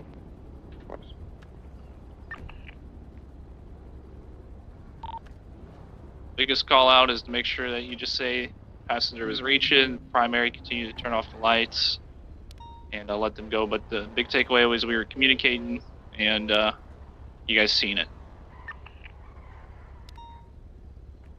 If anything, you guys, they could just be reaching into their pockets to get a burger. They could be getting something out of their pockets. So I guess the biggest thing to say is passenger was reaching in some sort of way, shape, or form. I wouldn't say he's reaching for a gun because that's going to escalate shit instantly, and there could be the chance that it's not a gun. Okay.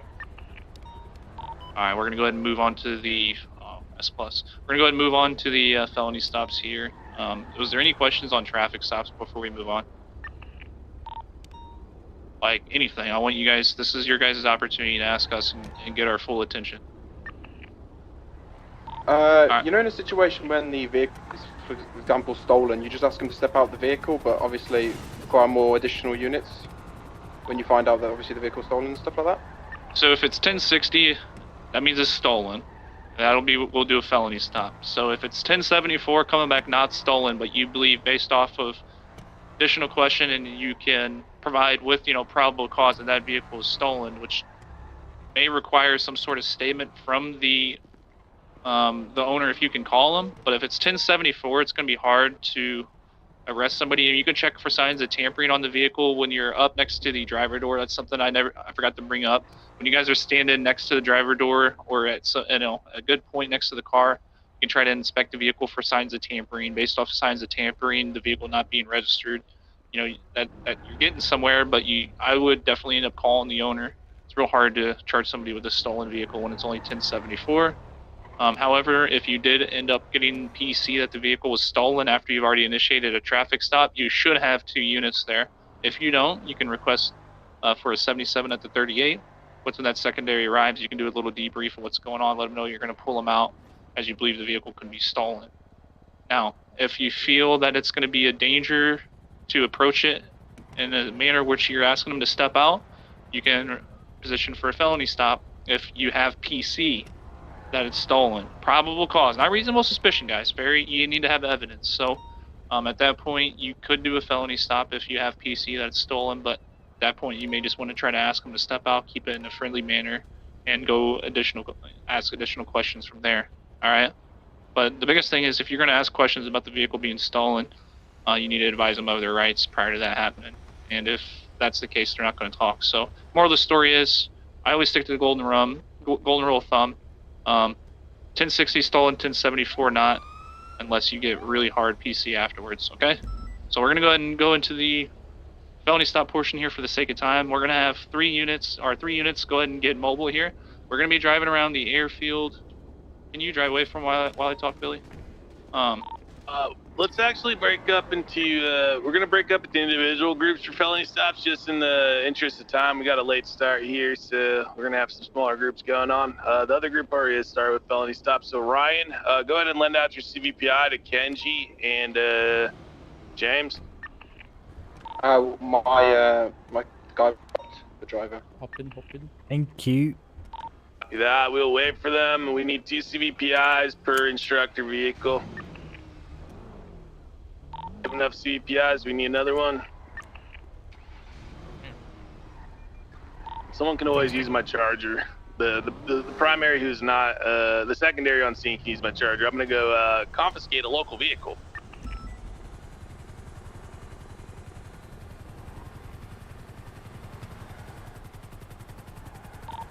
So we're doing this in 2 groups, right? Well, we're gonna be doing it in 3 groups total. Yeah, okay, well, yeah. Oh, yeah. So my group, Kenji and James, go ahead and transition to radio 7.3. Yeah, you're gonna have to go in one of those vehicles. The rest of us are just gonna stay. Radio check. 10-2. 10-2.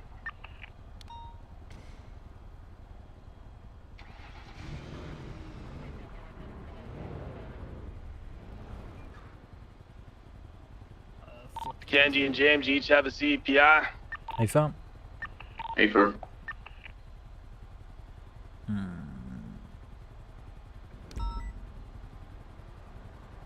Wait, doesn't one of them need to get the charger? Am I stupid here, or is it? I thought one of them was gonna have to get into a charger. Oh no, one of the instructors going into the charger. No. I think he's commandeering it. The normal local vehicle, yeah. All right, go ahead and let's hit a separate part of the airport so we don't get interfered with. I'm driving this yellow shit box.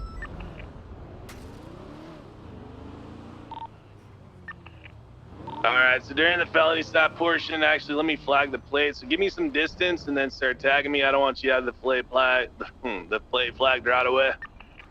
It's fam.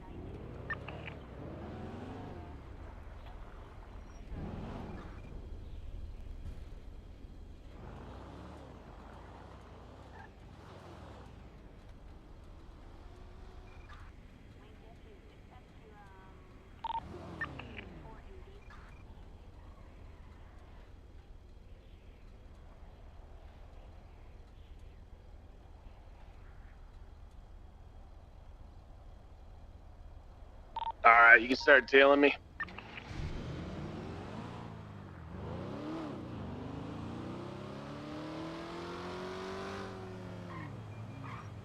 I want to hear radio traffic if you're starting to tail me. Alright, I do not think that your vehicle is flagged. Did you say that it is? And that's Sure. just, yep. It's not. It's That's because you haven't cleared your radar. I did. Wait, let me see. Yeah, it's still not coming up. Jesus fucking Christ, what's going on? That's flagged. Yeah, now it is. God dang it. Why is?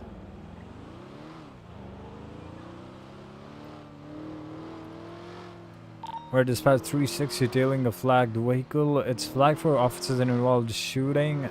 I have eyes currently going southbound, runway 1 LSIA, requesting 77s. 34576. Affirm. Let me know when you approach. Now going east, runway 1 LSIA. 34523. If I'm on, I'll ask him to stop now.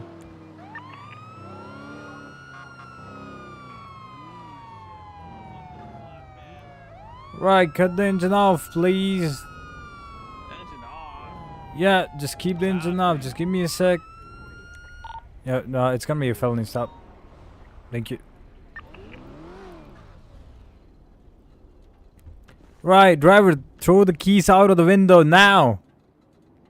Why am I throwing? Why are you guys pointing guns at me? I will explain everything to you, sir. Just for now, just follow the orders, please. What? Fine, dude. Alright, thank you. Please throw the keys out of the window. Fuck, dude, we're gonna be late, dog. Thank you. Hands in the air. Look through your eyes. 3 steps to the back. Perfect. Alright, one more step, please. Not to the left, just to the back. Just come back. Yep. No, to the left. 1 step to the left, please. Yeah, just straight right where you are. Just straight where you are, alright? Nice and easy now. I'm gonna cuff you up. Thank you. Alright, passenger, back in the vehicle, please. Passenger back in the car. I'm just stretching out, man. I Nah, don't know what you're just talking get about, back in the dog. vehicle, my guy.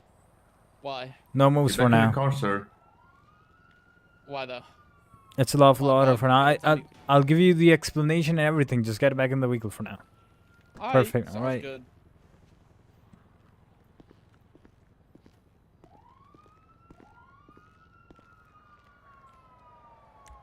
Alrighty, sir. Just let me have a look at what you have on you. Alrighty. You tell me why I got pulled over? Why you point guns at me? Why I'm in handcuffs? I'll give you all the explanation. Just give me a second, alright? I'll be back. Yeah, I'll be here just in a sec. Alright, this was be the guy over here. He's heavily armed with a AR and pistol on him. Alright, we're gonna be going clockwise, alright? No, just give me a sec. Correction. I'm gonna call the guy out. Alright, passenger, get out of the vehicle. Thank you, beautiful. Get your hands in the air. Face the other way. The other way, my friend. Thank you. Look through your eyes. Yeah, 2 ways to the back. 2 steps to the back, please. You're facing the wrong way. Like, just face Which way to you your want me left. facing, dog? Face My east. left? Yeah, east, This east, way? east. No, the other way. I don't know cardinal directions, dog. The way I'm facing. Face that way. Perfect. Okay, let me. Oh, you're facing that Yeah, way. yeah, Okay, perfect. Dog. All right, 2 steps to the back. 2 steps to the left. Left, 2 steps. Perfect. Don't just stay. Hey, 1 step to the right. Just stay where you are. Yeah, perfect. Right. I'm gonna cuff you up. Now make any stupid moves, alright? Okay, dog. I'll explain everything. Just give me 1 sec, my friend. Oh, you fucking resisted. Never mind. Yeah, dog. Why you grabbing me, dog? Oh, he resisted. Get out of these cuffs, dog. God dang it. You got me there. Never mind. All good. Just make sure you're like, you know, Uh-huh. calling out resisting real fast. You know what I'm saying? No, I didn't fucking notice. I don't know. Yeah. Put me back into hard cuffs and then Yeah, reset from there. Yeah. You Also, you I heard don't cuffs? know if you guys noticed, but I was on the phone the entire time while you were placing Everett in cuffs, like on a phone call. James, you should be able to see that. No, I Yeah, can't actually. we cannot see that. I cannot even see the fucking phone. There's like a sun glare on the window, so I can't see. Yeah, we cannot even see the fucking phone in hand, dude. Alright, yeah, does it shoot right from here? Alright, so Yeah, yeah, I'm gonna put you up in cuffs. Mm-hmm. Right, nice and goddamn easy.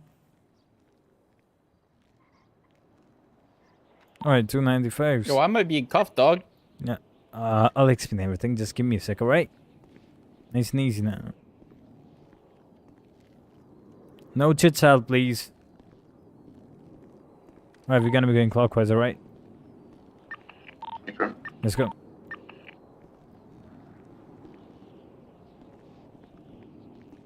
Alright, the cabinet's clear. Up in the driving seat. Pop the trunk. Clear.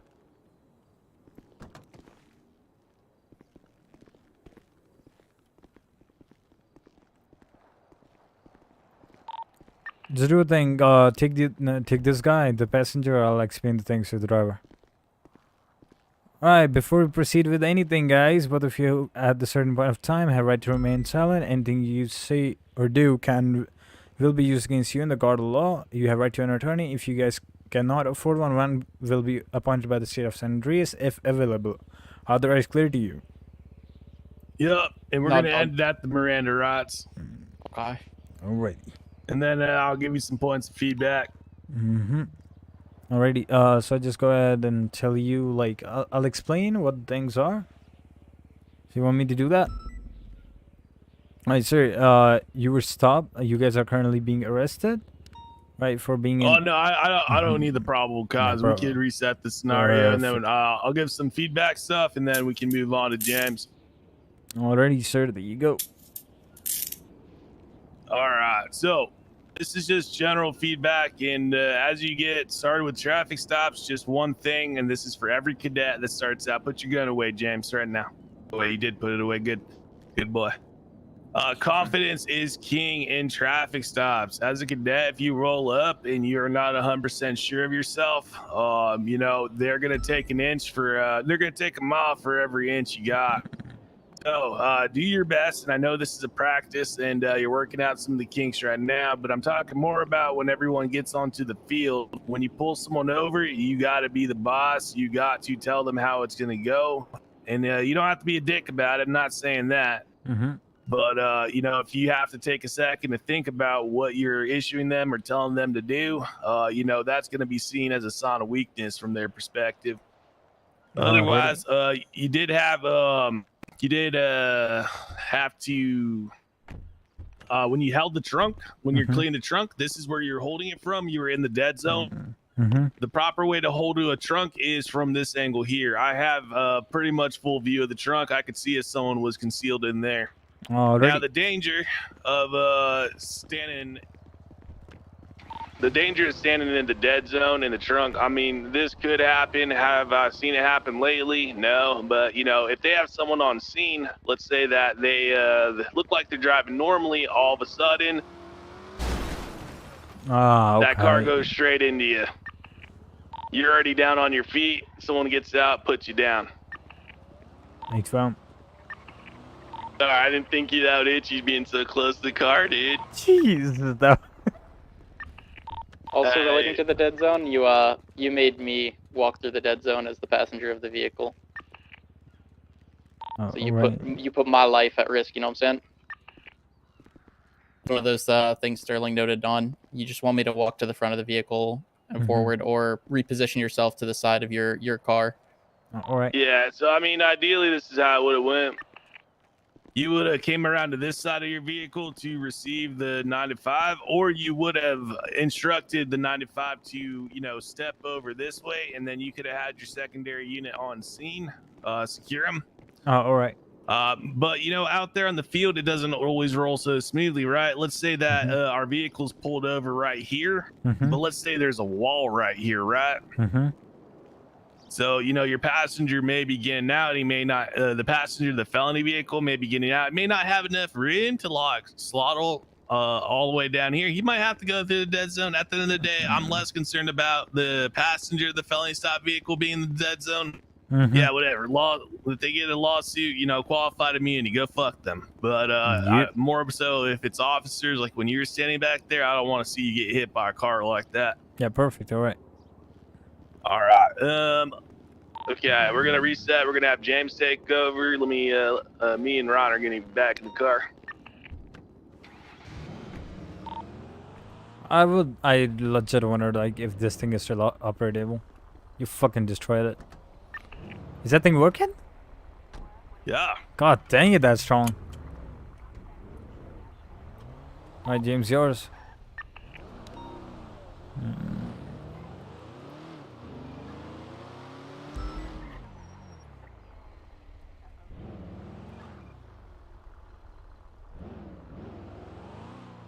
Dispatch 345, a 1060 vehicle, westbound runway 1, Los Santos Airport.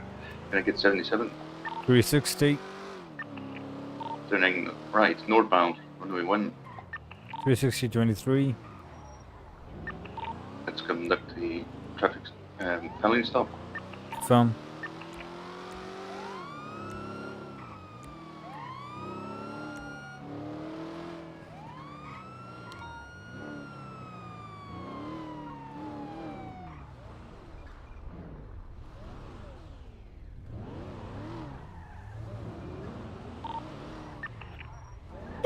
Driver, turn off the engine.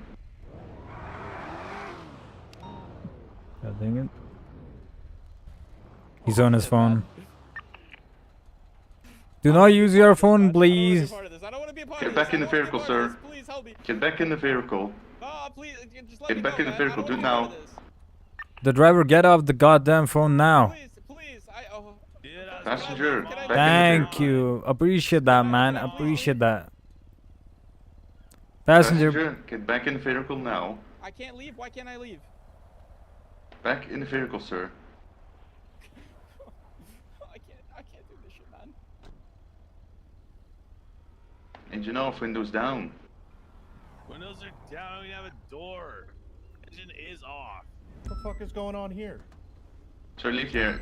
Passenger, back in the vehicle. Yeah, come on, dog. I'm just gonna be here and. Alright. Dispatch to unit snap felony stop. What's the status? Fucked up. What happened? Another vehicle came in, took the passenger, they went away. Hey, firm. Do you still have the original suspect in that car?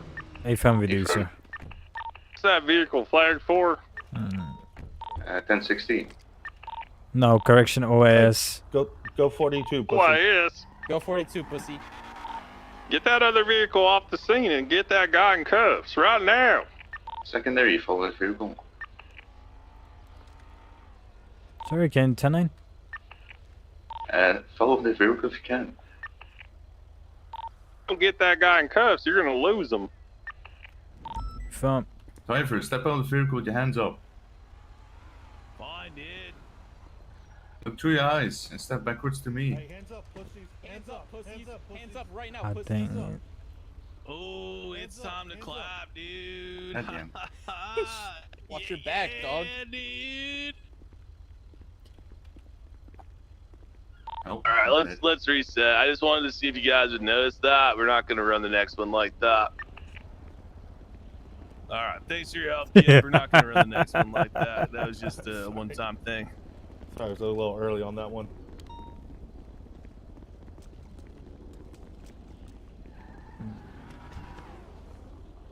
Go 42, Alright, pussies. so the point we're resetting from is you're starting to issue lawful commands. By the way, turn the engine off, throw the keys out the window and put your hands up.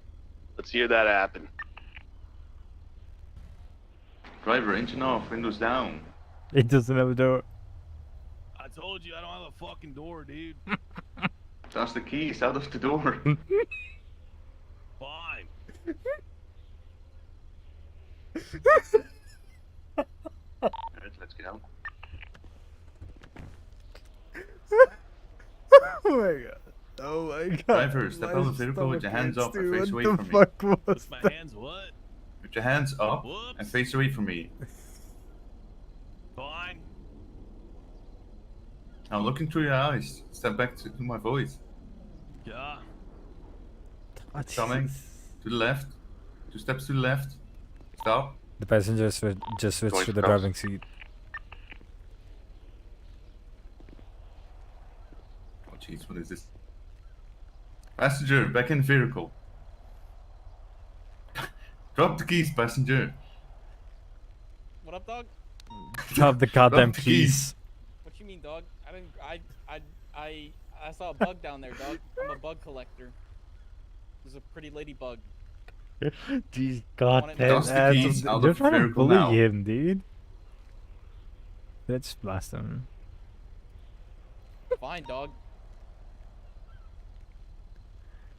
Right, keep looking at the driver.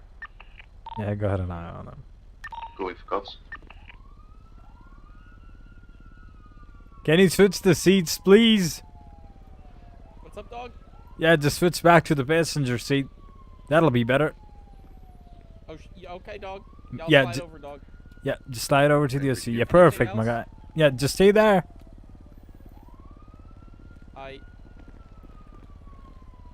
He's on his phone, I guess. Alright, passenger, that's now in the driver's seat. Or I'm not. on the driver's seat, dog. He's on the passenger seat now. Dog. Passenger, step out of the vehicle. Put your hands in the air and facing away from me. Aye. Alright, look into your eyes. Take 3 steps backwards. Stop. Mm-hmm. Going for cuffs. Going for cuffs. You gonna cuff me, dog? Yeah, that's what. What's going on here, dog? There you go. Seems like you didn't cuff me, dog. I'm a little sweaty. Maybe you should try to cuff me better, dog. Face away from me, sir. Yeah, I got you, dog. Face away from me. Oh, yeah, my bad, dog. You're just so Close the beautiful. cuffs. I got mesmerized by your eyes. I'm sorry, dog. Oh, thank you, sir. Dude, how beautiful my game looks. I just went around that. This thing would look... Oh, god dang it. I love this game, man. Look how good this thing is looking. Jesus fucking Christ, dude. When I get out of these cuffs, I'm gonna fuck. Yo, why you put me in the middle of the street, dog? There's a local car coming at You're me, not dog. in the middle of the street. Alright, let's go clockwise. Hey, fam. Right, the cabinet seems to be clear. The cabinet's clear. Covering trunk. Trunk's clear.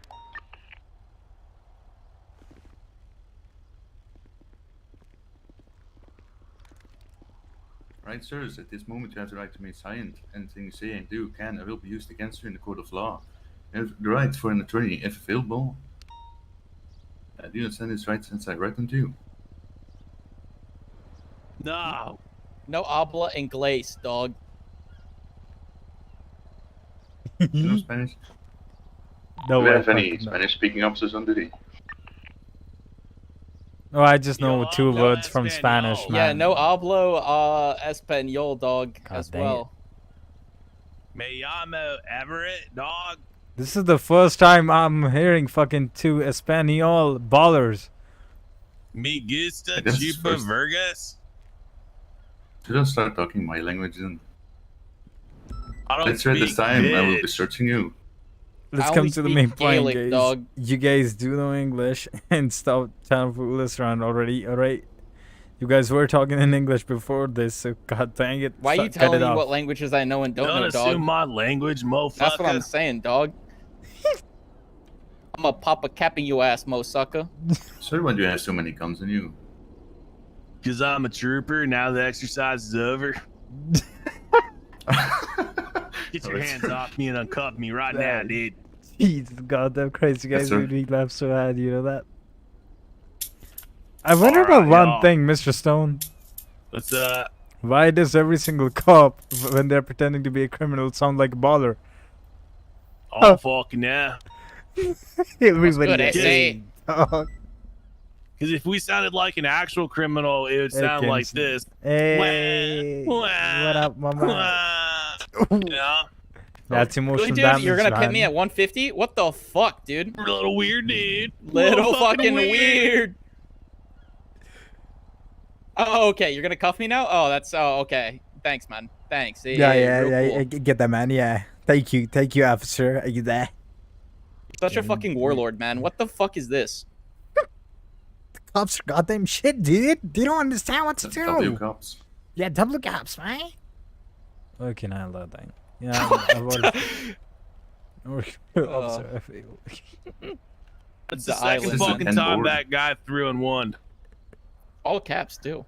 Yeah, dude. Okay. A little note about felony stops, and ideally you would have ideally in a felony stop you would have at least 3 units. 3 units is kind of mandatory. It's swingable with 2. If you ever get into a weird spot where what Ryan was doing, he was hopping in the driver's seat. If you're primary on scene, have one of your units walk up and tase him. Just get them out of the car. If they start fucking around, if they are not listening to lawful orders, get someone to tase them out of the vehicle. What the purpose of holding lethal weapons are, it's not to shoot them if they don't follow your lawful orders. It's because you have a reason to believe that they're armed and dangerous because of they were fleeing from a certain criminal incident. This is flagged for officer-involved shooting, or if they have a warrant. It's not to shoot them down if they're not listening. If they're not listening, get your taser out, get them out of the vehicle. Perfect. Now, what happens in felony stops all the time, man, is that it comes to this kind of tug of war where the officers will be here and they'll be like, you know, they'll issue lawful order after lawful order, and after a certain point, it just becomes fucking awkward. If it ever becomes to a point where these guys aren't listening, they're more interested in saying what they usually will say is, why are you guys pointing guns at me? Put your guns down. We'll just talk about it. Or if you're like, get out of the car. They're like, I can talk about it in the car. Blah, blah, blah, blah, blah. You know, you could do like the Indy 500 going around a racetrack with the mental gymnastics they do. That's when your taser comes into play with another unit. Yeah, got it.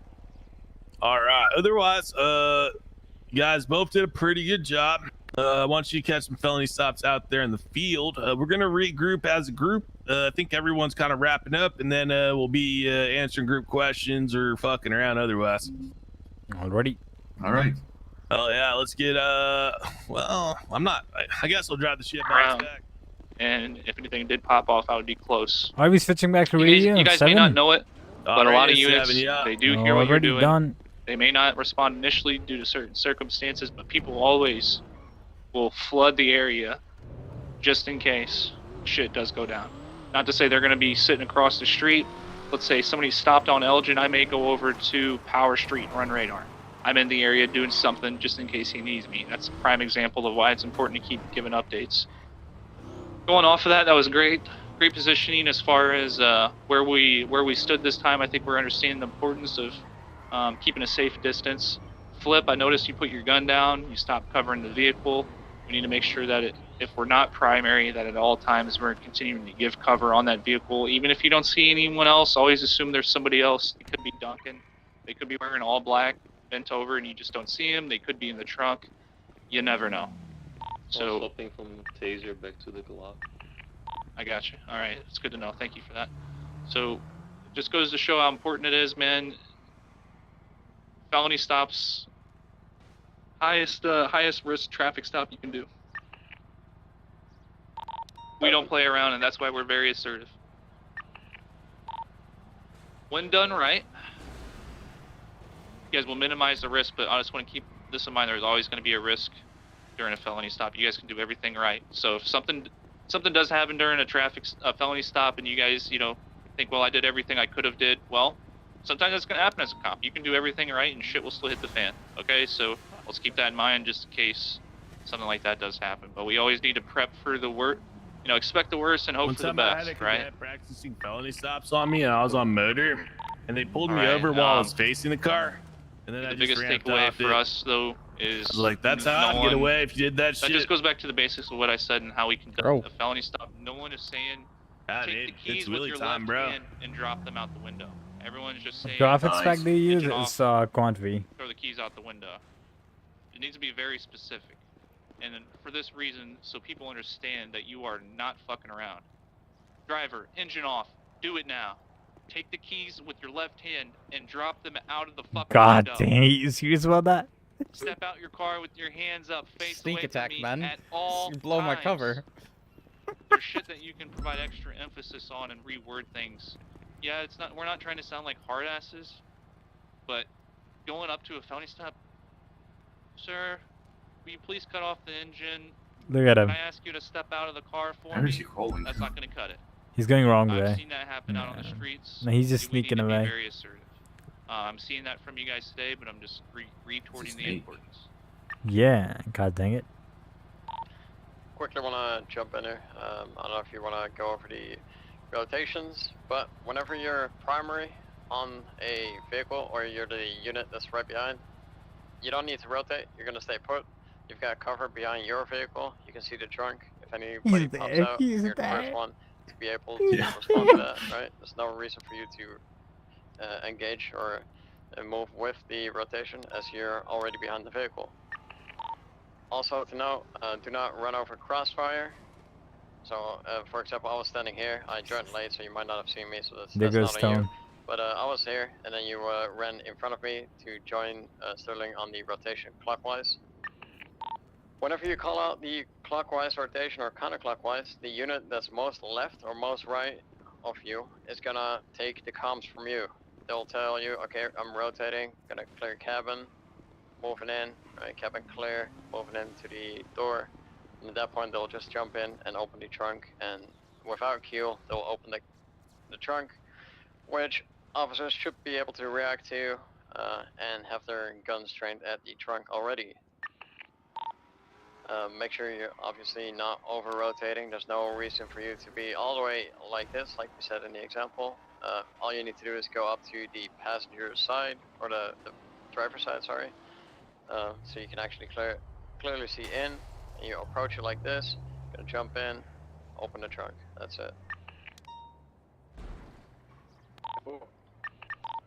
And then lastly, what I saw you do as well is if you order people out of your vehicle, let's say I'm standing here, I'm ordering the driver out of the vehicle, I have them move towards me. I don't go this way, because if I stand here to cuff them, Sterling is now aiming directly at my head if he wants to keep looking at the vehicle. Right, so make them walk all the way there, so you're still in your cover of the vehicle, and they can, you know, be safely cuffed behind your cover. You can put them in the vehicle. Yeah, so Joey, we were specifically training them to keep them a little bit away from all the other officers, just in case someone turned around with a knife or tried to pull a gun or something. There was a little bit of a distance for them to react with non-lethal. Yeah, that's fine. Just make sure you're moving them away from, you know, not in front of the vehicles, because at that point you're going to be in front of other people there, line of fire. So make sure you know, order them maybe like all the way back to where your door is, and then you just take 2 steps back.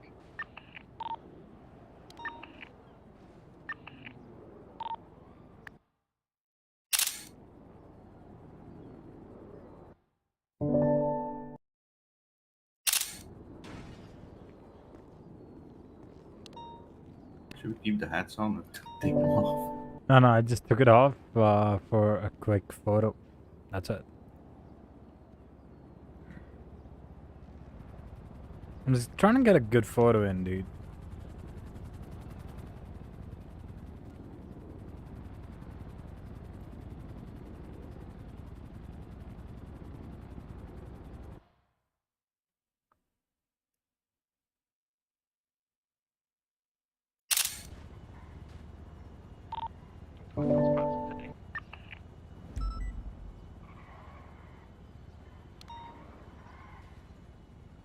Damn, this one looks sick. Have a look at my profile. 83562.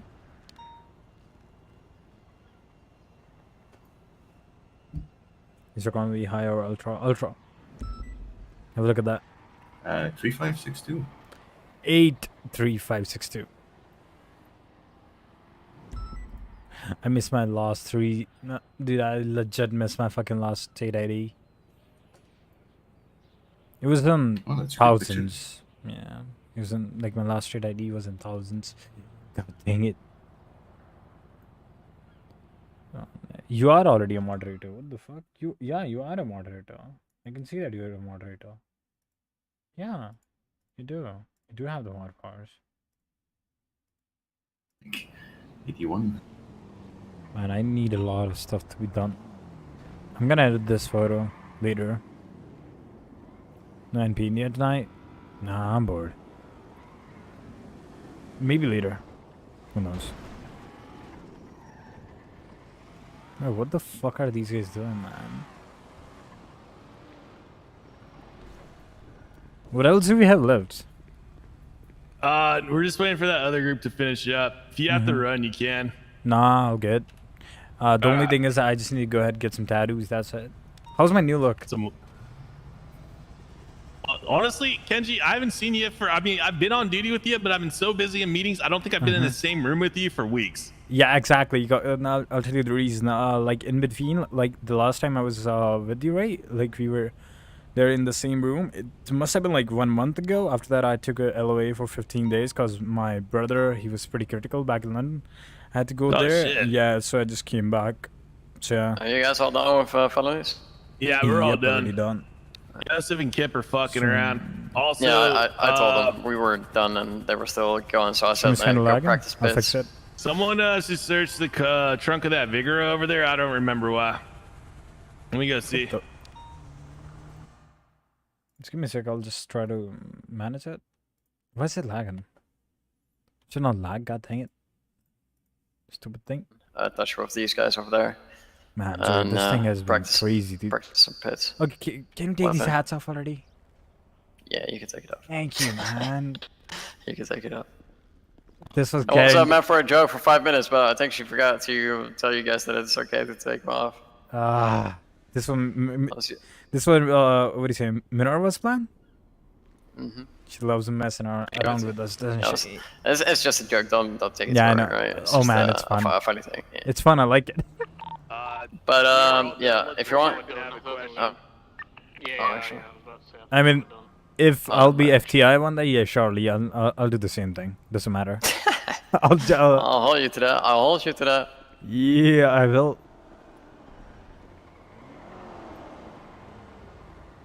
So we're done, right? I'm gonna go get some tattoos, We man. have all the units. Alright, firm, let's gather around.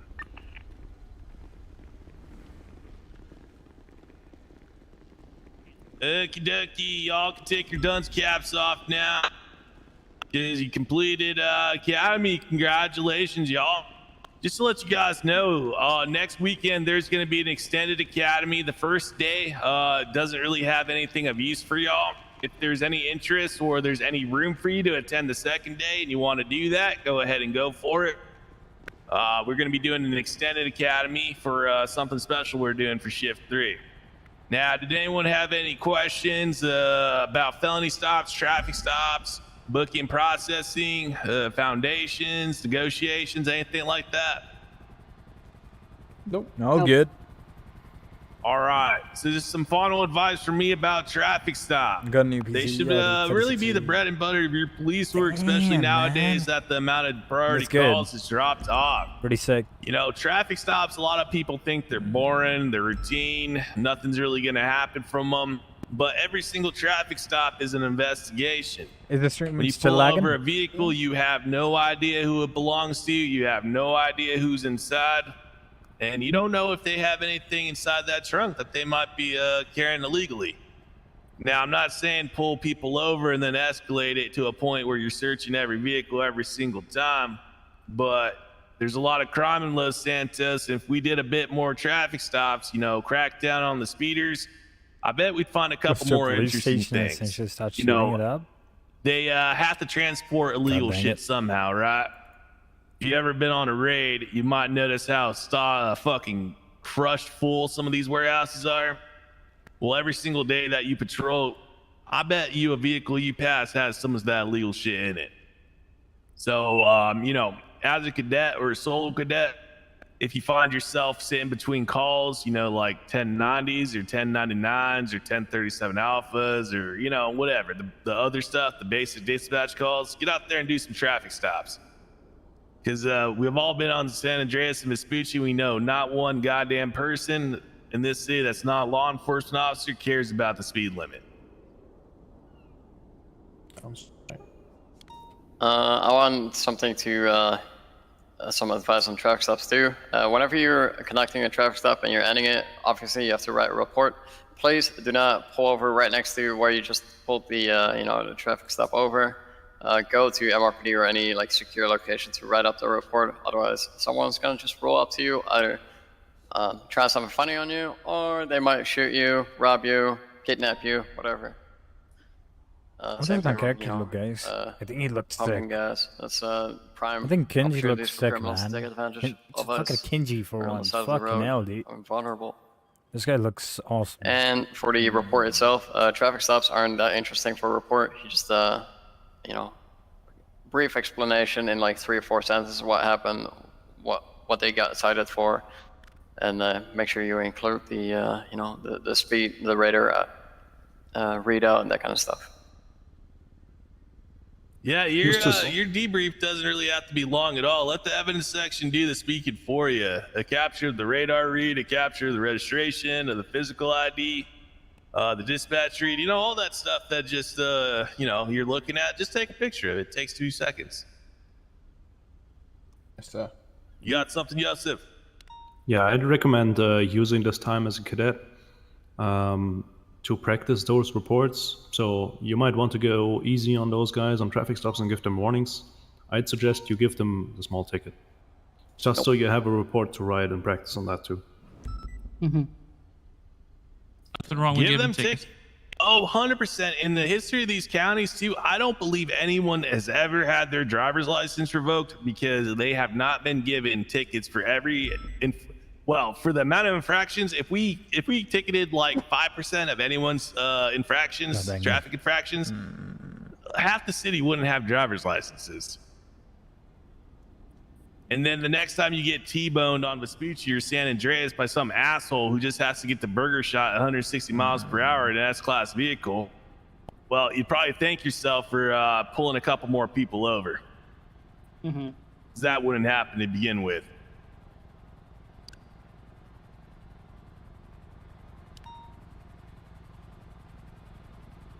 Another couple things about traffic stops: never feel afraid to ask someone to reposition. If you pull someone over in an unfavorable spot, like let's say in front of the apartments or a gang territory, but they're not related to that gang territory, ask them to pull around the corner, ask them to pull up the block. If they're in an awkward spot, have them reposition. They're on your time. You're the one issuing lawful orders. It's not an inconvenience for someone who's pulled over to move 20 yards.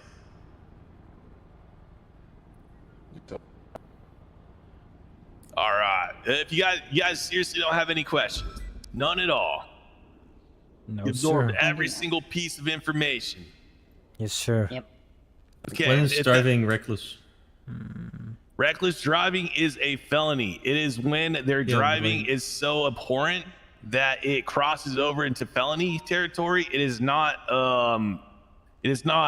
reckless evading. This is what you're witnessing before you attempt to pull them over. So let's say that you see a vehicle, it crosses over a sidewalk, maybe it crashes into a trash can, maybe it cut really close and was close to T-boning or harming someone, a pedestrian. That's reckless driving. That is the probable cause for you to pull them over. Okay. Yeah, to add on to that, guys, it's anything that's first degree speeding or above, and with additional circumstances of their driving mannerisms showing complete disregard for the public's safety, such as, let's say they're going 56 miles an hour over the speed limit, and also they cross the opposite lanes of traffic, maybe hit someone's property, caused a collision, something along the lines of that. Let me be straight. First degree speeding, there's a difference between first degree speeding and reckless driving. There needs to be those additional circumstances that show complete disregard to human life. So going off of that, guys, make sure that you got them clocked, make sure you got the radar on the report, and you articulate in that report the additional reasoning, the additional circumstances, and the reason on why they're getting reckless. So, for example, you could say that they crossed in opposite lanes of traffic, driving opposite lanes, 156, up on the sidewalk, etc. Okay? Okay. One last thing, maybe if the other instructors don't have anything to add. Another classic mistake I see with traffic stops that turn into pursuits is that people forget to include the original reason for the stop in their charges. If you initiate a traffic stop and it turns into a pursuit, make sure to record and to press the initial reason that you pulled them over. If it's negligent driving, failure to stop, third degree speeding, whatever. Your charges should always tell the story of that incident from your reasonable suspicion built up to your probable cause, built up to the end of the incident. Now, I want to talk to the instructors, and we got about 20 minutes left until the wave, and maybe we can do something a little bit fun. Yep. Oh, yeah.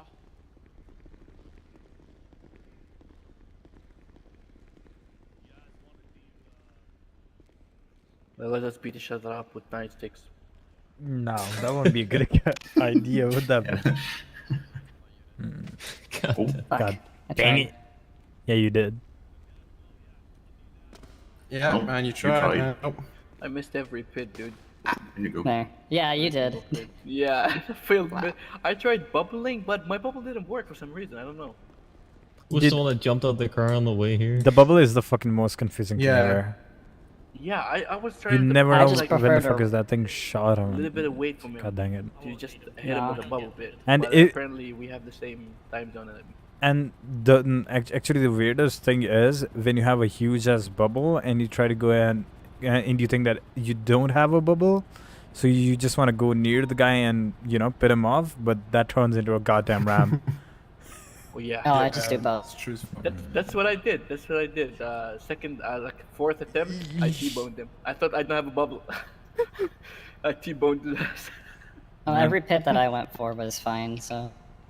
Yeah. She, Emma was perfect. It's a weekend day, so I'm good. I got some. I know I am. Okay, come on. Just tone it down a bit. What does it feel like we're gonna have a race? No. I feel like we're gonna have a race. We will be having a race anyway. Yeah, we're having We'll a be having, last time it was raining, so yeah, I'm shit at 10th of May. Oh, it's gonna be wicked. Yeah, I What can is do that? that. Actually, I'm pretty 10th sick at driving. I've evaded the cops before. I can do it. Kenji, channel 7.1. 7.1, alright. Restia, channel 7.2. Alright, I'm on 7.1. Ready to check? Channel 7.2, you're going to be chasing the orange and color Shafter. Channel 7.1, you're going to be chasing the gray and color Vigoro. Keep pursuit comms. Decide pursuit order among yourself.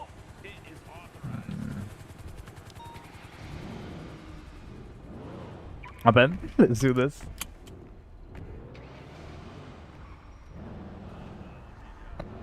I'm having a bit of a headache, so Stone, I'm chasing you. Wait, did I say 7.1 or 7? Actually, I don't want to hear your comms. Actually, I do want to hear your comms. What channel are you guys on? What channel are you on? 7.2. I'm on 1. I'm on 7.1. That's Vigoro. 7.1 is chasing. Yeah, 7.1 is for Vigoro, right? Just, I would say just come 7.1. That'll be good. The red, Okay, 7.1 is the Vigoro, and who's in the massacre? 7.1. Everyone 7.1. Yeah, let's go. Yeah, 7.1. Oh, it was Emma. That was Emma I don't know. that was kidnapped after being incapacitated by Stone. I kicked her in the stomach. I wanna take primary. I'm gonna knock Stone out of the goddamn way. Primary taking car. Haha. Southbound. Sure, in your Way dreams. one. Continuing, taking a right. Southbound. New Empire Way. Making a. Stop spinning down, my guy. Southbound. Runway 1. Continuing southbound, making a right. I can get Runway him. 1. Continuing southbound, runway 1. Making a right. Westbound, runway 1. Continuing now, we're transitioning northbound.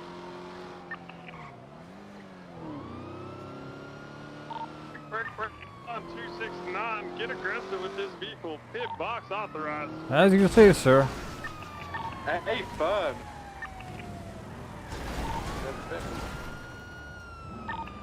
God damn it. Primary take comms.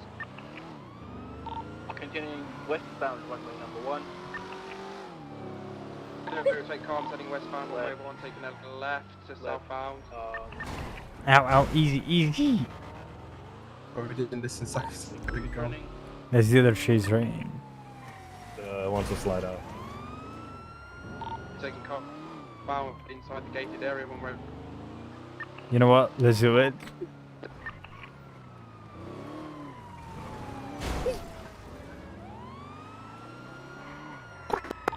Dude, that. Runway 1, taking a left southbound. You see me? Right, westbound. So continuing, interfering vehicle, red Massacro. Oh, you he can't get is Everett's too good. fucking. Everett's too good, I'm telling you. No. It's his luck. I'm gonna kill you, Stone. You're done now. I have eyes of westbound runway 1. He's driving like a maniac. Man, he's gonna fire me. I can bet he's gonna fire me. Southbound. To the left, eastbound. Runway 1. Continuing on the back bit, making a sharp left, northbound, runway 1. The moment I'm about to pit him, he changes the way. Yeah, he knows what to do. Eastbound, runway 1. Making a right into the hangar, southbound, making a U-turn. He's stopped at the moment. Oh. Northbound, runway 1. He's pitted the vehicle, officer. Get aggressive. Taking a northbound. Making a U-turn. Go for Boxer. Box him. He's in red vehicle at the moment. Oh, wait, God damn you, Masacro!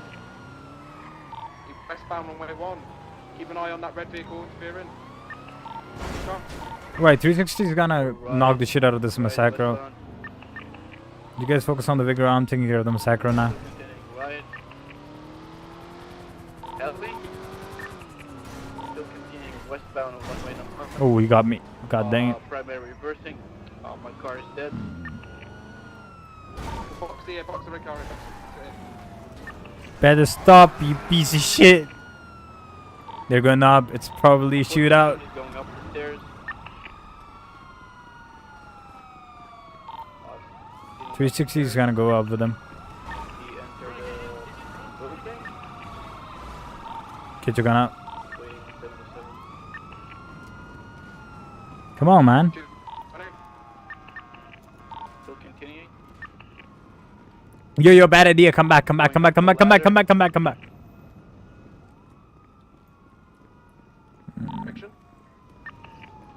Right, the guy's up.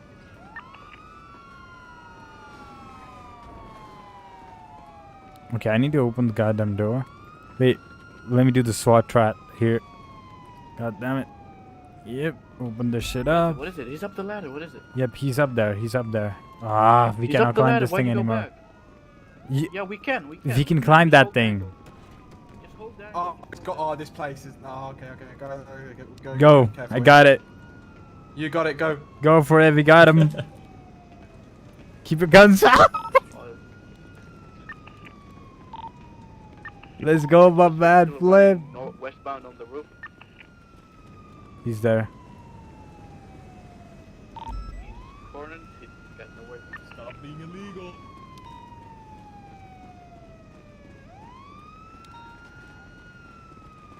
Right, I got my tees. Ooh, you could have killed him. Going for cuffs. Stop him up.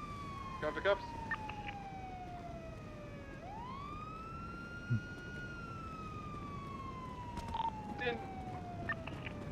Where I'm gonna tase his ass. No, not there. Alright, you. Jesus, I'm out of taser shots. Go for it, guys. I'm gonna go for cuffs. Go for cuffs. Never mind. No, you didn't get him. Oh, what the? Teleport, dude. Kaboom, man. Oh, real cool. Bit powerful, real cool, man. dude. One was 95. Oi, leave my officer. Oi. Oh. Hey. He broke free. Get off my boy, dog. Go for Get off my boy. dog. Yeah, dog. Get out of there. Boy, dog. Oh, shit. Huh. Yo, why you punch me, dog? I didn't punch you, motherfucker. Getting out of here, dog. He out, dog. We're good. He out, dog. Run. Yeah. The guy's already gone. Get down. Alright.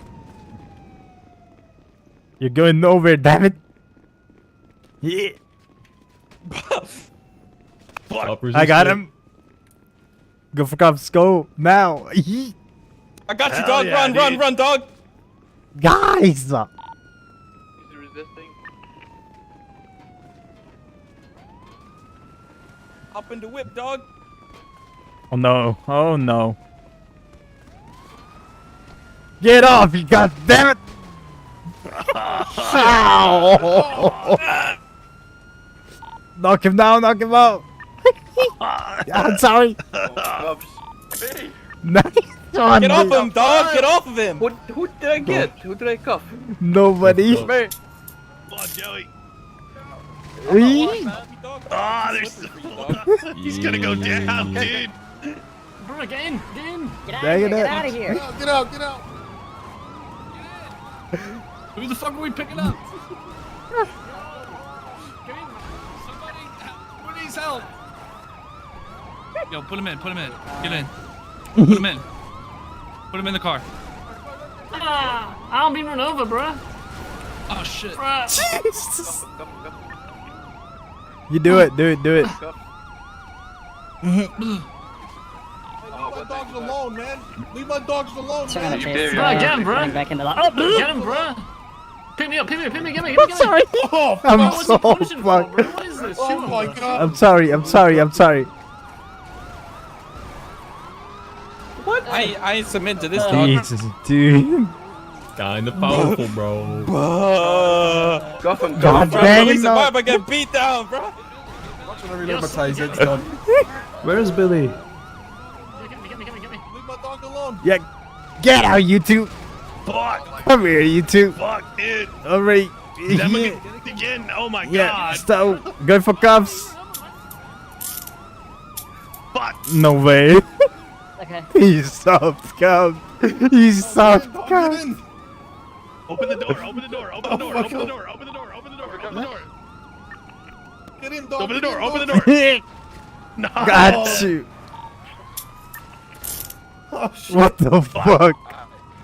No, he got me, dude. He got me. There you go. I'm done.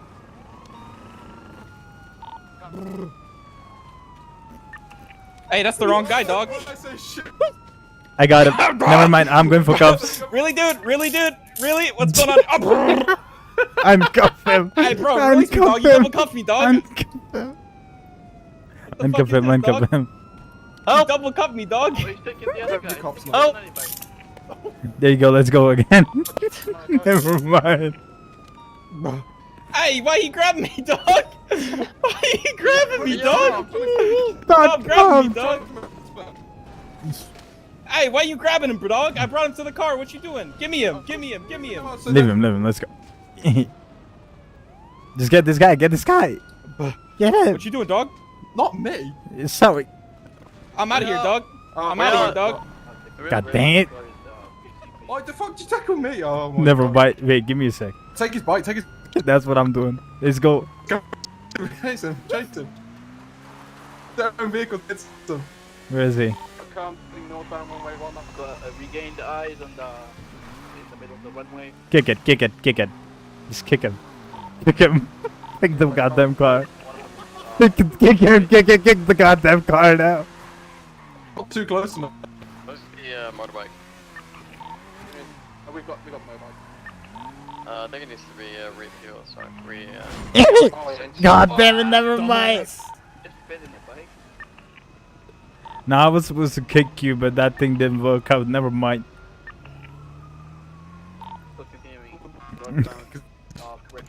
Hop on, come on.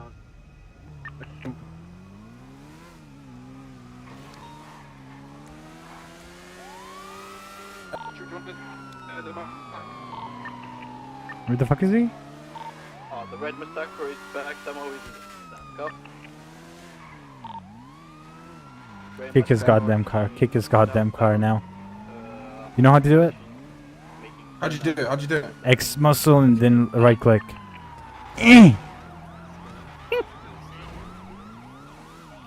Go to it. Yeah, get him. Yes. Get him, okay? I'm gonna get you near him. Do it. Bang, do it. Dude, this is what. Dude, right side, you don't. Nearly.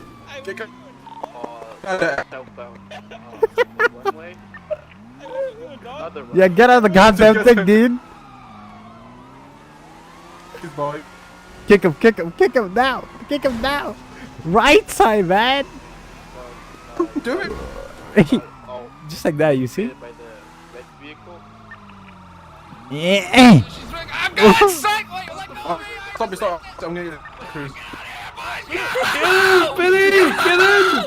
Get in, Billy! What the fuck? What the fuck are you? Get out the car. Hold on. You hold on. Yeah. Don't move, We bro. got a hostage now. Jeez, okay. Hold on, Alright, that's hostage, easy. bro. Hands up. Alright.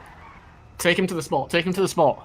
What's the spot? The staircase with that little interior room thing. Yeah, over there. Go to it. Bro, we want that boy, bro. Yeah, we got a hostage, guys. Yeah, wait. Oh, Jesus. You fucking team killers. Dude. I'm going down, goddammit. I'm going down, goddammit.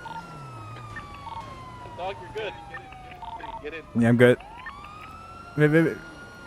Go. I'm gonna grab that thing. Wait a sec.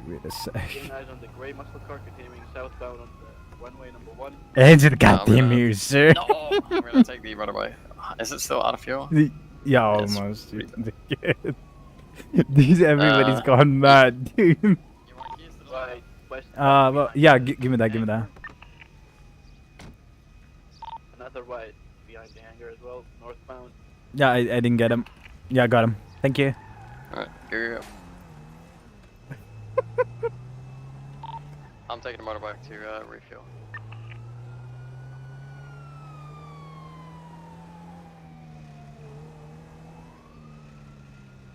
Full pit game, right?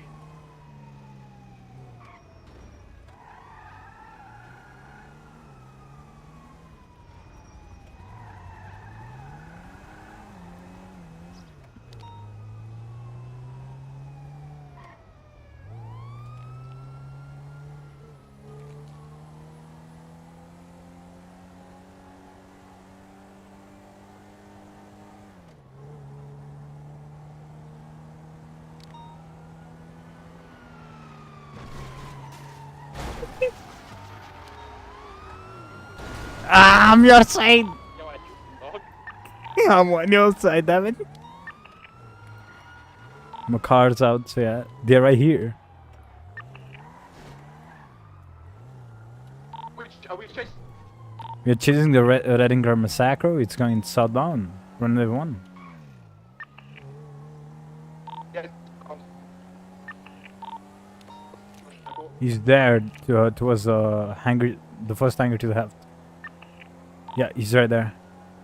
Trying to exit the LSIA. God damn it. I so wanna fly a fucking jet. I so wanna fly a fucking jet right into him. Sir. The Vigro's here.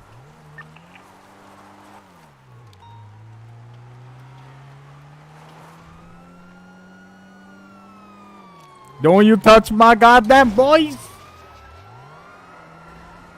Ooh, I just got something good.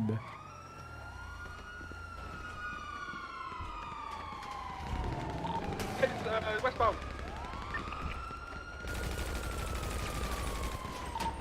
You're not 13 alpha. Good enough. If you 13 alpha, you're getting strike points.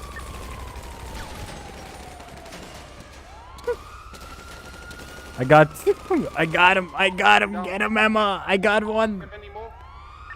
I got stoned. Yeah, perfect, we got 2. We did it.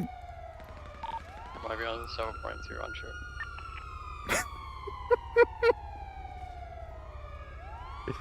These goddamn maniacs, man.